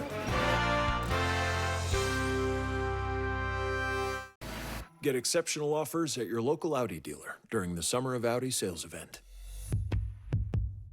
A Chewy pharmacy order is on the way for Homer, the homebody who only goes outside when nature calls. So Mom uses Chewy to get his flea and tick meds at a great price. Delivered fast, right to their door. For quality meds, for life with pets, there's Chewy. A mesothelioma diagnosis changes everything. But with Whites and Luxembourg at your side, you're never alone. For decades, we've fought and won for families facing these battles with compassion, experience, and courtroom strength. Let our family help yours through every step ahead. Call 917 Lawyers today. That's 917 Lawyers. Whites and Luxembourg, standing with you when you need it most. Mom! Where's my gloves? There's a new leader in safety. Mazda is the safest new car brand in America. She has absolutely no idea. But you do. And that makes all the difference. Mazda. More of what matters most to you. Love is a lesson that doesn't end, so you better buckle in. Love is finding the right seat so you can take a breath. But remember, love isn't lax. It always double checks. Check that your kids are in the right seat at NHTSA.gov/the right seat.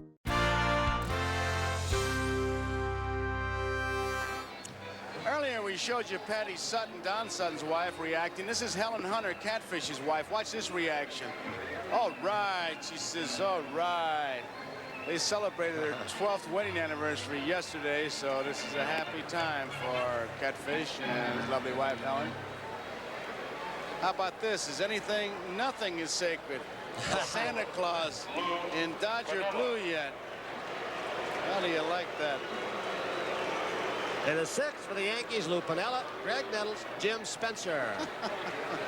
I wonder, no. Kurt Gowdy, Joe Garagiola, Tom Seaver, Tony Kubek here at Dodger Stadium for game number 6. Sutton had a couple laughs with the American League umpire Joe Brinkman. Piniella asked Brinkman to go out and have a look at the ball. 3-2, the Yankees lead over the Dodgers in the 6th. He has always been a good hitter, as that stat shows you. Led the Yankees in batting average the last 2 years. Piniella had to get out, looked like he was still laughing. He broke up. He sure did. Sutton must have said something to him. Sutton, of course, has been accused of doctoring a baseball. He was thrown out of a ball game by Doug Harvey. He has Band-Aids in his fingers at times with messages in them to umpires as they make him remove the Band-Aid. And years ago, they used to be able to strip pitchers to see if there was any foreign substance, but not anymore. Gaylord Perry, they made him strip in the dugout. Still couldn't find it. The guy that Sutton really runs up a wall is your manager, Tom, Sparky Anderson. Oh. He has Sparky talking to himself, answering himself and everything. Well, you see how successful Sutton has been this year at Dodger Stadium and what he's done on the road, so he's happy to be in this ballpark. Of course, we've got 2 pitchers' ballparks in the World Series this year. Dodgers found that out in Yankee Stadium, especially their right-handed hitters. 1 ball, 2 strikes on Piniella. Lou Piniella. Tampa misses Piniella.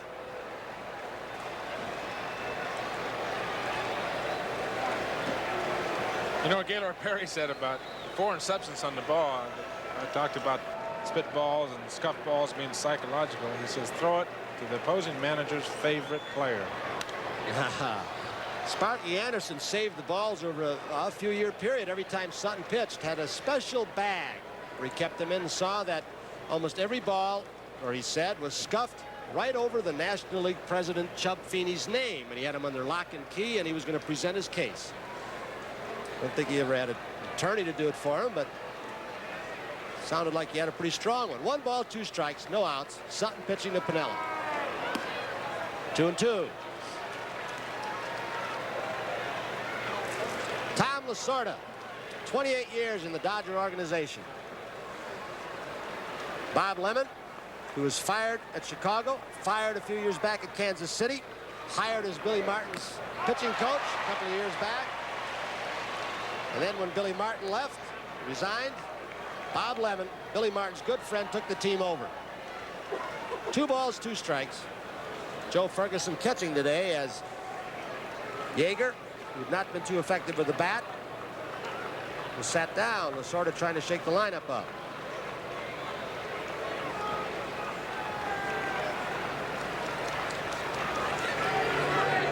Breaking ball, Piniella jumps all over it for a line drive base hit in front of Dusty Baker. So with nobody out, the Yankees have the leadoff hitter on in the 6th. Bring up Greg Nettles.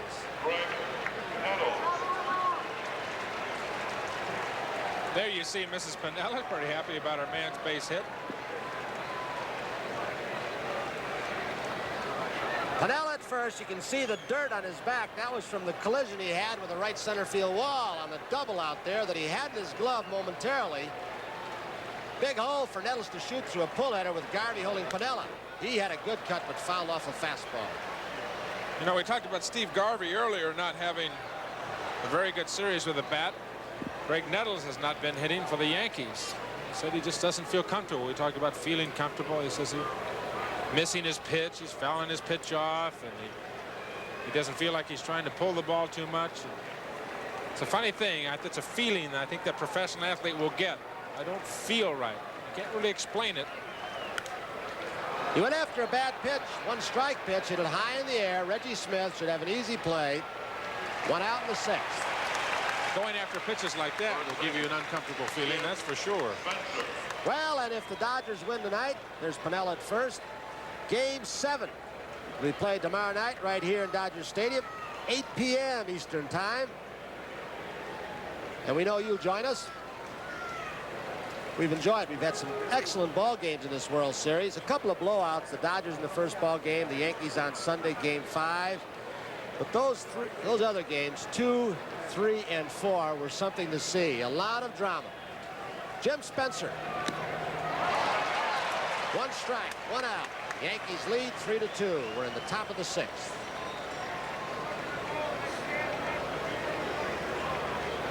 Spencer has walked, scored a run. He was called out on strikes in the 4th. Very valuable man of the Yankees this season. Fouled off out of play. 2 strikes. Spencer DH'd. He filled in defensively at first base at times. Didn't get a lot of chance to play first base because Chris Chambliss didn't miss too many ball games. Missed 1 during the entire regular season. Piniella at first, held by Garvey. Gene Michaels, who's going to be a manager next year at Columbus in the Yankee chain, the first base coach. 2 strikes.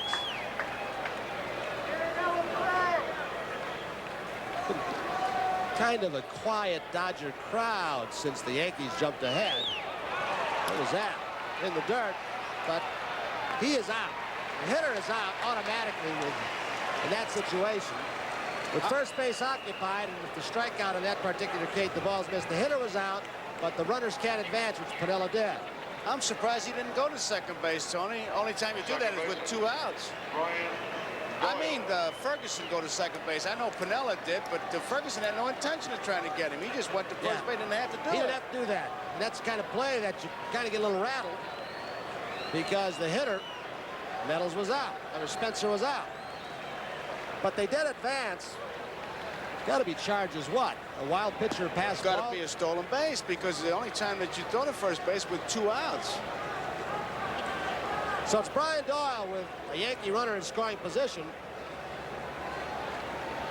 But he wasn't stealing on the play. He went after the ball, went in the dirt. So I don't know how you can give him a stolen base, but we'll check the official score. Foul back. 1 ball, 1 strike, 2 outs. It boils down simply that Piniella didn't know the rule, neither did Ferguson.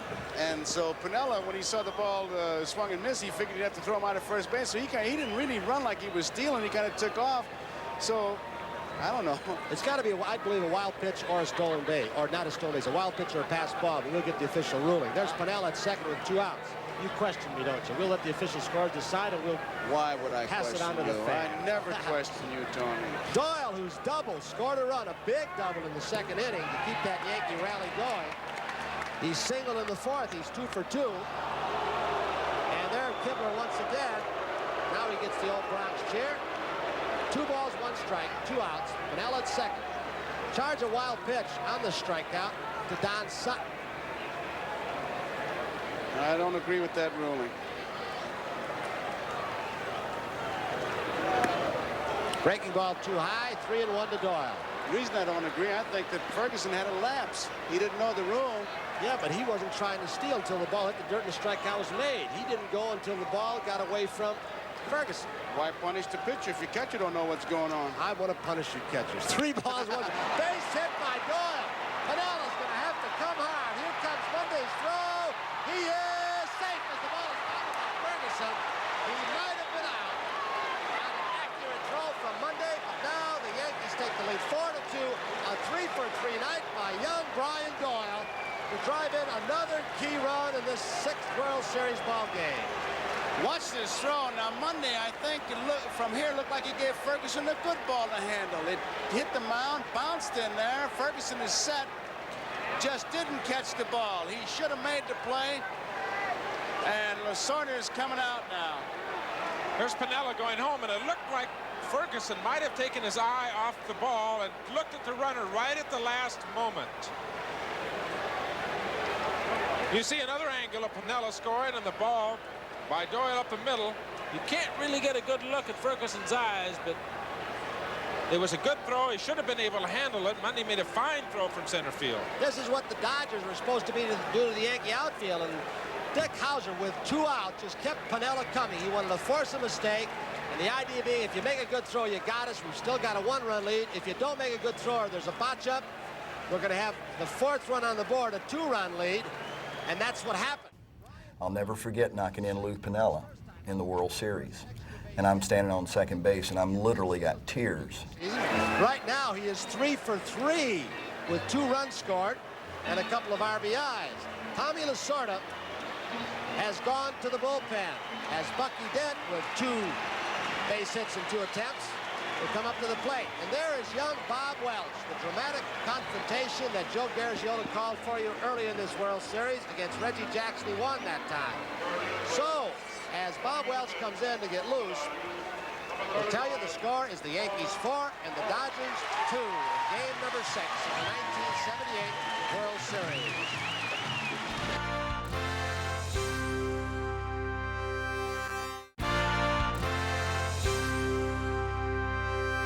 We're at game number 6 in Dodger Stadium. Recap very quickly what's happened so far in this ball game. The Dodgers jumped off to a 1-run lead.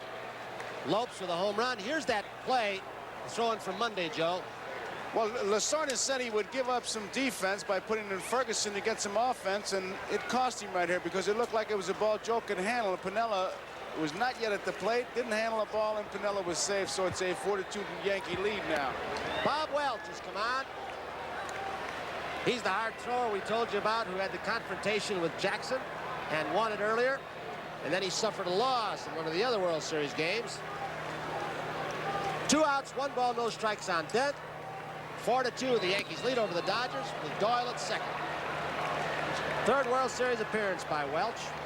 1 save, 1 loss. There's Doyle at second. He's been a hero in this ball game with 3 base hits and a couple of RBIs for the Yankees. 3 innings pitched. Welch has struck out 4.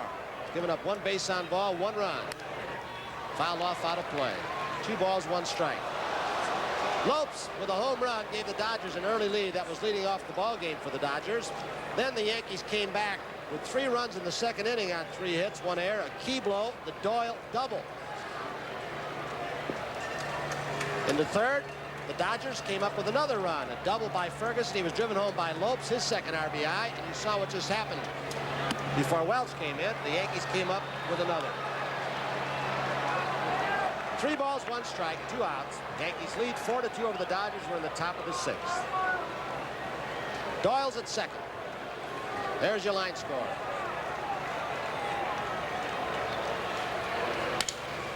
Trouble. Gonna score another run as he shatters his bat. Doyle will score run number 5. So on a broken bat over Russell's head. Bucky Dent is also 3 for 3, and it is amazing. The 8 and 9 hitters are 6 for 6 in this ball game.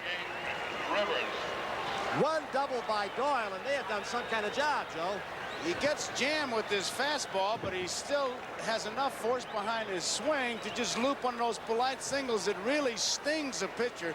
Ball is not hit good.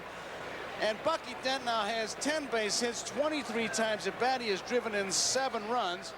And Doyle is 7 for 15. Mickey Rivers goes after a fastball, 1 strike. When you can get this kind of production from your 8 and 9 hitters, it is a real bonus. 6 for 6 between Doyle and Dent. 2 strikes on Rivers.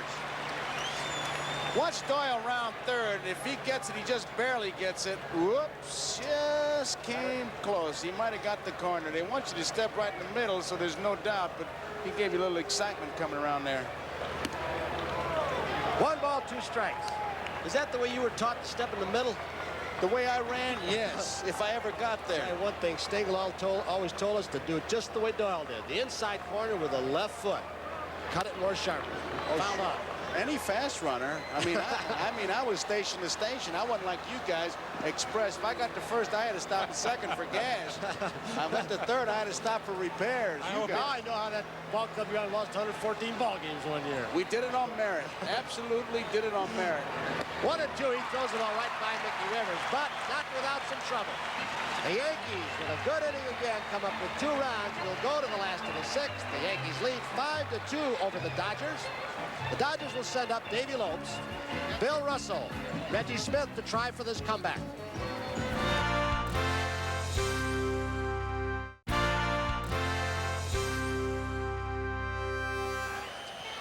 Down on the field right now, a man who is someday going to move into baseball special section of the Hall of Fame, as Red Barber and Mel Allen did, is our partner, Kurt Gowdy.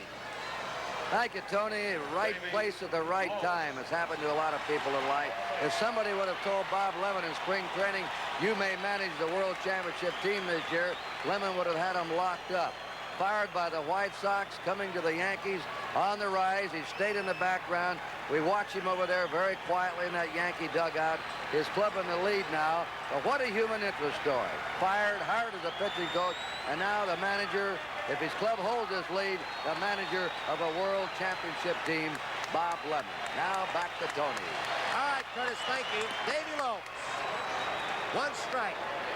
Lopes 2 for 2. Both RBIs in this ball game for the Dodgers, a home run and a single. He also has a stolen base. Greg Nettles playing even with a bat, retires Lopes. That's a fine exhibition of pitching right there, Tony. First pitch, good hard slider, and a good changeup here. You'll see Lopes get out in front of that ball, bounce it easily down to Greg Nettles. Another fine play by him.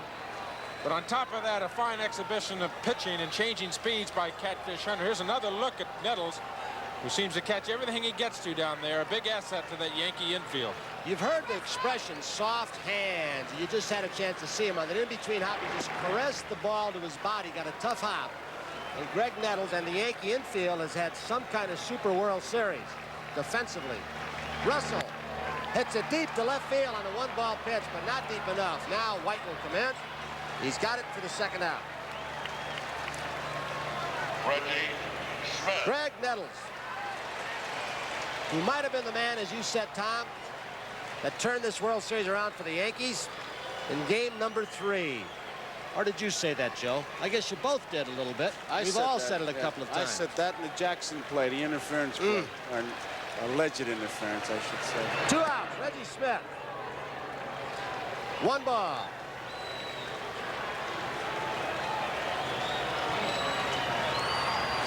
Yankees 5, Dodgers 2. We're in the last of the 6th.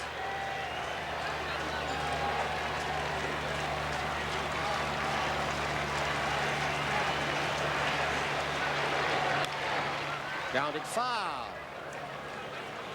There's Jim Lefevre, the man who managed in this Dodger organization in the minor leagues this year, who took the place of Jim Gillian, a real favorite. Tony, just to put a cap on what Kurt said, and he said it so well. That Bob Lemon, he said, you know, I got a championship club. I just have to stay out of the way. He's being too modest. I think so, because too. He has had to take a pitching staff that had some arm problems. There's Garvey on deck.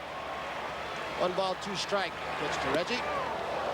The Yankee ball club, as has been said many times, have done the impossible an awful lot. Came from 14 behind. When Billy Martin resigned, he had the club in a 5-game winning streak. They were just 10.5 back. 3-2, 2 outs. Hunter facing Smith. Hunter, the man with 5 consecutive 20-win seasons.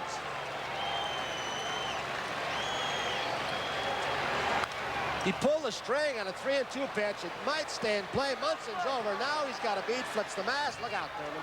Out of play. You know, Lemon, he is too modest. And that's why you have so much respect for him, because he's a Hall of Famer. But it was just a case. Look at Munson getting near that shades of Earl Batty. Remember when he hit the ball fence so hard.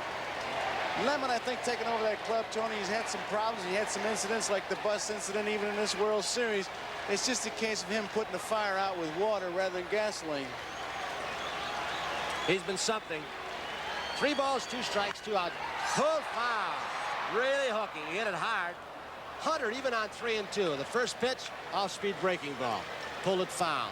This time he went way inside, about 6 inches off the plate. To get the good part of the bat on, Smith had to pull it foul. There you see the road record of the Yankees. Any team in the major leagues, the best. Pull foul again. Hunter's pitches are so close and have such good movement and change of speeds when they're on the corners. It's difficult to lay off his bat pitches, Tom. Well, you know he has such good control that he's going to be around the strike zone. You know, and if he misses with a pitch, he's only going to miss 2 or 3 inches. His lifetime career walk average is 2.5 per game. That's career. Check swing, bad pitch, chop ball. Nettles to Spencer. So they retire Smith. 3 up, 3 down. 6 are gone in Dodger Stadium. The score, the Yankees 5, the Dodgers 2. And we'll be back after these messages from your local station.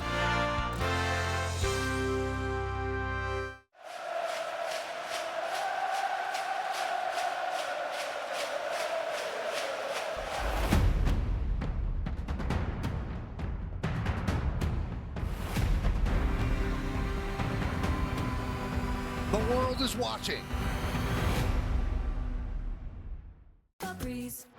Smells great in here. What is it? It's my trash. Introducing Febreze Trash Odor Fighter. It reduces up to 99% of common trash odors, replacing them with 45 days of freshness. And it works on all kinds of trash cans.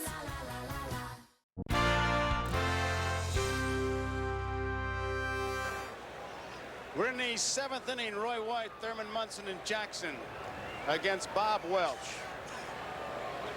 White 1 for 3. High, ball 1. Dodgers trailing by 3. Yankees 5 runs, 9 hits, no errors. Dodgers 2-4-1. All the way back, and it's ball 2. Roy White. White has had a good series. 8 for 23. But the story, his last 2 guys in the Yankee lineup, Doyle and Dent. Especially Dent. 3 balls, no strikes, Roy White.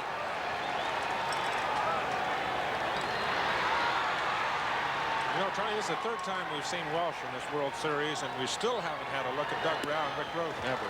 Nope. 2 guys that between them, I think they won 30 games during the year. Ball 4, where Roy White draws the base on ball, so the leadoff man is on. Shot at the Dodger Stadium from the parking lot. Live from Dodger Stadium, where the Yankees are leading by 3, 5-2 in the 7th inning with nobody out and 1 man on.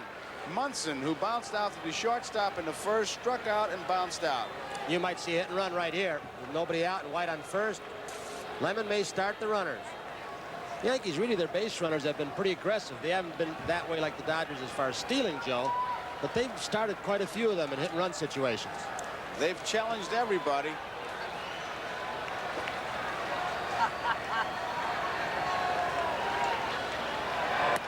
It's a strike, a fastball. Bob Welch in relief of Don Sutton. There you see the split screen. Roy White, the base runner at 1st. Nobody out.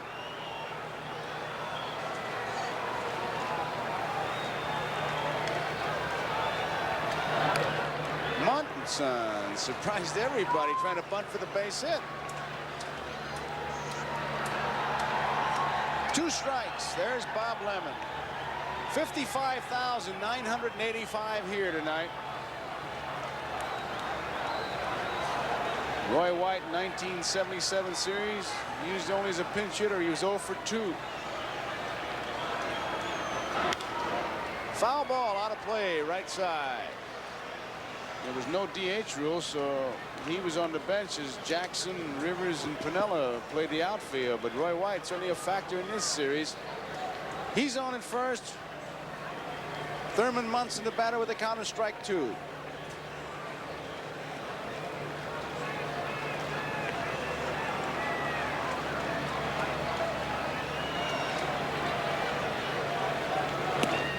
Just missed outside. 1 ball and 2 strikes to count. Welch's job, very simply, there's Reggie Jackson on deck. Welch's job, very simply, is to shut the Yankees off for another couple of innings and hope the Dodgers can get something going.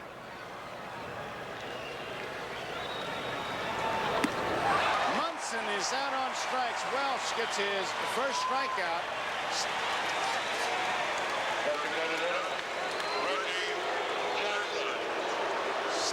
strike out. He got Rivers to end the 6th inning. Here is Reggie Jackson as we look in Lasorda. Dodgers will have Garvey, Say, and Baker, the middle-end lineup coming up. 5-2, Yankees lead. 1 out, base runner at first is Roy White.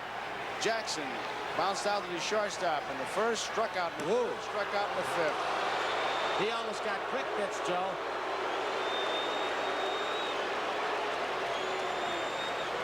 Plate umpire Joe Brinkman called time.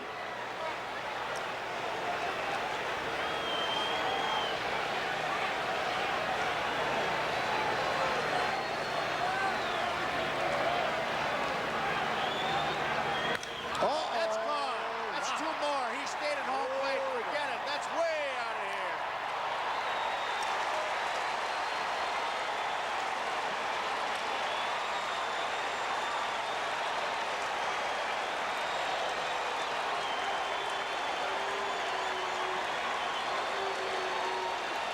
Reggie Jackson knew he touched one off. He's battled Welch, and he just showed, I am the boss, youngster, as he really drilled one. Tips his hat to the fans. And now we got a 7-2 ball game. When Jackson hit that ball, which has become a trademark, Piniella takes it outside for ball 1. He just stood at home plate for a minute to watch it sail out. It's low, ball 2. He really put a charge into that. I don't know which one was farther, that one or the home run in game 1, but they're both pretty close. Center field, Monday going back, so is Smith. Monday takes charge. Reggie takes as big a swing as anybody that I've seen in the big leagues, including the big guy Stargell and McCovey in the National League, and when he hits them, he knows that they're gone. He hits those shots that, I mean, they're just out of everything, and that's gone. And he likes to enjoy them too. Oh, does he love to watch him? Last time he was here, of course, in Dodger Stadium, facing Bob Welch. Welch struck him out in that very exciting ball game. What a dramatic game that was, and Reggie just put a crusher on him. 7 runs, 10 hits, no errors for the Yankees, 2-4-1, and time is called once again. You see John Kibler, he was the one who called time. He's at third base. Bill Haller at second base called time, and Joe Brinkman called time. You know, we've seen relatively few arguments on balls and strikes. Sure, there was a controversial play in Yankee Stadium, but really the umpires have not had a lot of heat. There's Lasorda from the players on ball and strike calls in this series. The only one big argument was that play at the Russell to the ball. Jackson, that's it. Behind the play, they've been very peaceful. Nettles pulls it foul. Jackson, that was his 9th home run in the series. He's 6th on the all-time list. Mickey Mantle leads with 18. Babe Ruth is 15. Yogi 12. Duke Snider 11. Garrick 10. Reggie Jackson 9. Mickey Rivers holds court. Nettles takes it low. 2 balls, 1 strike, 2 outs, 2 runs are in. A tremendous home run by Reggie Jackson. Davey Lopes hit a home run to open the game for the Dodgers in the bottom of the 1st. Yankees erased that with 3 in the 2nd, and they just got 2 more. Off the handle, Reggie Smith should have no problem.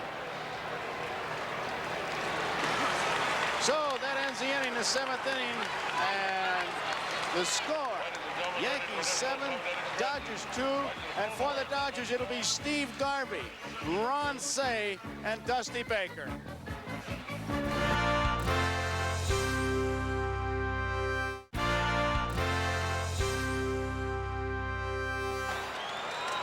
The youngster Bob Welch on the Dodger bench.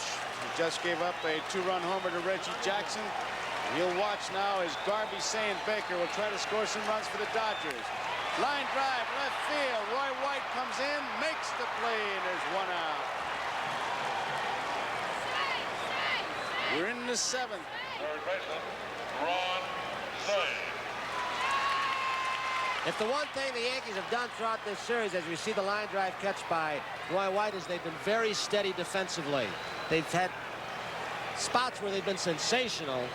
Nettles and Doyle and Dent today a couple of times, but they haven't messed up too many balls, Joe. No, they haven't. And here is Ronce. It's a strike. I started to say, and name one, and I'm sure 6 tough innings out of Catfish Hunter. He is pitching a 4-hitter. It opened up with a home run by Lopes. Lopes has 2 of those 4 hits. Left field, Roy White comes in. He'll not get this one, and there's the 5th hit. Ronce is on. This crowd comes to life. Well, Joe, if the Dodgers are going to get back in this game, the middle of this lineup has got to do something. Of course, Steve Garvey has been quiet the entire World Series.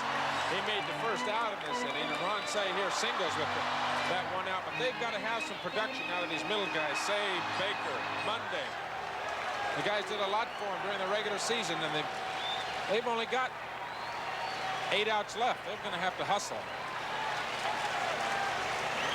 Baker bounced out in the 2nd inning, robbed of a base hit by Bucky Dent. Down the left field line, Roy White is there. 2 outs. There's a play that I look at my score sheet as Say heads back to first. That double play in the 3rd inning started by Brian Doyle. Big play. You bet. That'll get him a couple of votes for MVP in this World Series. Again, it's not over with. The Dodgers have had 5 3-run innings in the first 5 games of this World Series. That's their biggest inning, and they're going to have to get at least another one of these to get back in, and then maybe another big inning to get out in front. Both the scouting reports, and Bob Neiman was the other scout for the Yankees, along with Tebbets and Kraft and Ed Liberatore, Charlie Metro, and Jerry Stevenson for the Dodgers. Hunter almost fell as he threw that. The one thing they all stressed was that the other guy has the ability to come back.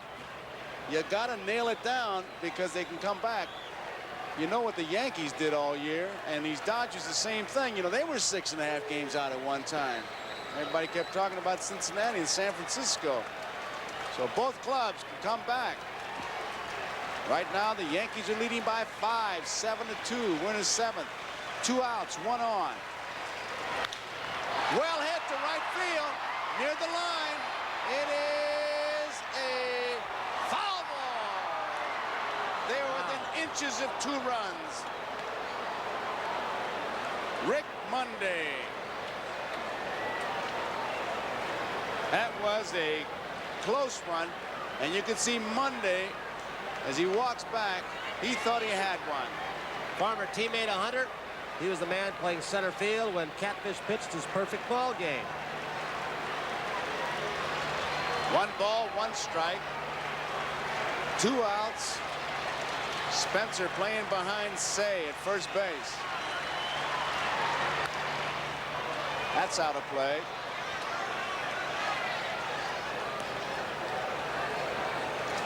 You know, as we get closer here, too, Joe, we got 2 outs in the 7th inning.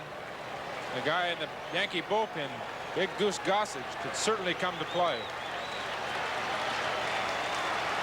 Here's the 1-2 pitch.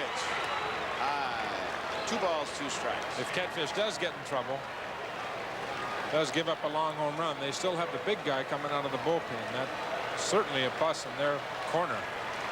And Lemon won't wait long either. Off the handle, popped up. He jammed in. Bucky Dent calling for it.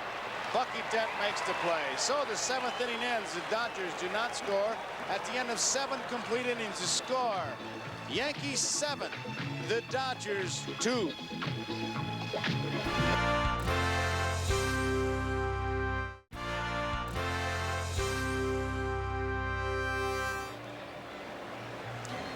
The Dodgers have a new pitcher. Doug Rao has come on in relief, and he has been kind of in the center of a controversy. Why he wasn't used. Well, one of the Dodgers scouts recommended in his scouting report that Rao should be one of the pitchers in Yankee Stadium against the Yankees because of that ballpark and their left-handed power. And of course, Mickey Rivers, too. So Rao comes in now, 5 runs down, and let's hear what Lassard had to say about why he hasn't pitched him earlier. Well, first of all, Tony, we haven't been able to get in a position where we could use Doug Rau. You see, we started Tommy John thinking that you have to have one pitcher that would be able to pitch in three ball games. In other words, he'd have to go the first, the fourth, and the seventh. And Doug Rau was going to be used exclusively as a long relief man. We haven't had that opportunity to use him. And in the event that Don Sutton doesn't do well tonight, we've got Doug Rau ready, and we had him ready in case Sutton wasn't able to pitch.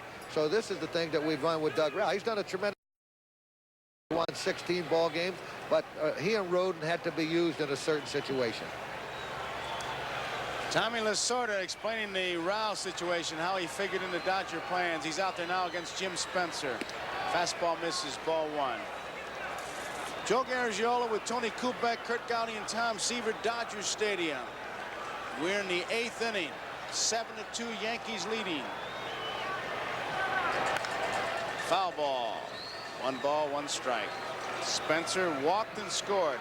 Yankees able to capitalize. A base on balls to Spencer, they scored. A base on balls to White in the 7th, he scored on Jackson's home run. You put him on, set the table, and somebody will come along to clean it off.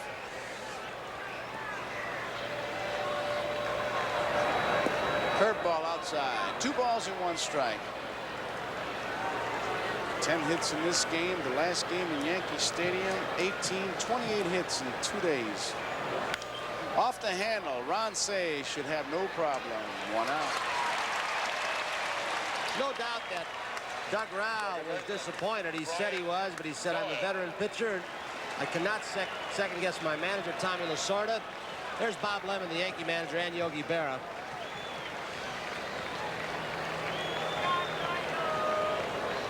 This is Brian Doyle.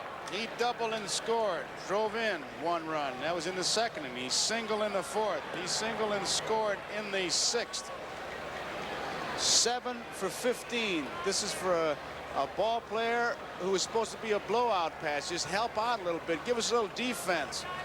When Willie Randolph got hurt, he and Stanley have done some job. This one's pulled into the stands. And the pressure, I think it's an overlooked thing with this youngster. He didn't play that much this year. In fact, the double he hit to left field was his first extra base hit as a Yankee. Joe, I think what you're saying is so true. And there you see 5 hits in a row. The record is 6 by Thurman Munson of the Yankees in 1976. And Leon, was that Goose Gosling of Washington, the 24 World Series? Whoa! Came within inches of joining the 2 pretty good ball players. You know what I think is also important, Joe, that Doyle came up later on in the season, and by this World Series performance, it might assure him of a job with the Yankees next year as that utility infielder, and that's got to be a big plus for him because he obviously was concerned about it. He's had some series. They're proud of him in Cave City, Kentucky. Curveball. Doug Rau has it. And Brian Doyle is retired, and the fans react.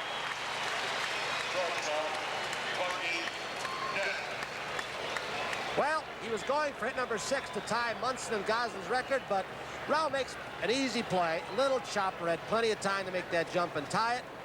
Brian Doyle came very close in his first World Series. Here is Bucky Dent. Bucky drove in 2 runs with a single in the 2nd. He singled to center. And he drove in a run with a single in the 6th. Ball 1. 10 for 23. What a finish this guy's had. Out of play. Go back to that Red Sox game when he just looped one into the screen for that big home run. You know, Joe, you talk about taking advantage. That's an obvious fact with these Yankees. They are really something. They're the most opportunistic team that I have ever seen. And I think one reason because of that is they have so much experience in the lineup. White, Munson, Jackson, Piniella, Nettles. They have a lot of years out there. And I think that rubs off on the young guys, the kids that haven't played that much, the Doyles and the Dent. I think that's a big plus, having all that experience in the middle of your lineup. Here's the 1-2 pitch. Inside 2-2. My first World Series was 1946, and I remember how much help guys like Howard Paulette, Terry Moore, Whitey Kurowski, you felt like, well, if I just showed up, I'm going to be all right. You need that experience. Dent up the middle. Russell. Quick throw. In time. So it's 1-2-3. Doug Rouse sets the Yankees down. We go into the bottom of the 8th inning. It's Yankees 7, Dodgers 2, and 2 up for the Dodgers in the 8th inning. It'll be Joe Ferguson, Vic Davalillo, the DH, and Davey Lopes, a hot hitter.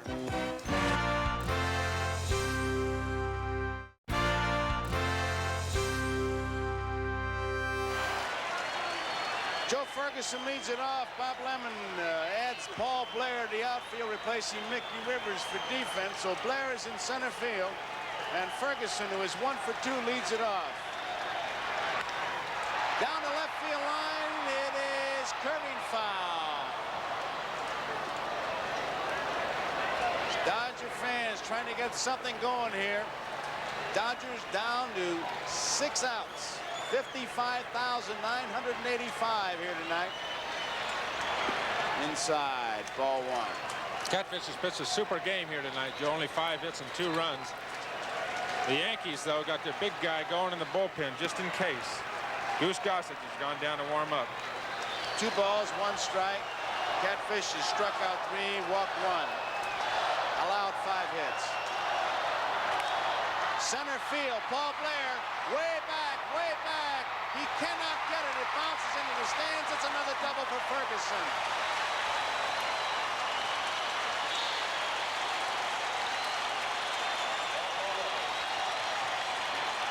Here comes Bob Lemon as Paul Blair looks to find where he is, watches it hit the wall, and carom off him over the fence for a double. Bob Lemon has come out to talk to his pitcher, Catfish. May make a move. He's got Gossage out there. Munson will be a big factor in this decision, Tom. Well, I think Bob will listen to both of them. Yeah, he's already made his decision. Goose Gossage is coming in.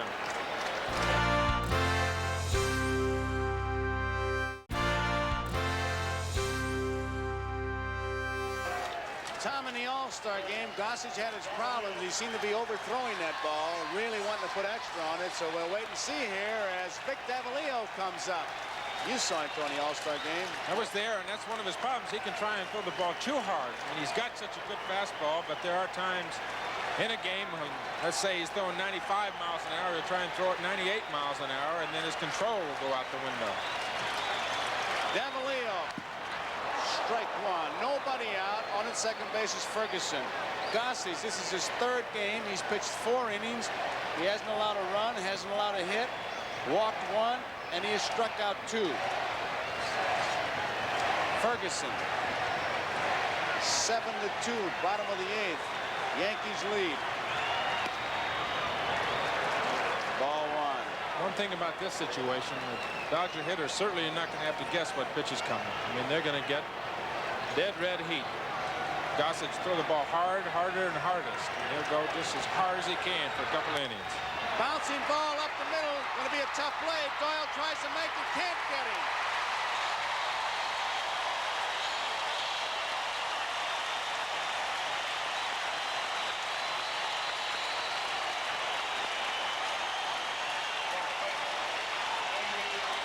Well, there's a spark of a little rally here in Dodger Stadium. Another fastball right down the middle. Davalillo pounds it into the ground. This hard Dodger turf. Brian Doyle almost made a super play.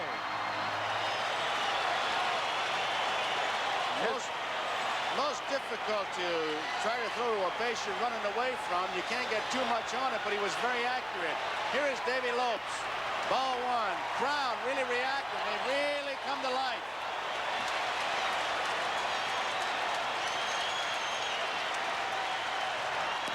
Strike. 1 ball, 1 strike. Nobody out. Ferguson at 3rd. Davalillo is at 1st. Yankees lead 7-2, bottom of the 8th. Gossage in relief. Out of play, foul ball. 1 ball, 2 strikes to count on Davey Lopes, who's been the hottest hitter. Home run in the 1st inning, a single to drive in a run in the 3rd. Both runs driven in by Davey Lopes. He has scored 1.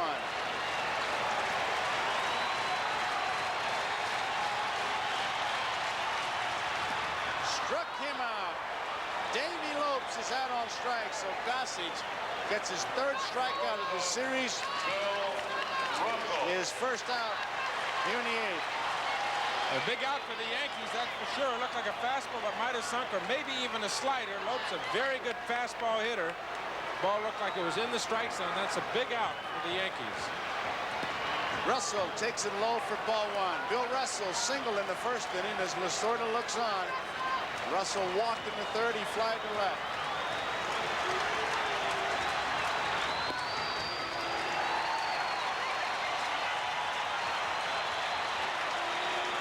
Two balls, no strikes. Nettles hollers something to Gossage. Just get the ball over, make him hit. Leading by 5. Dodgers got 2 base runners on.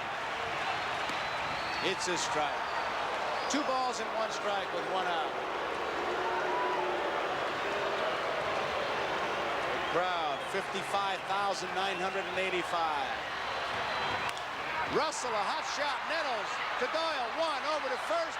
Double play. Goose Gossage comes in to get a strikeout and a double play, and the fire that was started by the Dodgers in the 8th goes out. So at the end of 8 complete innings, the score, Yankees 7, Los Angeles Dodgers 2.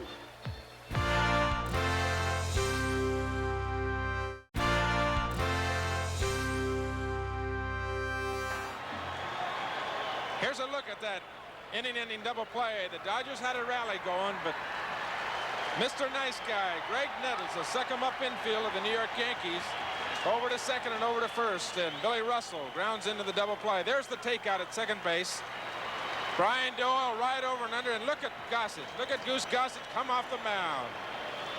Looked like he went up for a big rebound, didn't he? He is a happy man. The Goose jumped straight up. That's not a rare thing for Nettles. Greg holds the major league record for third baseman with 54 double plays. That was in 1971. Game being held up now as we have some fireworks. A fan ran on the field, and now some fireworks being dropped out there. Dodger fans, a funny way, a weird way to show the disappointment. But the firepower really came from the Yankees, as Jim Spencer says hello to Mom. Here is Paul Blair. First time at bat in this game. He swings and misses at the first pitch. He had a good cut. Doug Rao. I can't believe this. They're playing this game, and there's a smoke bomb in left field, and they're not doing anything about it. That is really throwing out some smoke. 2 strikes.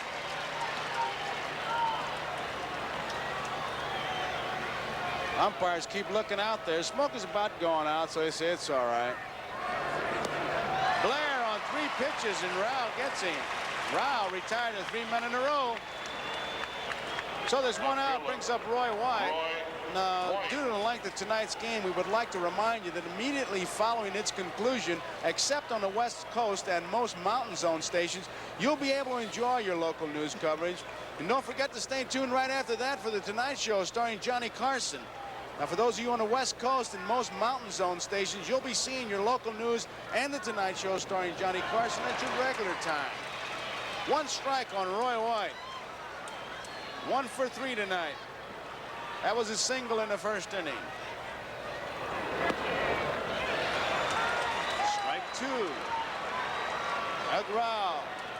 Don Sutton started, Bob Welch, and now Rao. Catfish Hunter for the Yankees, replaced by Goose Gossage. Outside.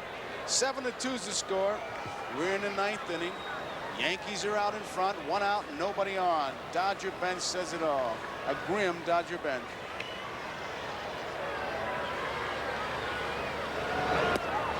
Roy White can't grab it. So there are 2 outs. Strikeout number 2.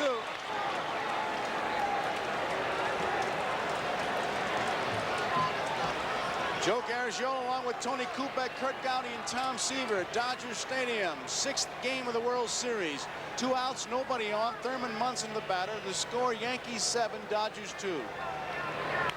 Munson dribbles one down the third base line. Going to be a tough play. He'll not get him. Munson has an infield hit. Munson is on with a base hit, an infield hit. And that brings up Reggie Jackson. Here you see the ball going down the third baseline. Ronnie Say comes in one-handed and really has no chance. Those swinging bunts are very difficult plays to make. Say was playing back and really has no chance. See how far back he is there at third base, and he's got to come all the way in. It's almost a perfect strike bunt.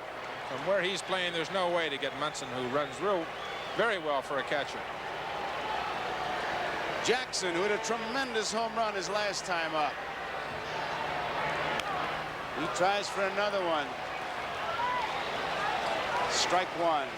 Jackson, who really closed that 77 World Series with a big finale blast.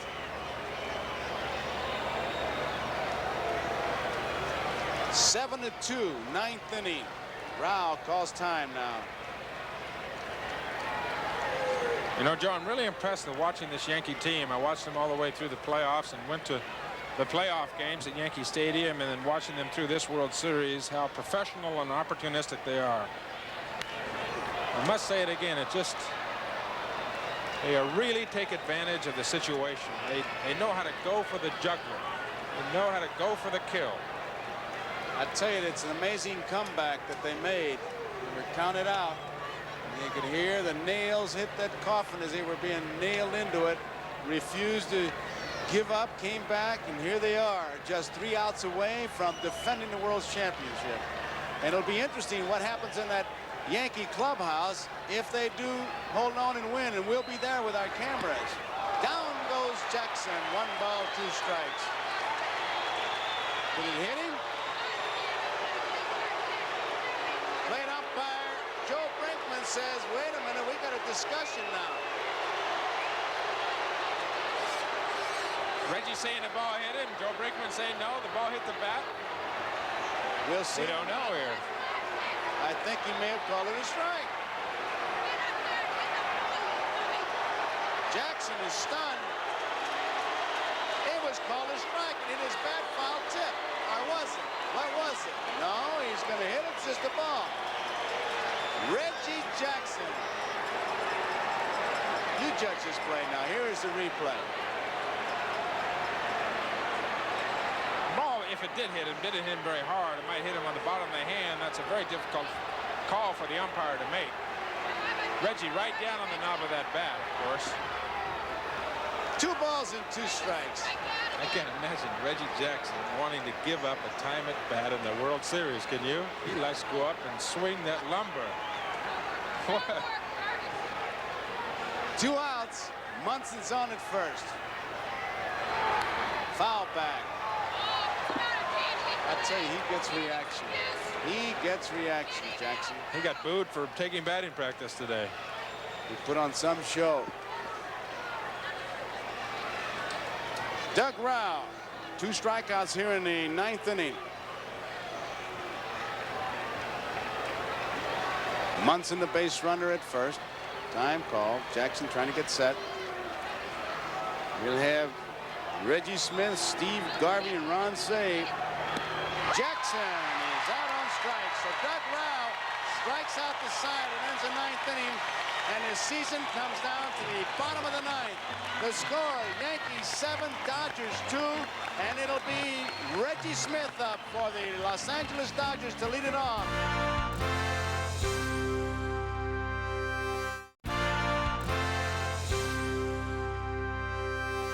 Reggie Smith, Steve Garvey, and Ron Say. Tom, it's hard to imagine, but when you come down to this, it all began back in March, and now you're down to your final 3 outs. You need a rally. A whole season. It's a crazy long game, Joe. You start way back when it's still snow up in the North Country, and you play about 30 games in spring training, and then you play 162 games during the season. Then you've got the playoffs, 4 more games, and then here it is, 6 more games. You add up to about 200 baseball games for the year. Comes out, you need 3 outs, and you can be the world champions. You got Goose Gossage on the mound, your free agent that you picked up from the Pittsburgh Pirates, and your foreign territory in Dodger Stadium. It makes all the work and all the travel and all the hotels and all the airplanes and all the getting into towns at 2 and 3 in the morning and Working 7 days a week, it makes it much more than worthwhile, that's for sure. Players out there obviously are not playing for money, they're playing for pride. Professional pride is one of the beautiful things in this country. Number 27. So it's Reggie Smith.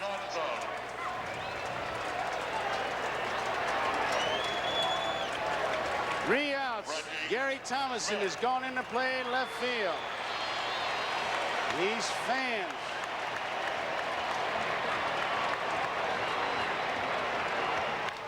First pitch, left field. Thomason going back. He has room. There is one out.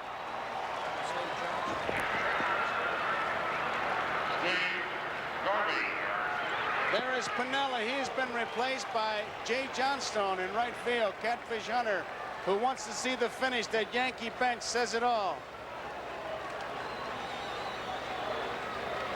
There's Reggie Jackson. Steve Garvey, who's had a tough series. Yankees standing 2 outs away from defending their championship. Goose Gossage, who came on to get a strikeout and a double play. Right field, down the line, it is curving foul. Now you see Jay Johnstone, not that guy in the yellow pants. That guy, you probably could go visit him Sunday, 2 to 4. There's a very somber Dodger bench right there. They won the first 2 games here in Dodger Stadium and went to Yankee Stadium and got cleaned out. Good fastball by Bruce Gossage, the Goose.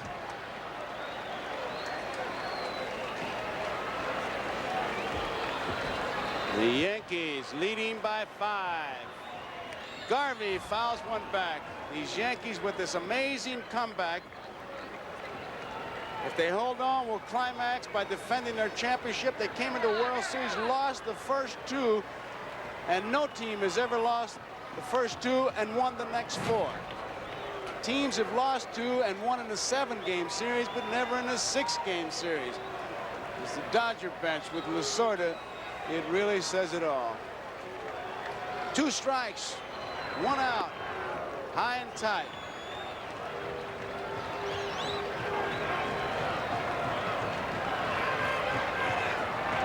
Gossage.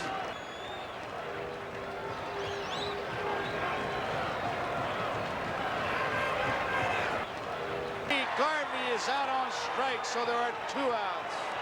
And now it's down to the final out. Ron Say. The Yankee bench standing, anticipating. The Dodger bench hoping against hope. Yankees, it'll be their 22nd World Championship and 2nd in a row if they can hold on.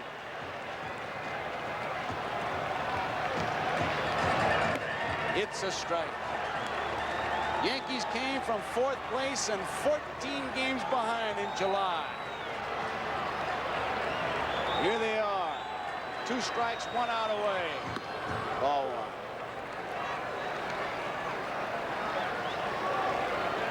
1. And now they're 2 strikes from another world championship. Their 2nd championship in a row. 22nd for the Yankees. 1-1 pitch. Outside.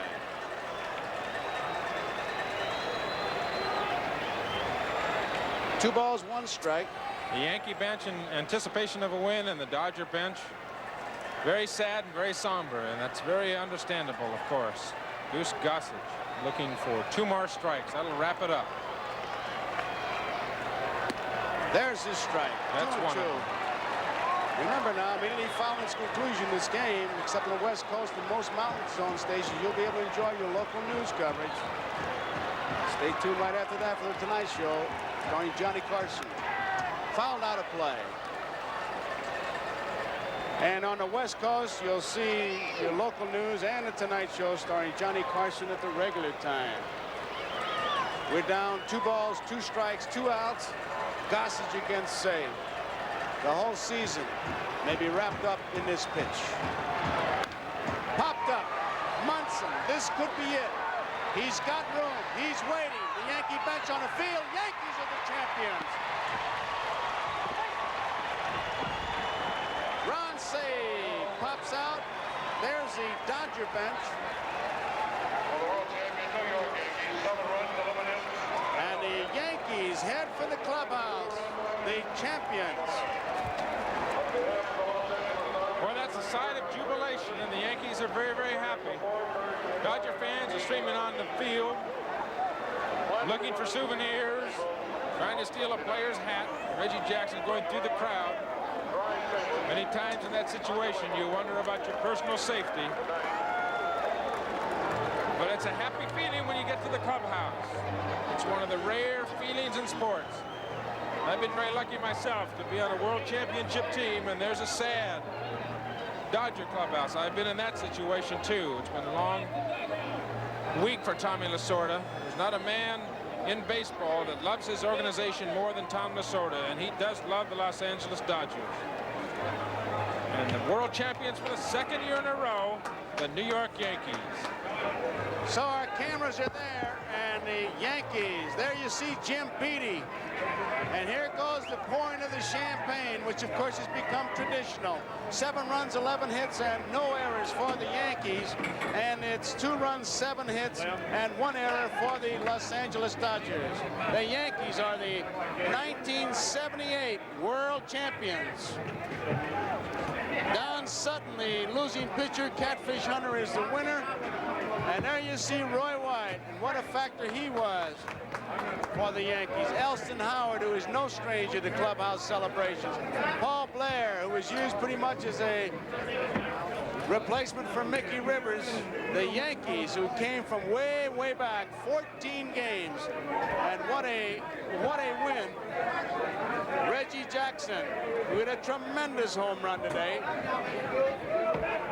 7 runs, 11 hits, no errors, 2-7-1 for the Dodgers. What a feeling it must be to have come from that far behind.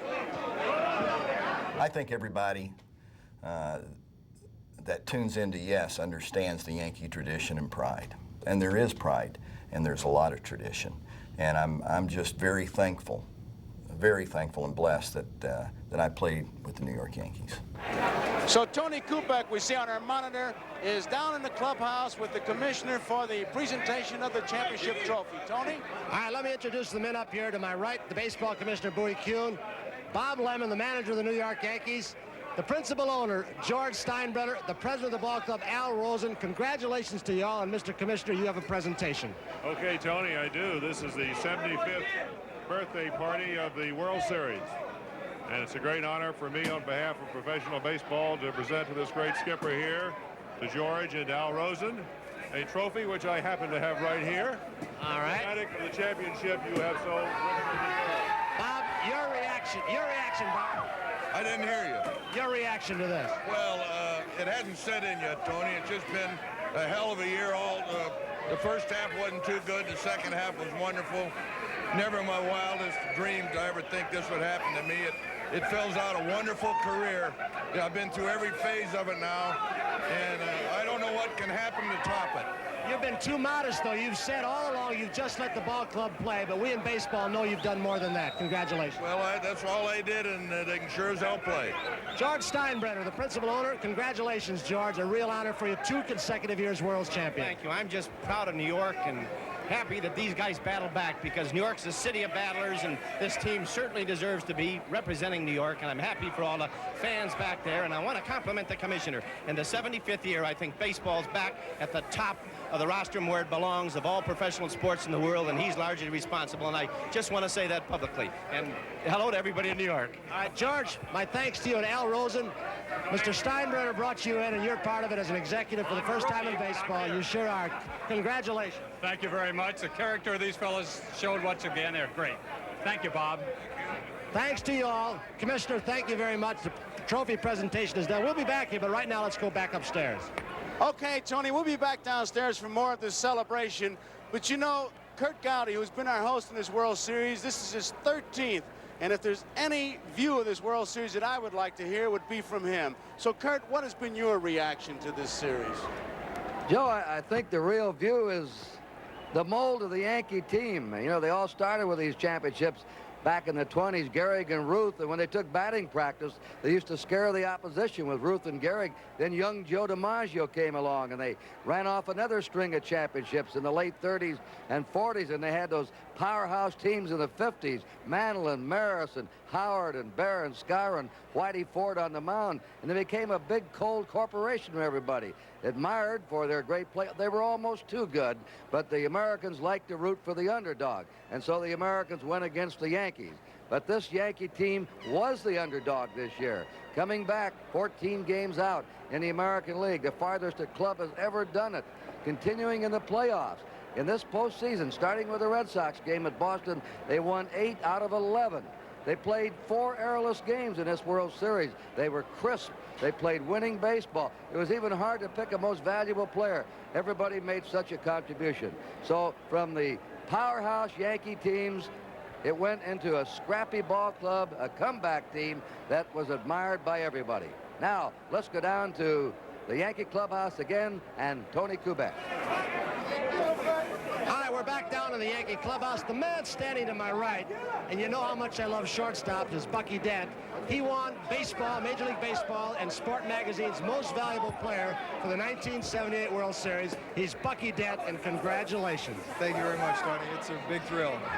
2 times in a row, you were steady throughout this World Series, and you got the big hits in this last ball game. Well, you know, I haven't been able to contribute all year to this team. You know, I was hurt a lot, and these guys right here are the most valuable players all year, and I just felt like if I could just go out and contribute a little bit, you know, maybe I could help us win this thing. Well, you and Brian Doyle made one heck of a double play early in the ballgame, which might have been some trouble for Catfish and the Yankees. That's right. Brian's just done a great job for us. You know, they put the little man in a tough situation. They threw him in Boston, and I tell you, he did a great job, and I'm really proud of him. Bucky, our thanks to you. Congratulations once again. The 2 guys here, well, they've had some problems between themselves at time, but they are, wait a second, they are great admirers and respectful of each other. Thurman Munson and Reggie Jackson. And Thurman, 2 consecutive years world champions. Is it always tougher the second time? Well, the only thing that I want to know, and I want to find out next year, if we get in the series, I want to know if we're going to be underdogs again. Underdog? This year, yeah. You know, we won 3 games in New York. We were under game when the series started. We came back here, we were underdogs. I just that's right. And it was kind of like the embarrassing. favorite one. Thurman came to the ballpark when the series started one day, and he said, you know, I wouldn't mind going home and letting the not letting the Dodgers win, but it just was embarrassing to us that we were the world champions and we're underdog. You know, oh, why do we have to be underdog? We're good too, you know. You betcha. You each had good World Series with a bat too. Well, I tell you, you know, when you get a lot of guys on base, when everybody does well, you know, it makes the World Series more fun. I think, you know, Joe Garagiola said it earlier, you know, you really hate to see anybody have a bad World Series. And, you know, it's true, you know. You just want to see everybody be able to enjoy it. And, you know, God bless Catfish today. He pitched a hell of a ball game coming back. Everybody, Doyle did a super job. I wish they give about 3 cars away because Doyle deserves them too. Reggie, this is what, 5 world championships for you now? Yes, Tony, this is the 5th one. All right. Do you enjoy this one or savor it more than the others? Yes, I do. You know, it's not any more than the others because every time you win a World Series, it's one of the greatest things in the world, really. And, you know, you set out, you're working hard, you're going after it. And, you know, you're putting all your time in and everything. And it's just, to me, now I can relax this winter and have a nice time and feel proud and feel good. And, you know, just thank God in heaven, the good Lord, he took care of me, really. Reggie Jackson, Thurman Munson, 2 big contributors in this World Series. Let's go back upstairs for a moment. Thank you both. A tremendous victory here. You can see the jubilation in guys who were supposed to be, I guess, calloused and hard and what have you. But there they were, Munson and Jackson talking about it. The final score, Yankees 7, Dodgers 2. The Yankees are the champions.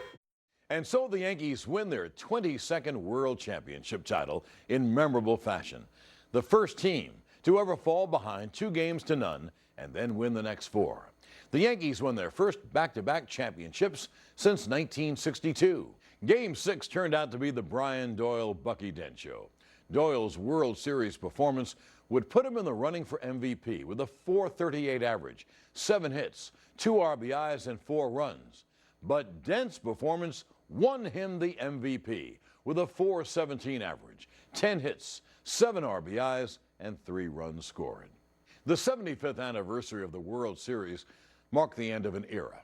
New York would become the last repeat world champions until the Toronto Blue Jays did it in 1993.